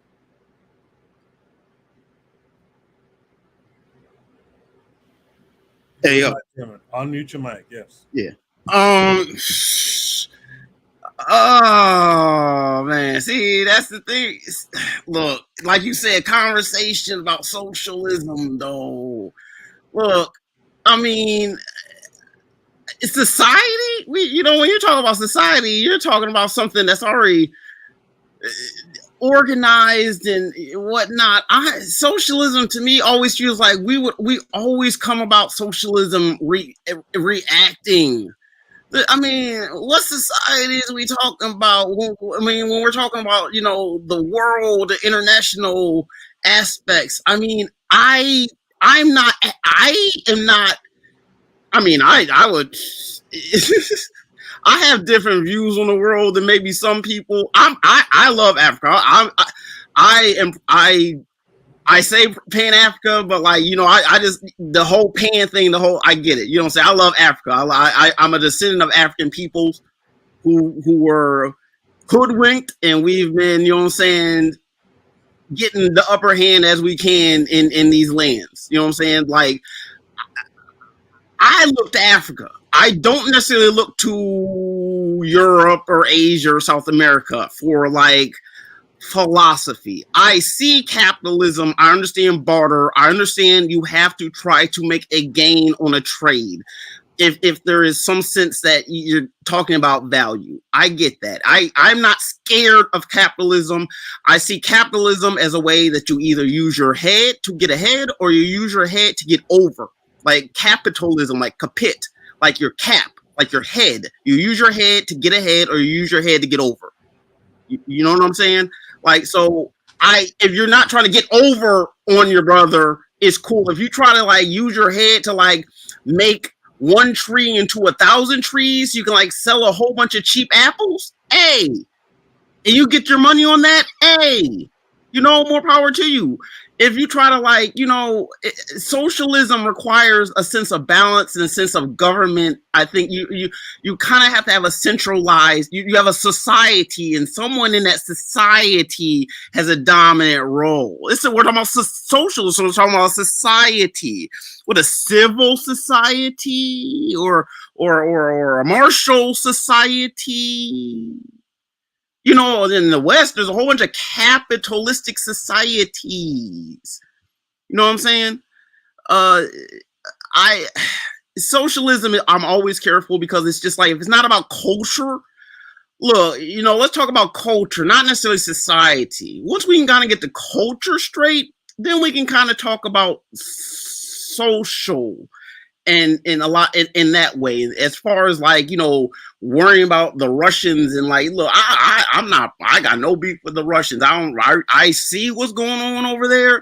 I don't really look, you know what I'm saying? I ain't got too much to say. Got Nazis out there, so it's yo. I'm just saying that you gotta be careful. You can't be you know what I'm saying, with the Britney Griner. You can be going out to Russia. I mean, I guess she wasn't careful. These things that we're really going. I mean, I don't know why I understand why African economics are messed up, because it winds up being that if I don't have the most, then the next guy is going to have the most, and it's a matter of trying to convince people that my most is better than your most, as it were. People say primitive accumulation. And you know what I'm saying? It's kind of hard to spread things out when there's a lot of the colonial borders, fracturing whole identities and East Africa is pretty good, I think. I mean, for what it's worth compared to West Africa. I'm not trying to compare. I'm more of a Nyere guy as opposed to Nkrumah. You know what I'm saying? You got to have a sense of regionalism. If you have one strong region as the bedrock, everything else will kind of fall into place, I think. And you can't make everyone equal. What was that? Nyerere. Yes. In Tanzania, the president. He was a good brother. You know, see that he had to buck with against Idi Amin. I mean, that's hard. He doesn't seem like, you know, a tough guy. Got to do when the going is tough. I mean, it is what it is. Like, he's trying to, like, look, we got to make it real. We can't have this wild shit. Like, he held it down. And his regionalism, I think, is a lot better than trying to just say, Yes. well, Africa, everyone in Africa, Yes. just right now at the same time, like, yes, from Tanzania to Cape Town, like, no, not from like. You can't. Oh my goodness, I'm so glad you said, you know, that about the regionalism. And if you guys have a chance, I haven't caught up with today's reading, but you guys have to listen to Oni's reading on Nyerere and Chinwezu. They are just ultimate mandatory. But you know, sometimes people who have visions, they have too big of a dream. You know, you want it all and you want it now. But, you know, the world doesn't work like that. You have to, it's incrementalism. You have to work with people where they are and slowly bring them to where you want them to be. So with Nyerere, for example, he started with his own internal country, and he said, we're not going to let tribalism split us apart. You know, this is not, our nation's already divided. We're not going to be divided within the nation. And Tanzania is a perfect example of that, where they said, tribalism apart, we're working for the people. And then not only that, but he said, we're going to unite with another, you know, Zanzibar, where at the time, and they united into one country. So he not only talked about, you know, unity and socialism, but he actually started it. And the counter example of that is the Central African Republic. There was this dictator who was trying to get, because the CAR is very small, and they wanted to expand and unify after they got the independence. They wanted to unify with nearby countries, Togo and Cameroon and other countries in Central Africa. And so they approached their neighbors, and there was so much argument and division, and they were not able to come together. And CAR still ended up just becoming a tiny small country and being ruled by a terrible dictator called Empire Jean Bokassa. So this is what happens when you cannot let your differences aside for, you know, for the people, for something that is bigger than you. Yeah, sorry, I just got off. Yeah. Oh, No, that's yeah. Oh, okay. the reason why I interrupted you in the beginning, yes, thank you, Oni, at the pro-black perspective, is because I was going to correct him on the Nyerere. It has been the Chinwezi. That's why I said it's so West Africa. Like, you guys are so West Africa. Chinwezu, he pronounces it correctly, and everything was wonderful and nice. But Nyerere, constantly, I don't know how to say it, but he says something like Inyere, or I don't know. Just listen to him, you know, pronounce Nyerere, and you listen. And it's such a simple name. It's just Nyerere. It's like saying Kenya, Nyerere. Yeah, pro-black. Only I am hating on pronunciations. Oh, you have accents too? Oh no, I didn't know that. I thought it was just me. All right, I'll hand over. Trigger Happy 262 says, to be fair though, isn't the topic about the Uhuru Party being raided? I think it's a larger topic than that. I think it's about Pan-African socialism in light of what happened to the Uhuru Party, if I'm not wrong. Let's go to Observing Immigrants. She's been waiting patiently. That's Marcus Garvey is away in the chat. Observing Immigrants, what say you to all of this?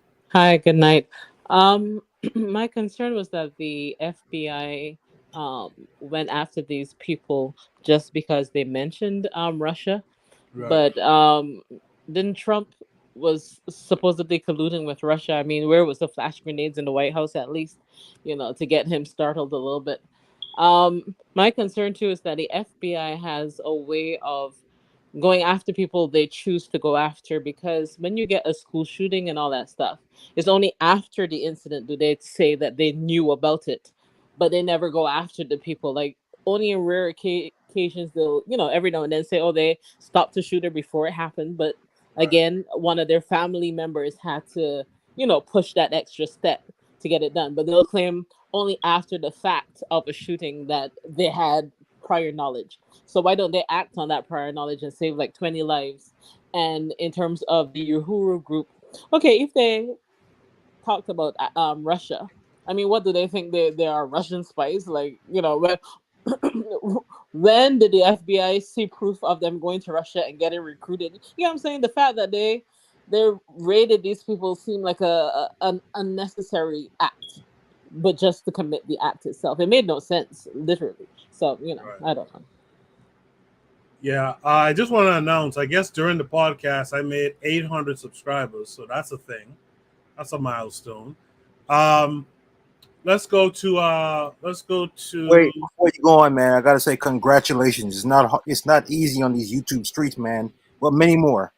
I appreciate that. Let's go to Arthur next. Arthur, what says you?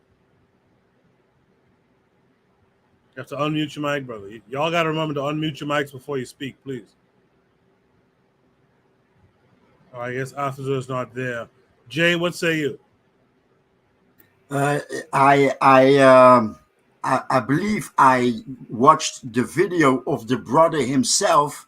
I think the same day, and he wasn't talking about it being because of Russia or Russia connections. He just described what happened.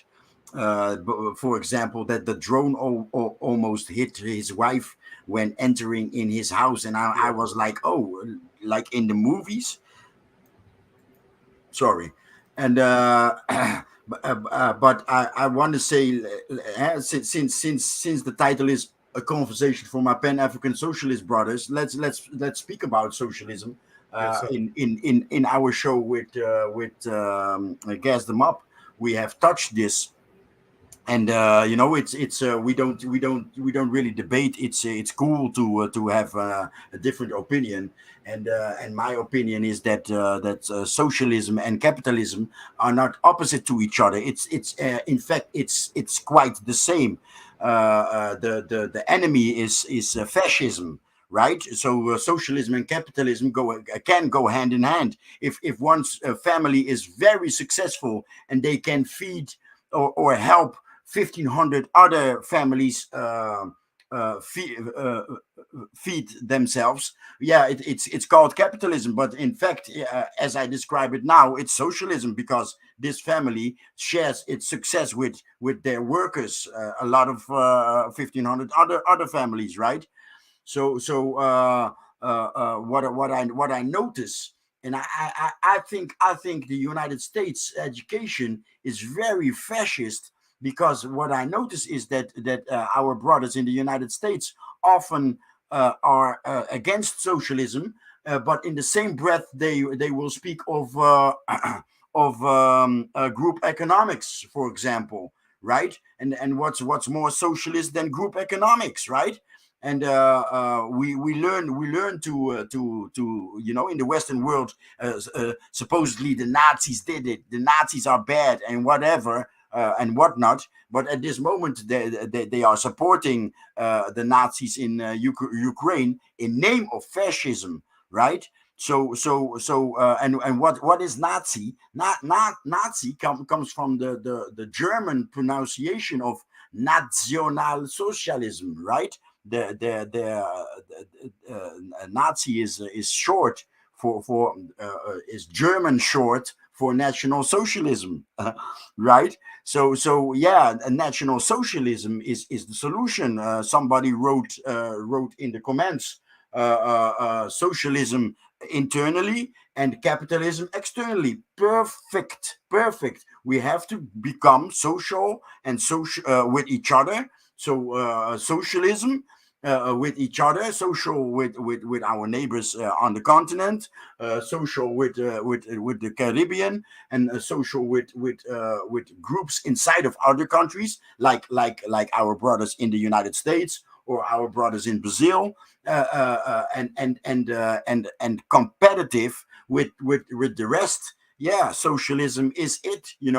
Socialism is group, or socialism is the village that grows the child, right? So yeah, socialism.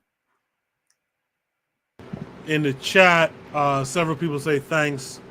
Congrats on the 800 subs. I appreciate all of you guys in the chat, in the private chat as well, saying the same thing. Trigger Happy 262 says, I would caution on the National Socialism. I was under the impression that it was socialism for Aryan Germans. but actually it's only by name and aesthetic and not virtue or economic. At Jay, he's speaking to Jay. Harsh Rally Podcast says, very deep panel tonight. Might have to get a waiting room going soon. LOL. Good problems to have, a bit of medicine. I appreciate that. D-Web. Trigger Happy 262 says, my issue with the socialist topic is mostly a culture dispute. I don't understand how you can say you want to fight for national sovereignty and fight against wanting to institutionalizing your culture. But Bakari just said, congratulations on the 800 subs. I appreciate all of you for the big ups on that. Erzuli, what say you to this? Sorry. May I react very short? Yeah. I'm trigger happy. Jay, I actually meant to go back to you. So yeah, back to Jay. Right. So the reaction from Trigger Happy, that's what I'm talking about. We grow up in the West, and we grow up in their cognitive programming, and here you are.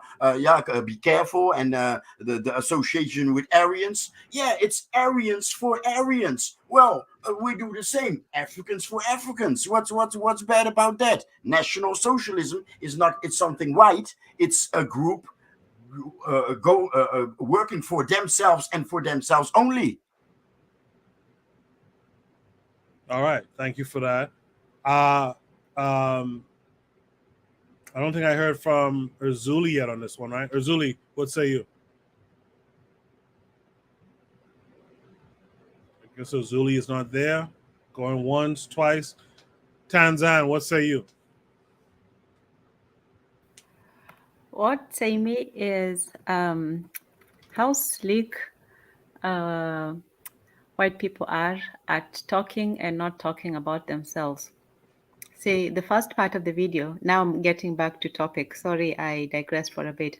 But in the first part of the video, the guy was talking about, it's socialism. And thank you, Observing Immigrants, Marcus Garvey is the way to free minds. Just a whole mouthful of words. But hey, but he was talking about... Well, he was talking about, is the socialist people are not even allowed to speak their minds and so on. And he didn't mention anything about race at the point.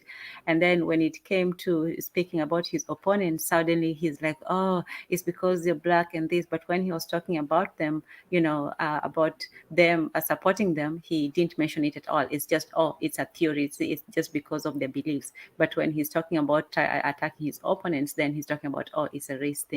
And you realize how there was one time there was this guy on a panel. There've been so many of them, and the white guy was saying, it's those people over there, they're the bad white people, the hood wearing ones and so on, or the Republicans are the evil ones, or the Democrats and all that.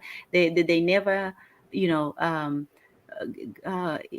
they never incriminate themselves. It's always, them over there. It's not us, it's the Democrats, it's them who are racist. And, the Republicans have proudly taken the scapegoating for that, so that the Democrats can walk around freely being, who they are. So it's a game they play on us, on themselves. Even you look at when you read philosophy, there's no mention of race in any philosophy. When you read from Hume to Kant to, maybe they do mention it from, just vaguely. And, even Hegel, when he's talking about that whole, master slave mentality, that chapter, when you look at it, it's only like maybe 10 or 18 pages out of something like 300 and something. That's the only time he even mentions something adjacent to it. So they have this very, like a silence, a code of silence, where they can speak of something in generalities, but never mention themselves, whereas they can speak about other people while, putting in, these dog whistles. So when he talks about socialism, this is why it's dangerous for us to assume their ideologies, because they can wear ideologies and put them on and off as they wish. They can be, this thing one day and the next one day, but the underlying loyalty will never cease. Even when they say something, Yeah, so it's dangerous for us to attach our Africanness to any sort of Western ideology, whether it's rooted in our beliefs and practices or not. But once you call yourself an African socialist, then you really do have to compromise on some of your Africanness to get in with the socialism part. And sorry to digress, but those also in the Invisible Man by Ralph, I forget his name, but Emerson.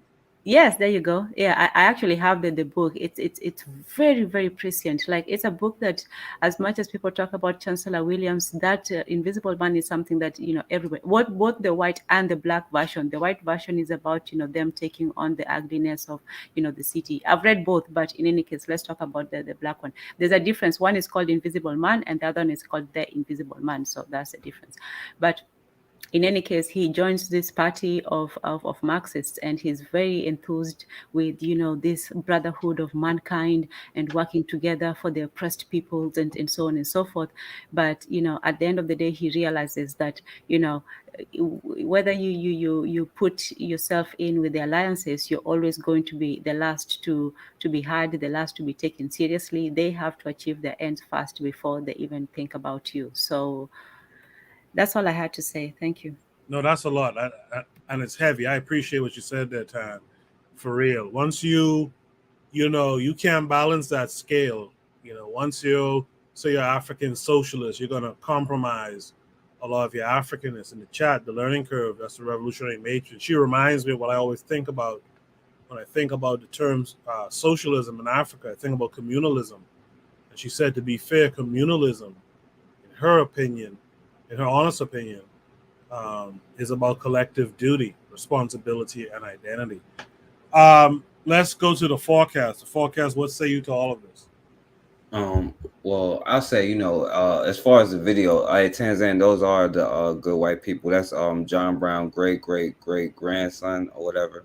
So those, the liberals make it fun. And I say that because I get tired of them using us to push their agenda and to make money off of us and the stuff that we've been through, and then monetize it and try to block us for it. But for the brothers in the video, you know what I'm saying, and maybe people will agree, maybe they won't, you know what I'm saying, but I'll say this, and I'll say it in a new way. The enemy of my enemy is a tool that I could use, you know what I'm saying, that even if I got to start a war between two different people. Now, if it's something that you can use, and I got to credit my good brother MD2 for a couple of things I'm about to say, you know what I'm saying, if there's some way that you can use it to your advantage, then I would say that you do that.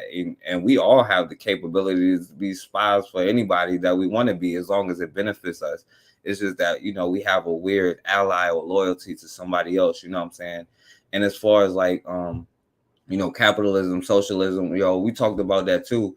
And I get it now, because like innovation can change the way we see business, and thinking of like capitalism, socialism is still thinking on a one-track mindset, like not even thinking like ourselves, because there could be some other form of thing that we haven't even thought about that's outside the box to get stuck in the box. But while we're in the box anyway, you know what I'm saying, what I would say about socialism is this, you know what I'm saying, now say I start a company, you know what I'm saying, I work real hard, and I make it $1 million company, and somebody else, they work a lot, but they, balance it out, whatever, they make 100,000 a year, but it's your product that's making $1 million, that's keeping the whole system going, it's all the people that we have to go. Now, you telling me it's fair that the person who is, doing the least work is getting the same as the person who's doing the most? Because if I was doing the most and going the extra step or whatever, you know what I'm saying, why would I do that? I would just whatever, and I would probably chill on innovation. Now, but I would also, and then with capitalism, you know what I'm saying, when we say we need to rebuild Black Wall Street, that's all it was. There is a need, like we need people who can put baby formula for our babies in the store. We need Black truck drivers to deliver from Black farmers to people in the store. We need these industries and these businesses. But like JB said, there's a place for both, you know what I'm saying, because socialist programs like creating a school for your children and stuff, that's a socialist program, like, and that comes out of your taxes and or whatever, or however you want to do it, but like, there is a balance of both, you know what I'm saying. And I think people get with capitalism because they be like, oh well, you can just do anything. I don't agree with like being able to like hurt people, hurt the planet, or nothing like that. But we're not generally those kind of people that do that anyway. You know what I'm saying? But I do think there is a place for an open market, because that's generally what you're saying. Is the people in charge of my business? Am I in charge of my business, or is the government in charge of my business? And then there's another option that could be held, but I don't know what it is. So, you know, but I'll pass the mic. No, I appreciate Before that. you do, let me just jump in strategically. For me, I'm not opposed to the practices of either capitalism or socialism. I can see the advantages of both. I can see the drawbacks of both. For me, I think my reluctance is in,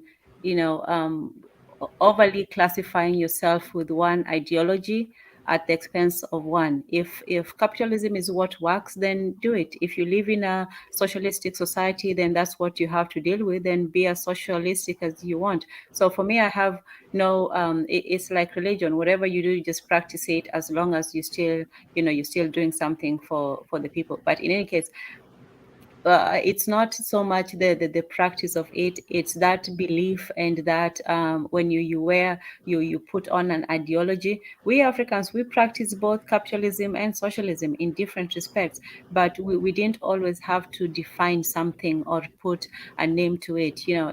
Also, even when you look at the worship of God, everybody had their own deities, but the idea of trying to find out exactly how God works and how exactly his qualities and attributes and existence and all of that, that's something that is maybe, but in any case,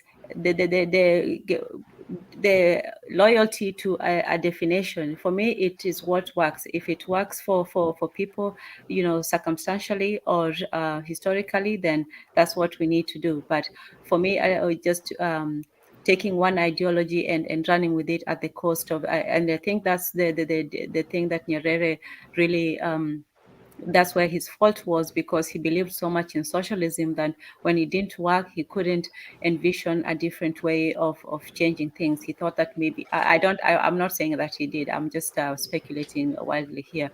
But, sometimes we feel that you have to pursue something simply because you believe in it, instead of pursuing something because it works. So thanks. Yeah, I think I'm the one who's butchering Nyerere. I think I'm the one who's saying it wrong, actually. Oh my goodness, yes, it's you. Sorry. Okay, it's you. Sorry. But like I was telling Oni, I can't say for you guys, the difficult thing is the consonant with the ñ and the. No, it's enough. Just enough. Okay, Yeah. all right, I'm done. It's I enough. was Without done. even- You brought it. I'll just mind my business. You know what I'm saying? You got the butcher over here with his damn knife on. And do that. It's Odie. Before when he comes with his dissertation, because he will have a dissertation, I want to just be brief and I'll let it only go. I my problem with the socialist theoreticians, because they theoreticians, is that Omowali Yeshitela, why doesn't he live in Cuba or Venezuela? These are socialist paradises that he could exist in, the spaces he could exist in if he wants to live out that idea as an 80-year-old man. Why does he persist to live in a capitalist economy? You know what I mean? I have an issue with these people. Well, let me leave that alone. I would just say, not to create beefs with my brothers, is I just take the other position of the socialist view. I don't think I don't take up the same issues with capitalism as my Pan-African socialist brothers do. You know what I mean? Yeshiteli should really be living with Assata Shakur in Cuba. What's stopping him from doing that? Nothing is preventing him from doing that.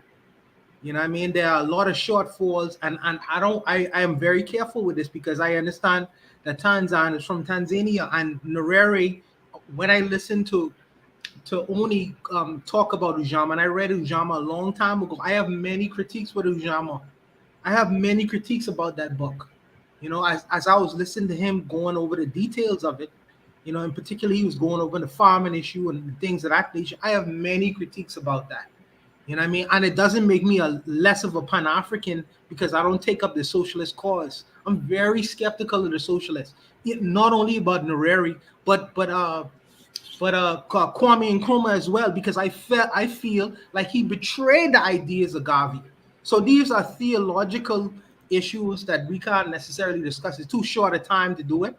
But I take a different view from my socialist brothers, and I like to have these kinds of theoretical conversations on the issues of socialism. But because of time, I would just leave it there. Oni, how are you this week? I know you didn't even know I was here, did you? He was like, "Wait, what? Why is Oni talking?" Tanzania got scared. I'm good. Yeah, you know, dissertation time, but I'm good. Oh, Congratulations on the 800, 200 to go. Yeah. If anybody isn't subscribed, please make sure you do. Come on, let's do it. Oni, you've seen all the conversation. By the way, there's a full conversation going on between Jay and Trigger Happy 262, as well as the Harsh Rally podcast with D-Web. They're having a good conversation in the chat as well. I won't go through all of it because of time. We're ending at 1 a.m. But Oni, what say you to this? A conversation for my Pan-African socialist brothers. I'm gonna be real. So this Uhuru guy, I didn't know at the time, but actually looking back when I was like on the internet a long time ago, I came across this African history video that was like something I didn't even know. Like a lot of it was a lot of African history. Kind of from the Maoist, socialist kind of perspective, but blacks were brutalized and all that kind of stuff. Really deep, and they actually had like white people talking about it, right? Like, and I didn't get it, but it was like something I could have appreciated to say, you know what, I gotta go learn some more African history, and I didn't know at the time, but I think if I remember correctly, like it was the Uhuru movement that like produced that video. So we could say what we want, but part of what they were doing is that they were actively pushing, propaganda history for, over a decade now, to the point where even like when I was like a little boy, you know what I mean? I was, just browsing the internet and I came across, a video that was pretty like kind of gave me a little bit more of a push to investigate African history. Now, of course, I was already investigating African history, or particularly, of course, I was already like involved in that. But it's just like an additional resource, and so what I could say is that they were doing some sort of work. Now, some people will tell you that was like a cult, and that it's like kind of associated with that other boy Ghazi, who is like a super cultist. At this point, Ghazi just got in trouble over somebody getting killed in his organization, but I think it was like another police raid kind of thing. I know Forecast probably could be like, yo, they black, so they my friend.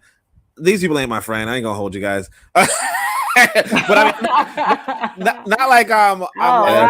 So now it's about Bakari versus Forecast versus Oni. Okay. I'm not no versus. Well, Forecast can be friends with them. That's good for me. No, my brother, that's a misconception, though. Is it a misconception?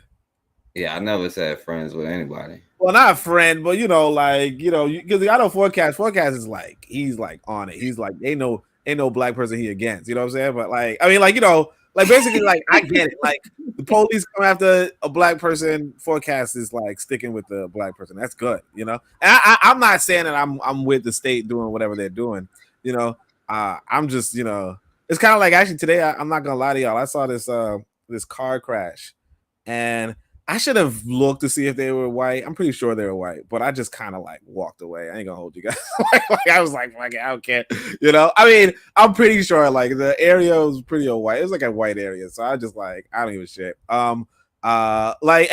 This is like I mean like I'm appreciative to these people, but whatever. All right. So as to the issue about socialists, so the National Socialist versus the International Socialist. So like the National Socialist makes a lot more sense than the International Socialist. I know that sounds bad because we usually hate that group. But the International Socialist, because like today we were reading the other day, and that's how I say it. Probably not the best way to say it, but that's how I say it. But we were reading him, and he's all about race blindness. No, I think it was yesterday. He was like, socialism is not racialism. And it's just like, that's the issue. Like, even with that Uhuru video I saw earlier, like a lot of good African history, you know, white people are the problem, white people are that. And you're just hearing some white people say it, and you're like, shit, how you get white people to say all this shit, right? Like that's what I was thinking at the time. Like, damn, you got white people saying this, right? That's all well and good, but like that adds to the confusion, you know? Because like at that point in time, I'm thinking to myself, man, maybe there are some white people who will acknowledge blah, blah, blah. Like, who gives a shit? You know? I'm so sorry. I don't mean to cut your wisdom. Give me 2 seconds. For people who don't know who Omowale Yeshitela is, if you ever heard of the group called Dead Prez, he is one of the leaders of when he was in St. Petersburg, Florida. So he was really one of the head people who inspired a lot of the things that Dead Prez them was rapping about back in the day. Let's die or get free, or whatever. That first album, he was really like one of the leaders. He's actually on that album. You know what I mean? He's actually on that album if you never heard it before. But he is very integral in the Dead Prez the rap group Dead Prez, if you never heard of him before. So I just really wanted to put that out there. Go ahead, bro. Nah, I feel you. And that's the thing, though. It's like for instance, I remember when I was younger and I came across the Dead Prez because everybody was like talking about them. They got this video where at the end they're like chilling on a beach or something, you know? And it's like, and that's like the ideal life. And it's like, no, the ideal life is not going to be you chilling on no damn beach. It's going to be like, we have to like work and do shit, you know? So the thing about socialism is that, especially like how a lot of African people envision socialism, it's not even the socialism that these white boys are talking about. And it's kind of like for instance, we read in the edit today, he's talking about farm work or something. Like he's like talking about turning schools into farms, you know, where the kids are just gonna be like worked for their whole lives kind of shit. And it's just like, no, you know, like that's not like, it's not future oriented, you know, it's not like how you're gonna industrialize. And so the issue with socialism is that realistically, if you're talking about real economics, like for instance, like I'm thinking about it right now. Why is the price of gas so high, right? And how could you, like, if you were to say, if you were to make this market determine the price of gas, or if you were to say the government determines the price of gas, like, sure, the government could be like, hey, it's gonna always be, you know, $4 or whatever, right? Or it's always gonna be $3, right? But if the gas is really worth $4, $5, and the government is subsidizing just to keep the price low, your government's gonna go bankrupt. Right? So you have to consider real life problems. And the socialist mindset, there's two parts to it. One is that the socialist that a lot of African people are talking about is not the real socialist one, and then, or not the scientific socialism, not the Marxism, so on and so forth. But if you look at Marxism, it's about a system where people are like, essentially what Nyerere is talking about is everybody works, right? And if you look at what Marx is talking about, he's talking about a system where nobody works. Okay. And so that's to say that when artificial intelligence gets to a point where nobody has to work, what would the system of play be, right? That's science fiction. It's like Star Wars or something, or Star Trek, where nobody has to work. That's science fiction. And for Black people to be so motivated, so boggled down by what is essentially science fiction, right, is really a real problem, because we are getting into disputes and arguments over how we're going to run the enterprise, you know, and that's all I want to say about that. Again, iron sharpens iron. The way you put that analogy in there, that it's science fiction, really actually resonated with me. I'm going to give Observing Immigrant a chance to respond to what Oni said. But I don't think I heard from Kevin Carey on this. Kevin Carey, what say you?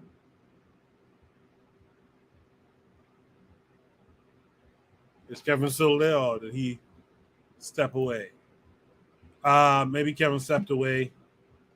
I'll give Observing Immigrants an opportunity to respond to Oni. What say you to what Oni said? Oh, I really didn't have any direct comments. I was just curious about what he was saying about kids working all day, because I mean that's what kids do. We're training kids in school to grow up and work all day. I mean, farming, I have no problem with farming. And I just asked the question, like, what systems were we under before the Europeans found us? We are caught up with this system that we say every day fails, but they're telling us slowly and surely that the systems we had were better. So I mean, whether you call it socialism, capitalism, like, what system did they find us under? Because to me, we were successful in whatever system it was, and we all know the system as it is failing basically the planet. So that's just my statement. Okay, Real Black Gentleman, did you want to add something? Going back to it, I mean, when you look at Africa, right, and you just like, put yourself and you see the map of it, you see the beautiful continent, and you kind of put those, those nonsense political boundaries, and you think about where the people are and the languages and the gaps between the people. I mean, we're almost going to have to just like, and this is the thing, it takes time. We're going to have a cadre of people who basically, like, again, like, don't miss me. Don't miss what I'm trying to say. Like, as we live, we have to, these white folks have time zones, and, the whole hour, we just need to just like chill, recognize where we are, recognize the problems, identify any threats, any adversaries, and just go with the program and just keep on building until we're done. Like the pyramids weren't built in a day. You keep on putting those stones together. I mean, there was an accident. Okay, we're not going to stop building this pyramid. We're going to keep on doing it. You know what I'm saying? And that's what we need. And I mean, part of it has to do with the language, but these are systems. Just math. I mean, we can use the white man's tools and just, like translation. I mean, there's ways we can like speak English and French and still be we love Africa and our people and are looking for African prosperity. And we can do it in a cacophony and using technology, and just we can and there are things that we have to like leapfrog with. And as far as like the systems that we used to have, it was about balance. And our systems, our societies were I mean, you can imagine. I mean, there's definitely turmoil. There's definitely strifes between different clans and ethnicities and whatnot. It just there was always that, but not the Ma'afa with cannons and plagues and whatnot, and just kidnapping, nothing like that. And so like it's mathematical. It's about finding a sense of balance in the midst of relative variabilities and changes in our environments. We do it, as far as sub-Saharan, black people south of the Sahara, what I'm saying? Like we got to have some international roads, some maritime, some naval action going up and down the east and west coast of Africa, some kind of rail line connecting East and West Africa. We gotta have things. And if I say a railway, I would say do it across the equator, where it's kind of narrow at the belt. You can have like ships like drop off goods and services, from like the east coast of Africa around, what I'm saying, where it's like the narrowest part between the east and west. And then just have a rail line ship cargo instead of having the ships go around the Horn of Africa. That saves time. That's a business. Now, in order to do that, you have like 5 countries in a way, and they all have to get on the same page. Now, if we can somehow politically morph ourselves, and this is Africa and peoples and dynamics that are ingrained in behaviors and whatnot. If we can just like take a deep breath, look at our peoples, and have an optimistic view of the next best move. This old saying, make your next move your best move. You know that saying? If I'm just being hypothetical, I'm not in the Congo, and that would be the middle of where this rail line would be. But imagine like you would have ships coming from, the east. And instead of, again, going around the Horn of Africa, down to South Africa, you could just save time by having goods stopped off, have a rail line or whatnot, a freight across the Central Africa and then back up around West Africa. You do see the geography as I'm describing this, right? Yeah. Okay, that's what I'm saying. There are things that we can do, but it takes like massive, and it's not impossible because, like I said, the pyramids weren't built in a day. You got to just sit back and just like, there's going to be variabilities. There's going to be weather. It's going to be hot. Food and resources might be a little short and thin, but we're just going to like believe this, and we're just going to like keep an indefiniteness about it, and we're going to see things through. And once it's done, we will know that in spite of the difficulties as African peoples in these areas that we're trying to build a road. You know what I'm saying? And get the asphalt. I mean, these are industries. And what's asphalt? Like digging up stuff out the ground. You got to get a lot of people out there and keep them cool and feed them while you're out there. That's jobs. That's economics. I mean, this is the thing about living in America. You know, you kind of have a sense about using trade and kind of like understanding opportunity cost of things. You know what I'm saying? Like, I'm not saying that we don't, I mean, behavior is behavior. You know, and I'm saying, like, I have said before, like in the West, we have capitalistic societies. I mean, it's not necessarily, I mean, it's various financial ways. I mean, you go to work and you sell your labor. I mean, it's everything's very precise, but you can reduce these systems down and just break it down to a fundamental level. You do have to have transnational cooperation. You have to. And until African people can just, again, sit down, be still, and just talk about things and kind of just block out all the nonsense, all the time, because we have to have our own time. We really need to have a real, you know, little things like maybe we can adjust the time zones in Africa. So maybe, you know what I'm saying? These people all over the world play with the time zones. Dumb stuff. I'm gonna leave on that note. Yeah. I'm gonna hang up now. That's interesting. You know, stick around. We're gonna try to get to one more topic before we go tonight. We're gonna finish the show off at 1 a.m. Okay. So stick around. Is there any last words on this topic? Else we'll move to Shoot the Breeze topic number 8. Well, I guess I could just say quickly. So, you know, regarding what system we probably had before, like, so, you know, it depends on how you look at things.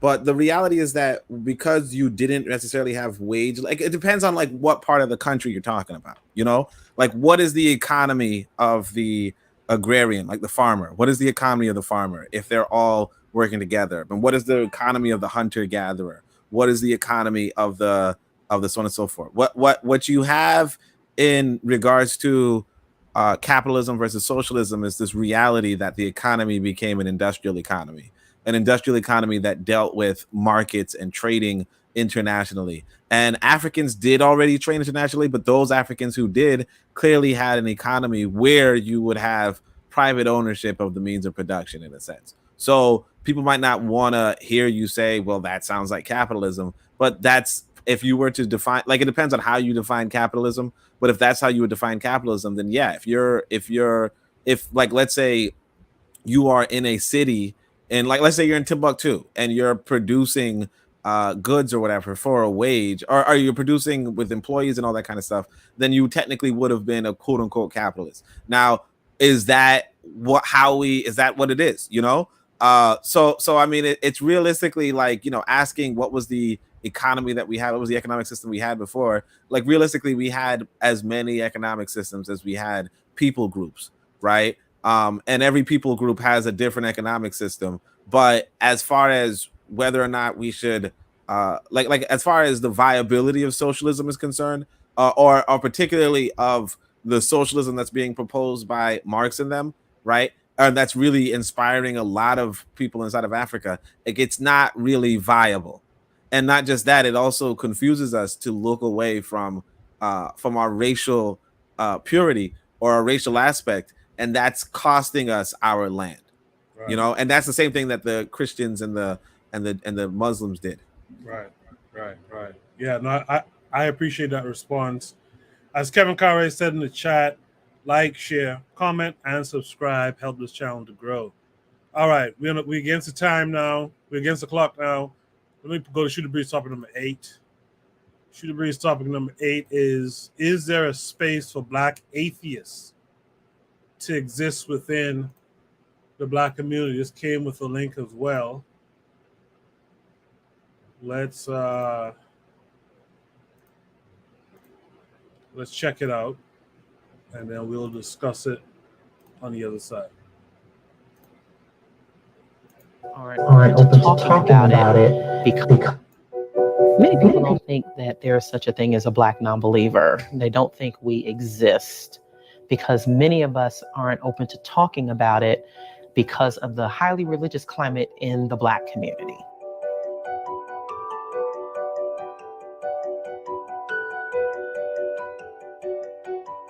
Historically, the church was a safe ground, a huge support base for the Black community after slavery and Reconstruction when laws were set to effectively work against us. So the church became an institution that built schools and provided support and community when we basically didn't have much else.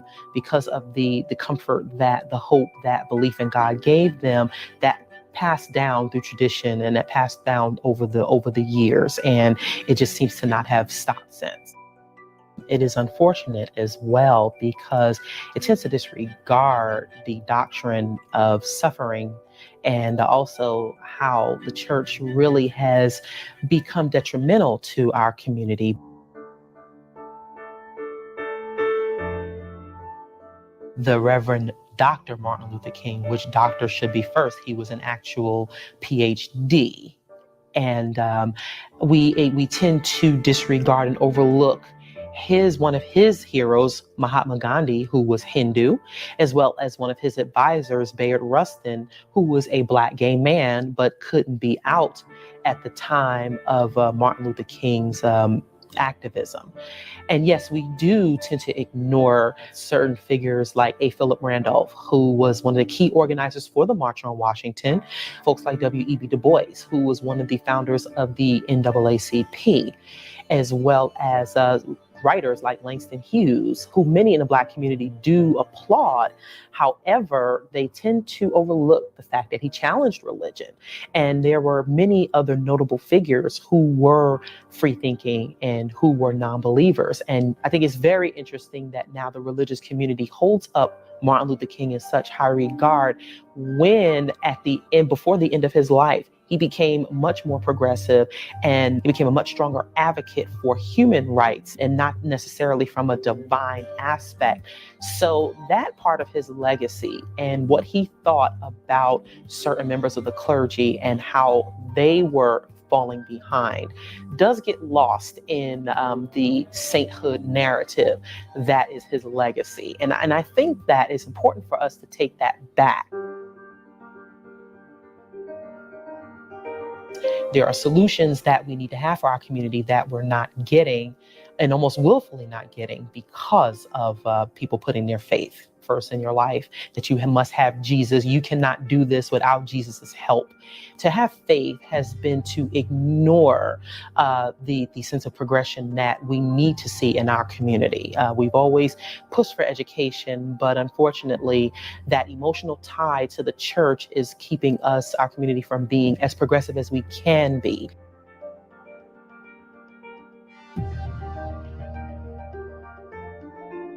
If you openly identify as an atheist and reject God in any way, if you are Black, then yes, it is equivalent to rejecting the race.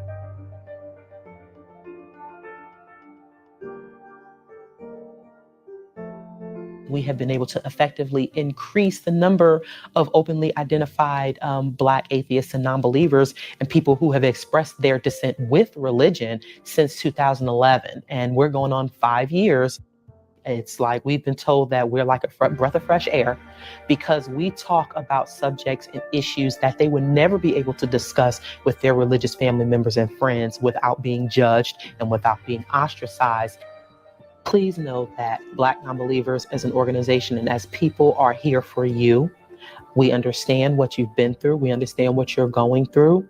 So please know that there are others out here just like you who go through the same things you have, who have been there, and we are more than willing to help you. There is a community that is growing, we are building, and we love for you to be a part of that.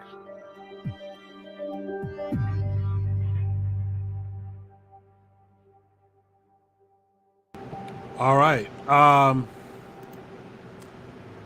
Interesting. That was Medisa Thompson. Medisa Thomas, the black non-believer. Interesting conversation there. In the chat, there was a lot of conversation on this prompt already. In the chat, Afro Native World is here. Afro Native World says, "LOL." This topic got a lot to say about this. So yeah, Afro Native World, post your comments while we're here on the panel discussing it. Post your comments. I'll read them live, and I'll get folks to respond to what you have to say. Jay is in the chat saying she has a metaverse-friendly appearance. LOL. He says every generation has a set of inventors of the wheel. The House Shorty podcast says, I think agnostic or spiritual is superior to atheism. Can you fully trust someone who believes in absolutely nothing and thinks everything, including their existence, is purely coincidental? House Shorty podcast goes on to say, but agree with the concept of organized or Abrahamic religion being way too prevalent in the community. Jay in the chat says to the House Shorty podcast, propaganda or some sort of ego narcissism at work. Look at me being woke. With that said, let's start with Jay. Jay, build on that idea. Unmute your mic, Jay. Yes, the unmute. Jay, before you go, just briefly, if we could possibly, if it's possible for us to contain our answers for a minute, just for time constraints, it'll be good for everyone because there's a lot of people on the panel right now. Excellent point. Yes, go ahead. Okay, I don't know exactly what that means to be honest, but let's go. I'm sorry that we have this thing about religion, right? Because as I expect that this panel and chat probably is aware that Christianity and Islam have roots in us. It comes from us, people that didn't understand nothing, took it and made their fairy tale. They made their own thing of it, and then came back. Came to bring it back to us with violence. I mean, I myself. In myself, I've discovered profound, deep-ish in Genesis. The 5 first days is a sort of an explanation, another explanation of how things work. And let me try to translate it in very short, and that is the observer is the creator, right? So the observer, you observe, and that's Adam. The Genesis speak, and this is just an example because I'm not going to preach. So Adam is there naked of knowledge. Right? Adam is there naked of knowledge in the garden, and God shows him everything, right? And that's him observing, and his consciousness starts asking, hey, what's this? Hey, what's that? Hey, what's and I use the word start because we evolved. I believe in evolution. We evolved together with the trees and the animals, etc. And so it's a continuation. So the first error in the book, or the first translation error in the book, is in the beginning, because if you remove the, it's in beginning. So it's a principle. So it's a situation. So in the beginning is, if you remove the, it changes in let's say, right? Let's say Adam was naked of knowledge and he was observing everything, and his consciousness woke itself up. So the sentence, in the beginning, God said, let there be light. That is us. That is our consciousness deciding to name that phenomena light and to name things. That's why later when this dude speaks to his friends called the disciples. One of them, they say the one that understood him best, John translates Genesis as follows: in the beginning God was the Word, and the Word was with God, etc., etc., etc., etc. So in my findings, God is consciousness, and of course the Word, in your Black Panther grammar, because when you close your eyes, there you are, your mind is there with your words, with your consciousness is there with your words. So in the beginning, the Word was with God, and God was with the Word. Of course, and that profound deepness is lost in all these fairy tales, and God is outside of me. The devil is inside of me, and God is inside of me. Consciousness is God, and the lack of consciousness is Satan.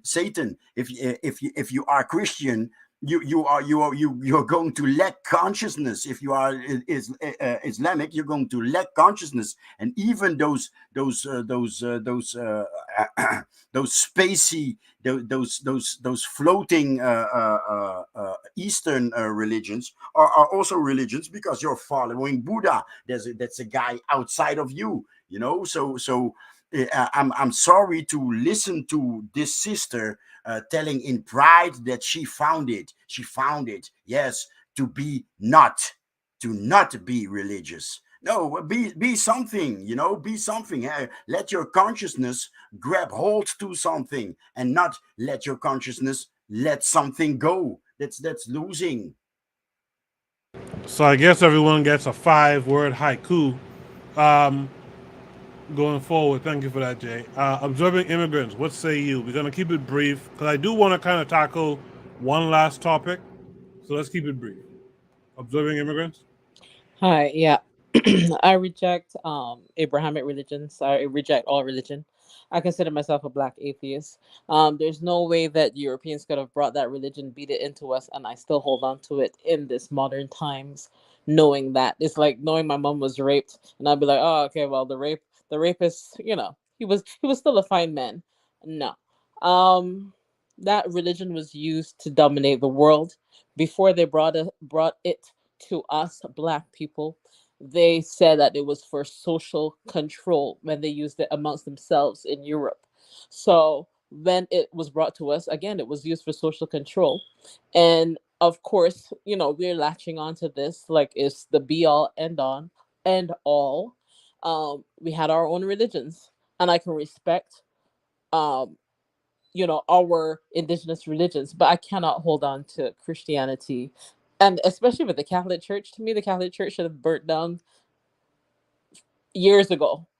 After the first 10 cases of child molestation, that should have been burnt down. Any other organization that would have been closed, because it's the church, people's minds are so warped that they would allow these things to happen and just keep sending their children there. It's ridiculous. That's all I have to say.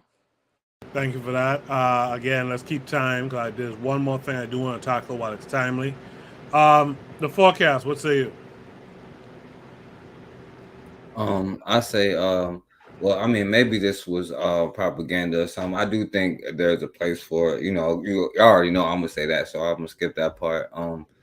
When it comes to I do have a problem, like, because Black people is so spooked out, and I don't understand why our guys is God of people of all color, and our guys got two sides, and we got the All Lives Matter God, and we also, some of us is praying to the same one that the KKK pray to. Not all of us, but some of us. And I do have a problem with anything that takes the power outside of yourself, where you got to look outside of yourself. And I don't understand how we could get getting caught up in cults and stuff. But what do I know? I should be in Africa praying to a tree right now. So I'll pass. Right. Let's go to Mr. Untouchable. I think Tanzan stepped away. Let's go to Mr. Untouchable. Yeah, I'll be brief. In the Islamic faith, there's the Islamists have a declaration of atheism in the Shahada. They say that the first part of the Shahada, it says there is no God, and in saying that, there's a declaration of disabusing themselves of all other deities of the world. And then they invoke their Islamic God, where they say there is no God but Allah. That Allah is the Arabic God or Arabian God or Islamic Muslim God. So I think that some of us, in turn, with these Abrahamic faith, we need to make the same declaration. She is really ahead of the curve, I believe, because when she says there is no God, right, she's getting rid of the Abrahamic faith that we've been really entrenched in for many, many years, 400 years. So you start there. And then when you say there is no God, you should say, but Odumare, you know what I mean? Or but Shango, or but bon Dieu. You know, the Haitians say bon Dieu, good God. What the Haitian in the Voodoo pantheon. And I mean, I think that she is really at the head of the curve when you dismiss the Abrahamic faith and get rid of them, because these are not our gods. So we need to go back to our pantheon, because we are spiritual people. And I think that what she is challenged with is getting rid of this idea of this Abrahamic faith, religious philosophy coming to save us. So you must get rid of that first, and then you have to say, but our gods. You know what I mean? But our gods. And I think that is really the shortfall. Observant immigrant may not agree with me with this particular issue, but I think that's our challenge, to get rid of the Abrahamic faith and then include our pantheon of gods, because we are at the center of this whole idea of African spirituality. But I'll stop there. Did I hear from Real Black Gentleman on this topic? Nah, I'll be brief. You know what I'm saying? Like, if we recognize where our divinity comes from, that's Kemet. And right now, you know what I'm saying, Kemet is definitely kind of outside of command at the moment. As far, you know what I'm saying, like, you know, understand our divinity, like, you know, Proverbs in the Bible, I think that comes from Kemetic teachings. Everything else, you know, that's some tertiary, you know, quaternary stuff outside the realm of Africa. The book of Romans, the book of Corinthians don't mean nothing. All this Arabian, Sinai, you know what I'm saying, all this saying nope. You know what I'm saying? Just look at Africa, you know what I'm saying? You know what I'm saying? See your people, figure out where you come from, figure out the gods of the people that your people in Africa are believing in right now. That's not Abrahamic. Go ahead and sort it out. That's it. Right. Let's hear from Tanzan, who I think is back now. Tanzan, what say you? Me, I am totally ignorant, skeptical about the whole thing, but mostly ignorant. I don't think I have the answers. I can't say confidently that there is or there isn't this or that. What I can say is that I solidly reject anything that comes from somebody who wants my downfall and destruction. So anything that they bring, as John Henry Clark says, if it doesn't help you, put it in the bin. So that's how I view it. On the other hand, I have an ambivalent feeling about African religions, only because, firstly, I feel that, you know, that whole letdown, you know, that they were not able to win that spiritual battle against these evil forces. But, you know, I actually get that too, yeah. Mm-hmm. I get that. I'm sorry to interject. Go ahead. It's okay.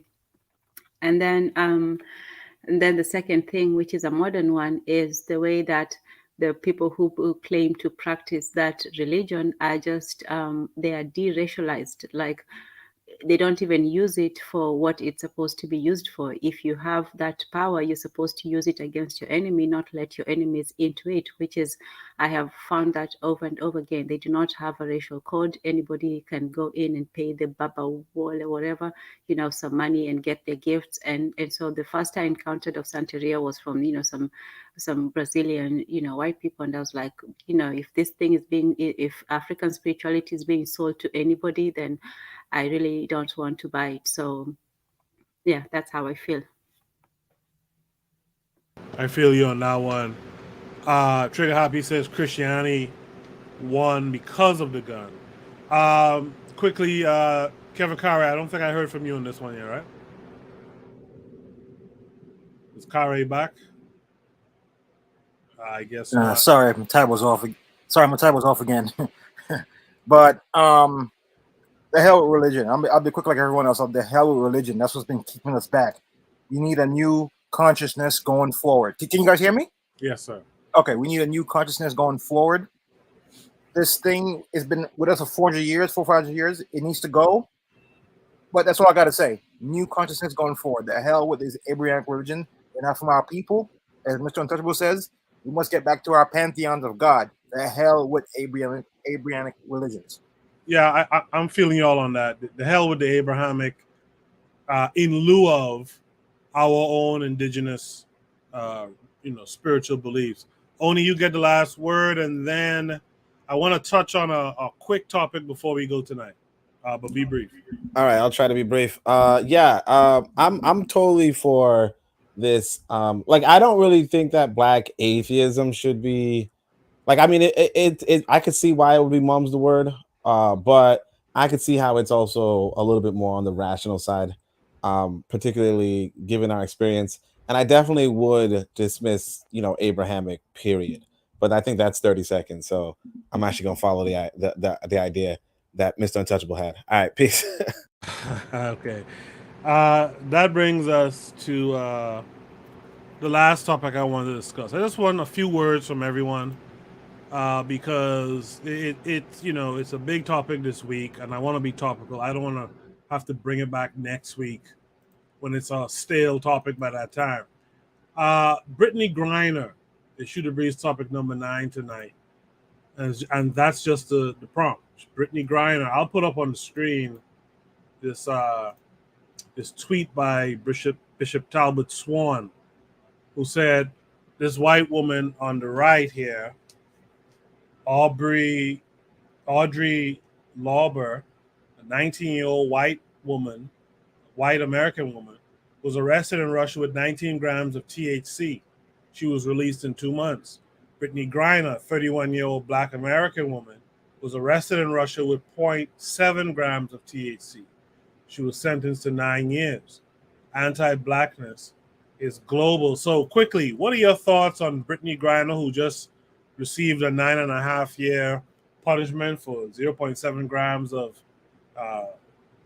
hashish oil in Russia? What are your thoughts on that? What should black people have done about it? And do you see what Talbot Swan is saying? 1, 2, 3. Let's start with real black gentleman. Keep it brief for me. I mean, hold up. I mean, I really don't have too much to say. It is, once again, like economics. Like, I mean, if I was really good at a sport or some kind of endeavor, like, no, being how I am, this goes back to kind of the religion thing. It's like, I don't want to necessarily go to Europe or Russia or Asia. I want to go to Africa. I would like to. I mean, it's like, yeah, I'm just gonna keep it brief. I don't understand. I just, it's like, she's in a tough spot. It's like, should have known. I don't know what else to say. The forecast, you heard what the real black gentleman just said. Should have known. What say you, forecast? Well, she shouldn't have been over there with drugs. No, I'm just joking. I had to imitate Bakari for a minute. Nah, Bakari wouldn't say that, by the way. I'm just joking. But look, I mean, the question is like, what could we do in the fantasy world? What we should do, and then what we should do in the real world? Because there's nothing we could do in the real world right now. You know what I'm saying? But and there's nothing we could do because we're gonna say, well, she shouldn't have did this, we shouldn't have did that, you shouldn't have did this, and all of this, you know. But like they said, they could go over there. They're not gonna let other people punish their own people. But we seem to have a habit because, oh well, you know, the white man said don't do this, and I say white boy, but y'all say white man. So I'm gonna respect y'all tonight. All right, but that's all I want to say. I appreciate that forecast. Tanzan, what say you? Yeah, no, I don't have too much to say on that. Forecast. There's already both sides of the argument. You shouldn't have. Well, you know, what should we do? I really don't know. You know, it's bad enough over here. You really shouldn't expect better elsewhere. And yeah, lesson learned. I guess it's too harsh of a sentence, but it's just, what can you do? That's all. Peace. Okay, I appreciate that, Tan. I know Zuli hasn't been around for a minute. Let me just take him up out of here. Observing immigrants, what say you? You're muted. Hi. Yeah, two things. For Britney Griner, this is a white man's world. She's living under white man laws. She's in a white country, And the other young lady, the 19-year-old, she don't look 19. That's all I gotta say. Oh boy. Let's go to Jay. Jay, let's keep it kind of short for time. But a few words on Britney Griner and this tweet. Okay, me also two things. I'm gonna stick with Britney for mistaking. This week I heard for the first time that it was hash oil. I believe it was CBD and for health reasons. That's the one. The two is when. Maybe it's three. The two is when, if this white chick was caught in the perestroika, or when Russia was trying to be part of NATO, then of course after 2 months she's out. Our Britney is caught 2 weeks before the war started, so tensions were building. Tough luck. And three is, I noticed that Americans are just like the NFL. Nobody plays football, but there's a World Cup. So a lot of Americans react as if it's in their law or something like oh, injustice, etc. No, you're in somebody else's country, in somebody else's law. I'm sorry. That's it. I appreciate that, Jay. I guess that brings us to Oni. Oni, what say you? Yeah, I think there was a bigger story in America where some brother got he was caught with some marijuana, like a little bit, like a gram or something, and he got a life sentence. Now probably he's like a repeat offender, I don't know. But it's America being America. I'm gonna agree with Jay and say, this is just timing. I don't think it's a anti-black thing per se. Not to say that Russia doesn't have anti-black sentiments, but I think that because my understanding is that they were going to exchange her for for two criminals. Now, if you gave her a short sentence, if you said, okay, 2 months in jail, you're not going to exchange her for no, you know what I'm saying? Right. So she's being used as a political pawn. And that's just about it. You know what I mean? I mean, it's kind of like geopolitics kind of above our head at this point. Harsh Reality wrote down that we should have, been organized as a nation so we could negotiate our own prisoners of war.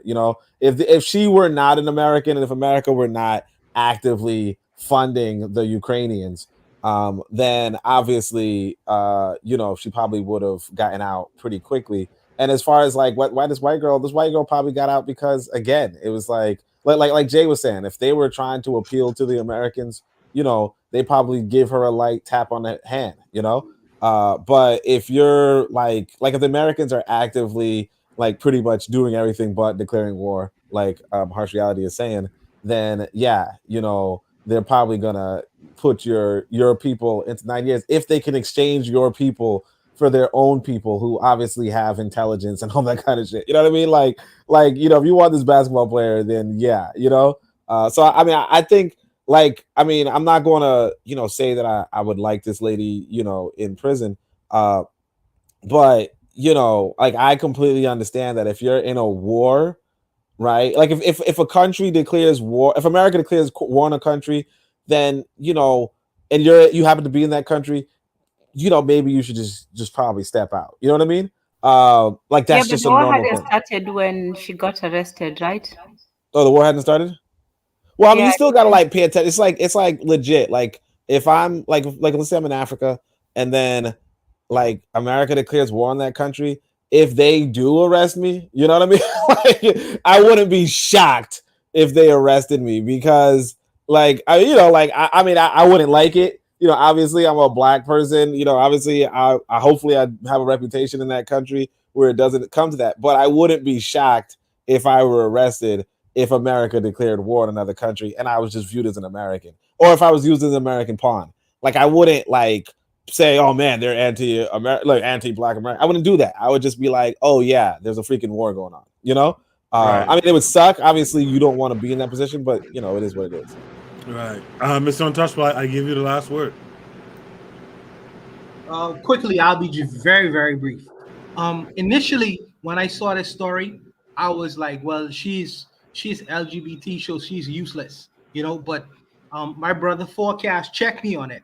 He asked me a very pertinent question. He said, what about race first?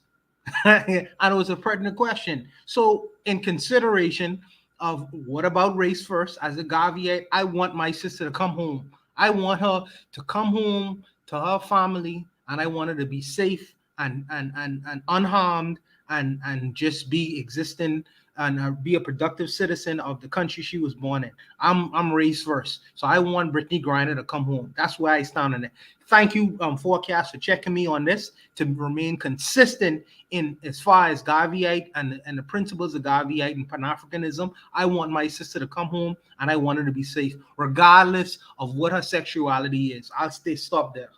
Hey, can I say something real quick? Yeah, hey, go ahead. Cause a long time ago I heard a comedian say, they take a black hostage there, what would they really get? And it was a joke. I ain't gonna say the joke. I can't remember it. But we keep saying like, we're in other people's land. Like, you gotta respect the peoples of the land. So why is it that nobody respects our land when they come in our stuff? And yes, white people make the rules right now until you decide they don't. You know what I'm saying? That's up to us if they make the rules or we make the rules. But I'll pass the mic.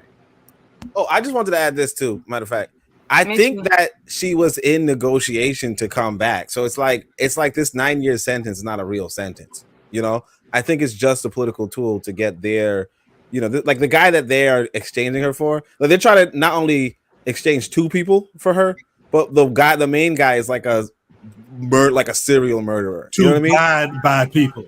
Yeah. They're like, so I like legit, I don't think she's going to get 9 years. I think they just had to say she's sentenced to 9 years so that the Americans are pressured to take her out, because the Americans were already the Americans were already saying that they were going to exchange her for one guy, and they're just trying to get 2 people. And so they're kind of like, they know the political atmosphere in America, and they're just putting the pressure. I mean, it's probably not the best move, but it's like, in order to get their people, that's what they're willing to do, So I don't look at this 9 years as if she's not going to show up. I think like they don't want her, they don't need her.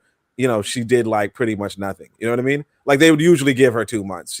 They just want their people back, and it's like at the end of the day, I don't blame a person for putting on extra to get their own people. I appreciate that. Woku, I know we have to go, but before we do, just I know we don't have time, but on another time, I would like to challenge this whole niceness, inclusivity that Forecast and Mr. Untouchable was saying. I agree with a lot of the things that they say, but we need to have a discussion on that one. So shoot me a prompt by email or join the Discord and post a prompt, and we could do it as early as next week. We could have a follow-up discussion on that inclusivity that the Forecast and this challenge accepted. Haha, yes. All right, we did it. We got through another episode 60 of the Shoot the Breeze segment of the Bitter Medicine podcast. Oni, what are you doing in the morning? I think who was I watching? Oh, I was watching Forecast, and he was watching a reaction video to some sister reacting to some I guess some coon reacting to a coon. And I said to myself, I'm gonna try to do one of them reaction videos. So Kaba and Smalls were on some show talking about Pan-Africanism versus ADOS. It was the most garbage. Like, these are black elders, and one of them is like, blackish elders. And one of them is like, there's only one race, the human race. And I'm just like, you know what? Forget all the other enemies. This is the enemies of the week. So I'm just gonna react to their stupid ass video. Okay. Looking forward to that. Forecast, do you know what you're doing this week? No, I don't got no clue. Tanzania, you could come on too. You know, we could do it here and there. You know, you can come on anytime though. But any of y'all can come on. That's anytime. true. Yeah. We can continue that conversation on any of the other shows, so we could do it on the forecast this week.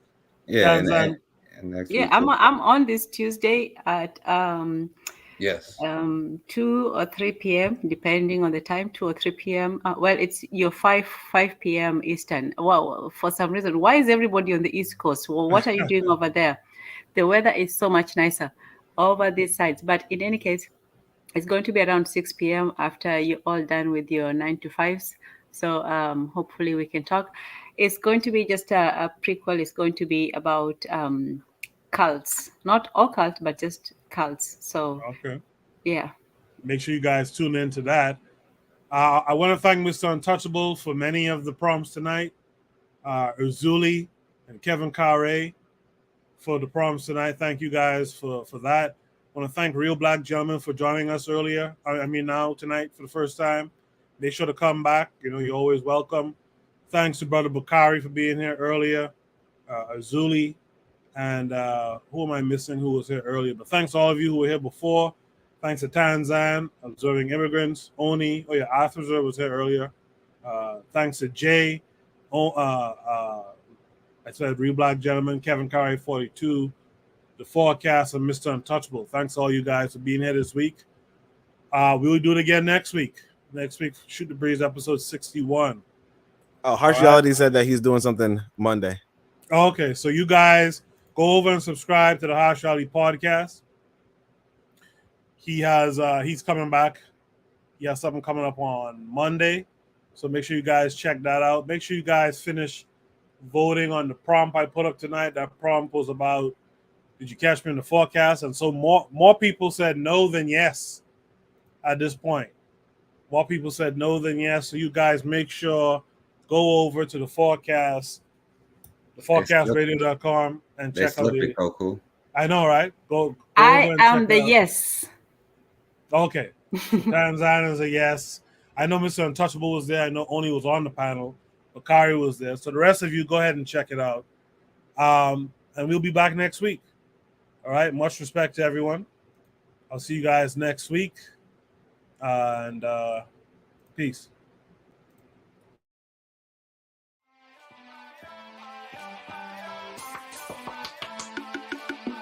Thanks for listening to the Bitter Medicine Podcast with your host, Koku. If you like what you just heard, we hope you pass along our web address, bittermedicineblogs.com, to your friends and colleagues, and share our show to all your social media. Be sure to check out our archive section on our website for previous podcasts. This has been a KWAZ radio production. Join us next time for another session of the Bitter Medicine Podcast. Follow us on Facebook at Bitter Medicine Show, Twitter, Bitter Meds, Tumblr, Bitter Meds, Instagram, Bitter Medicine.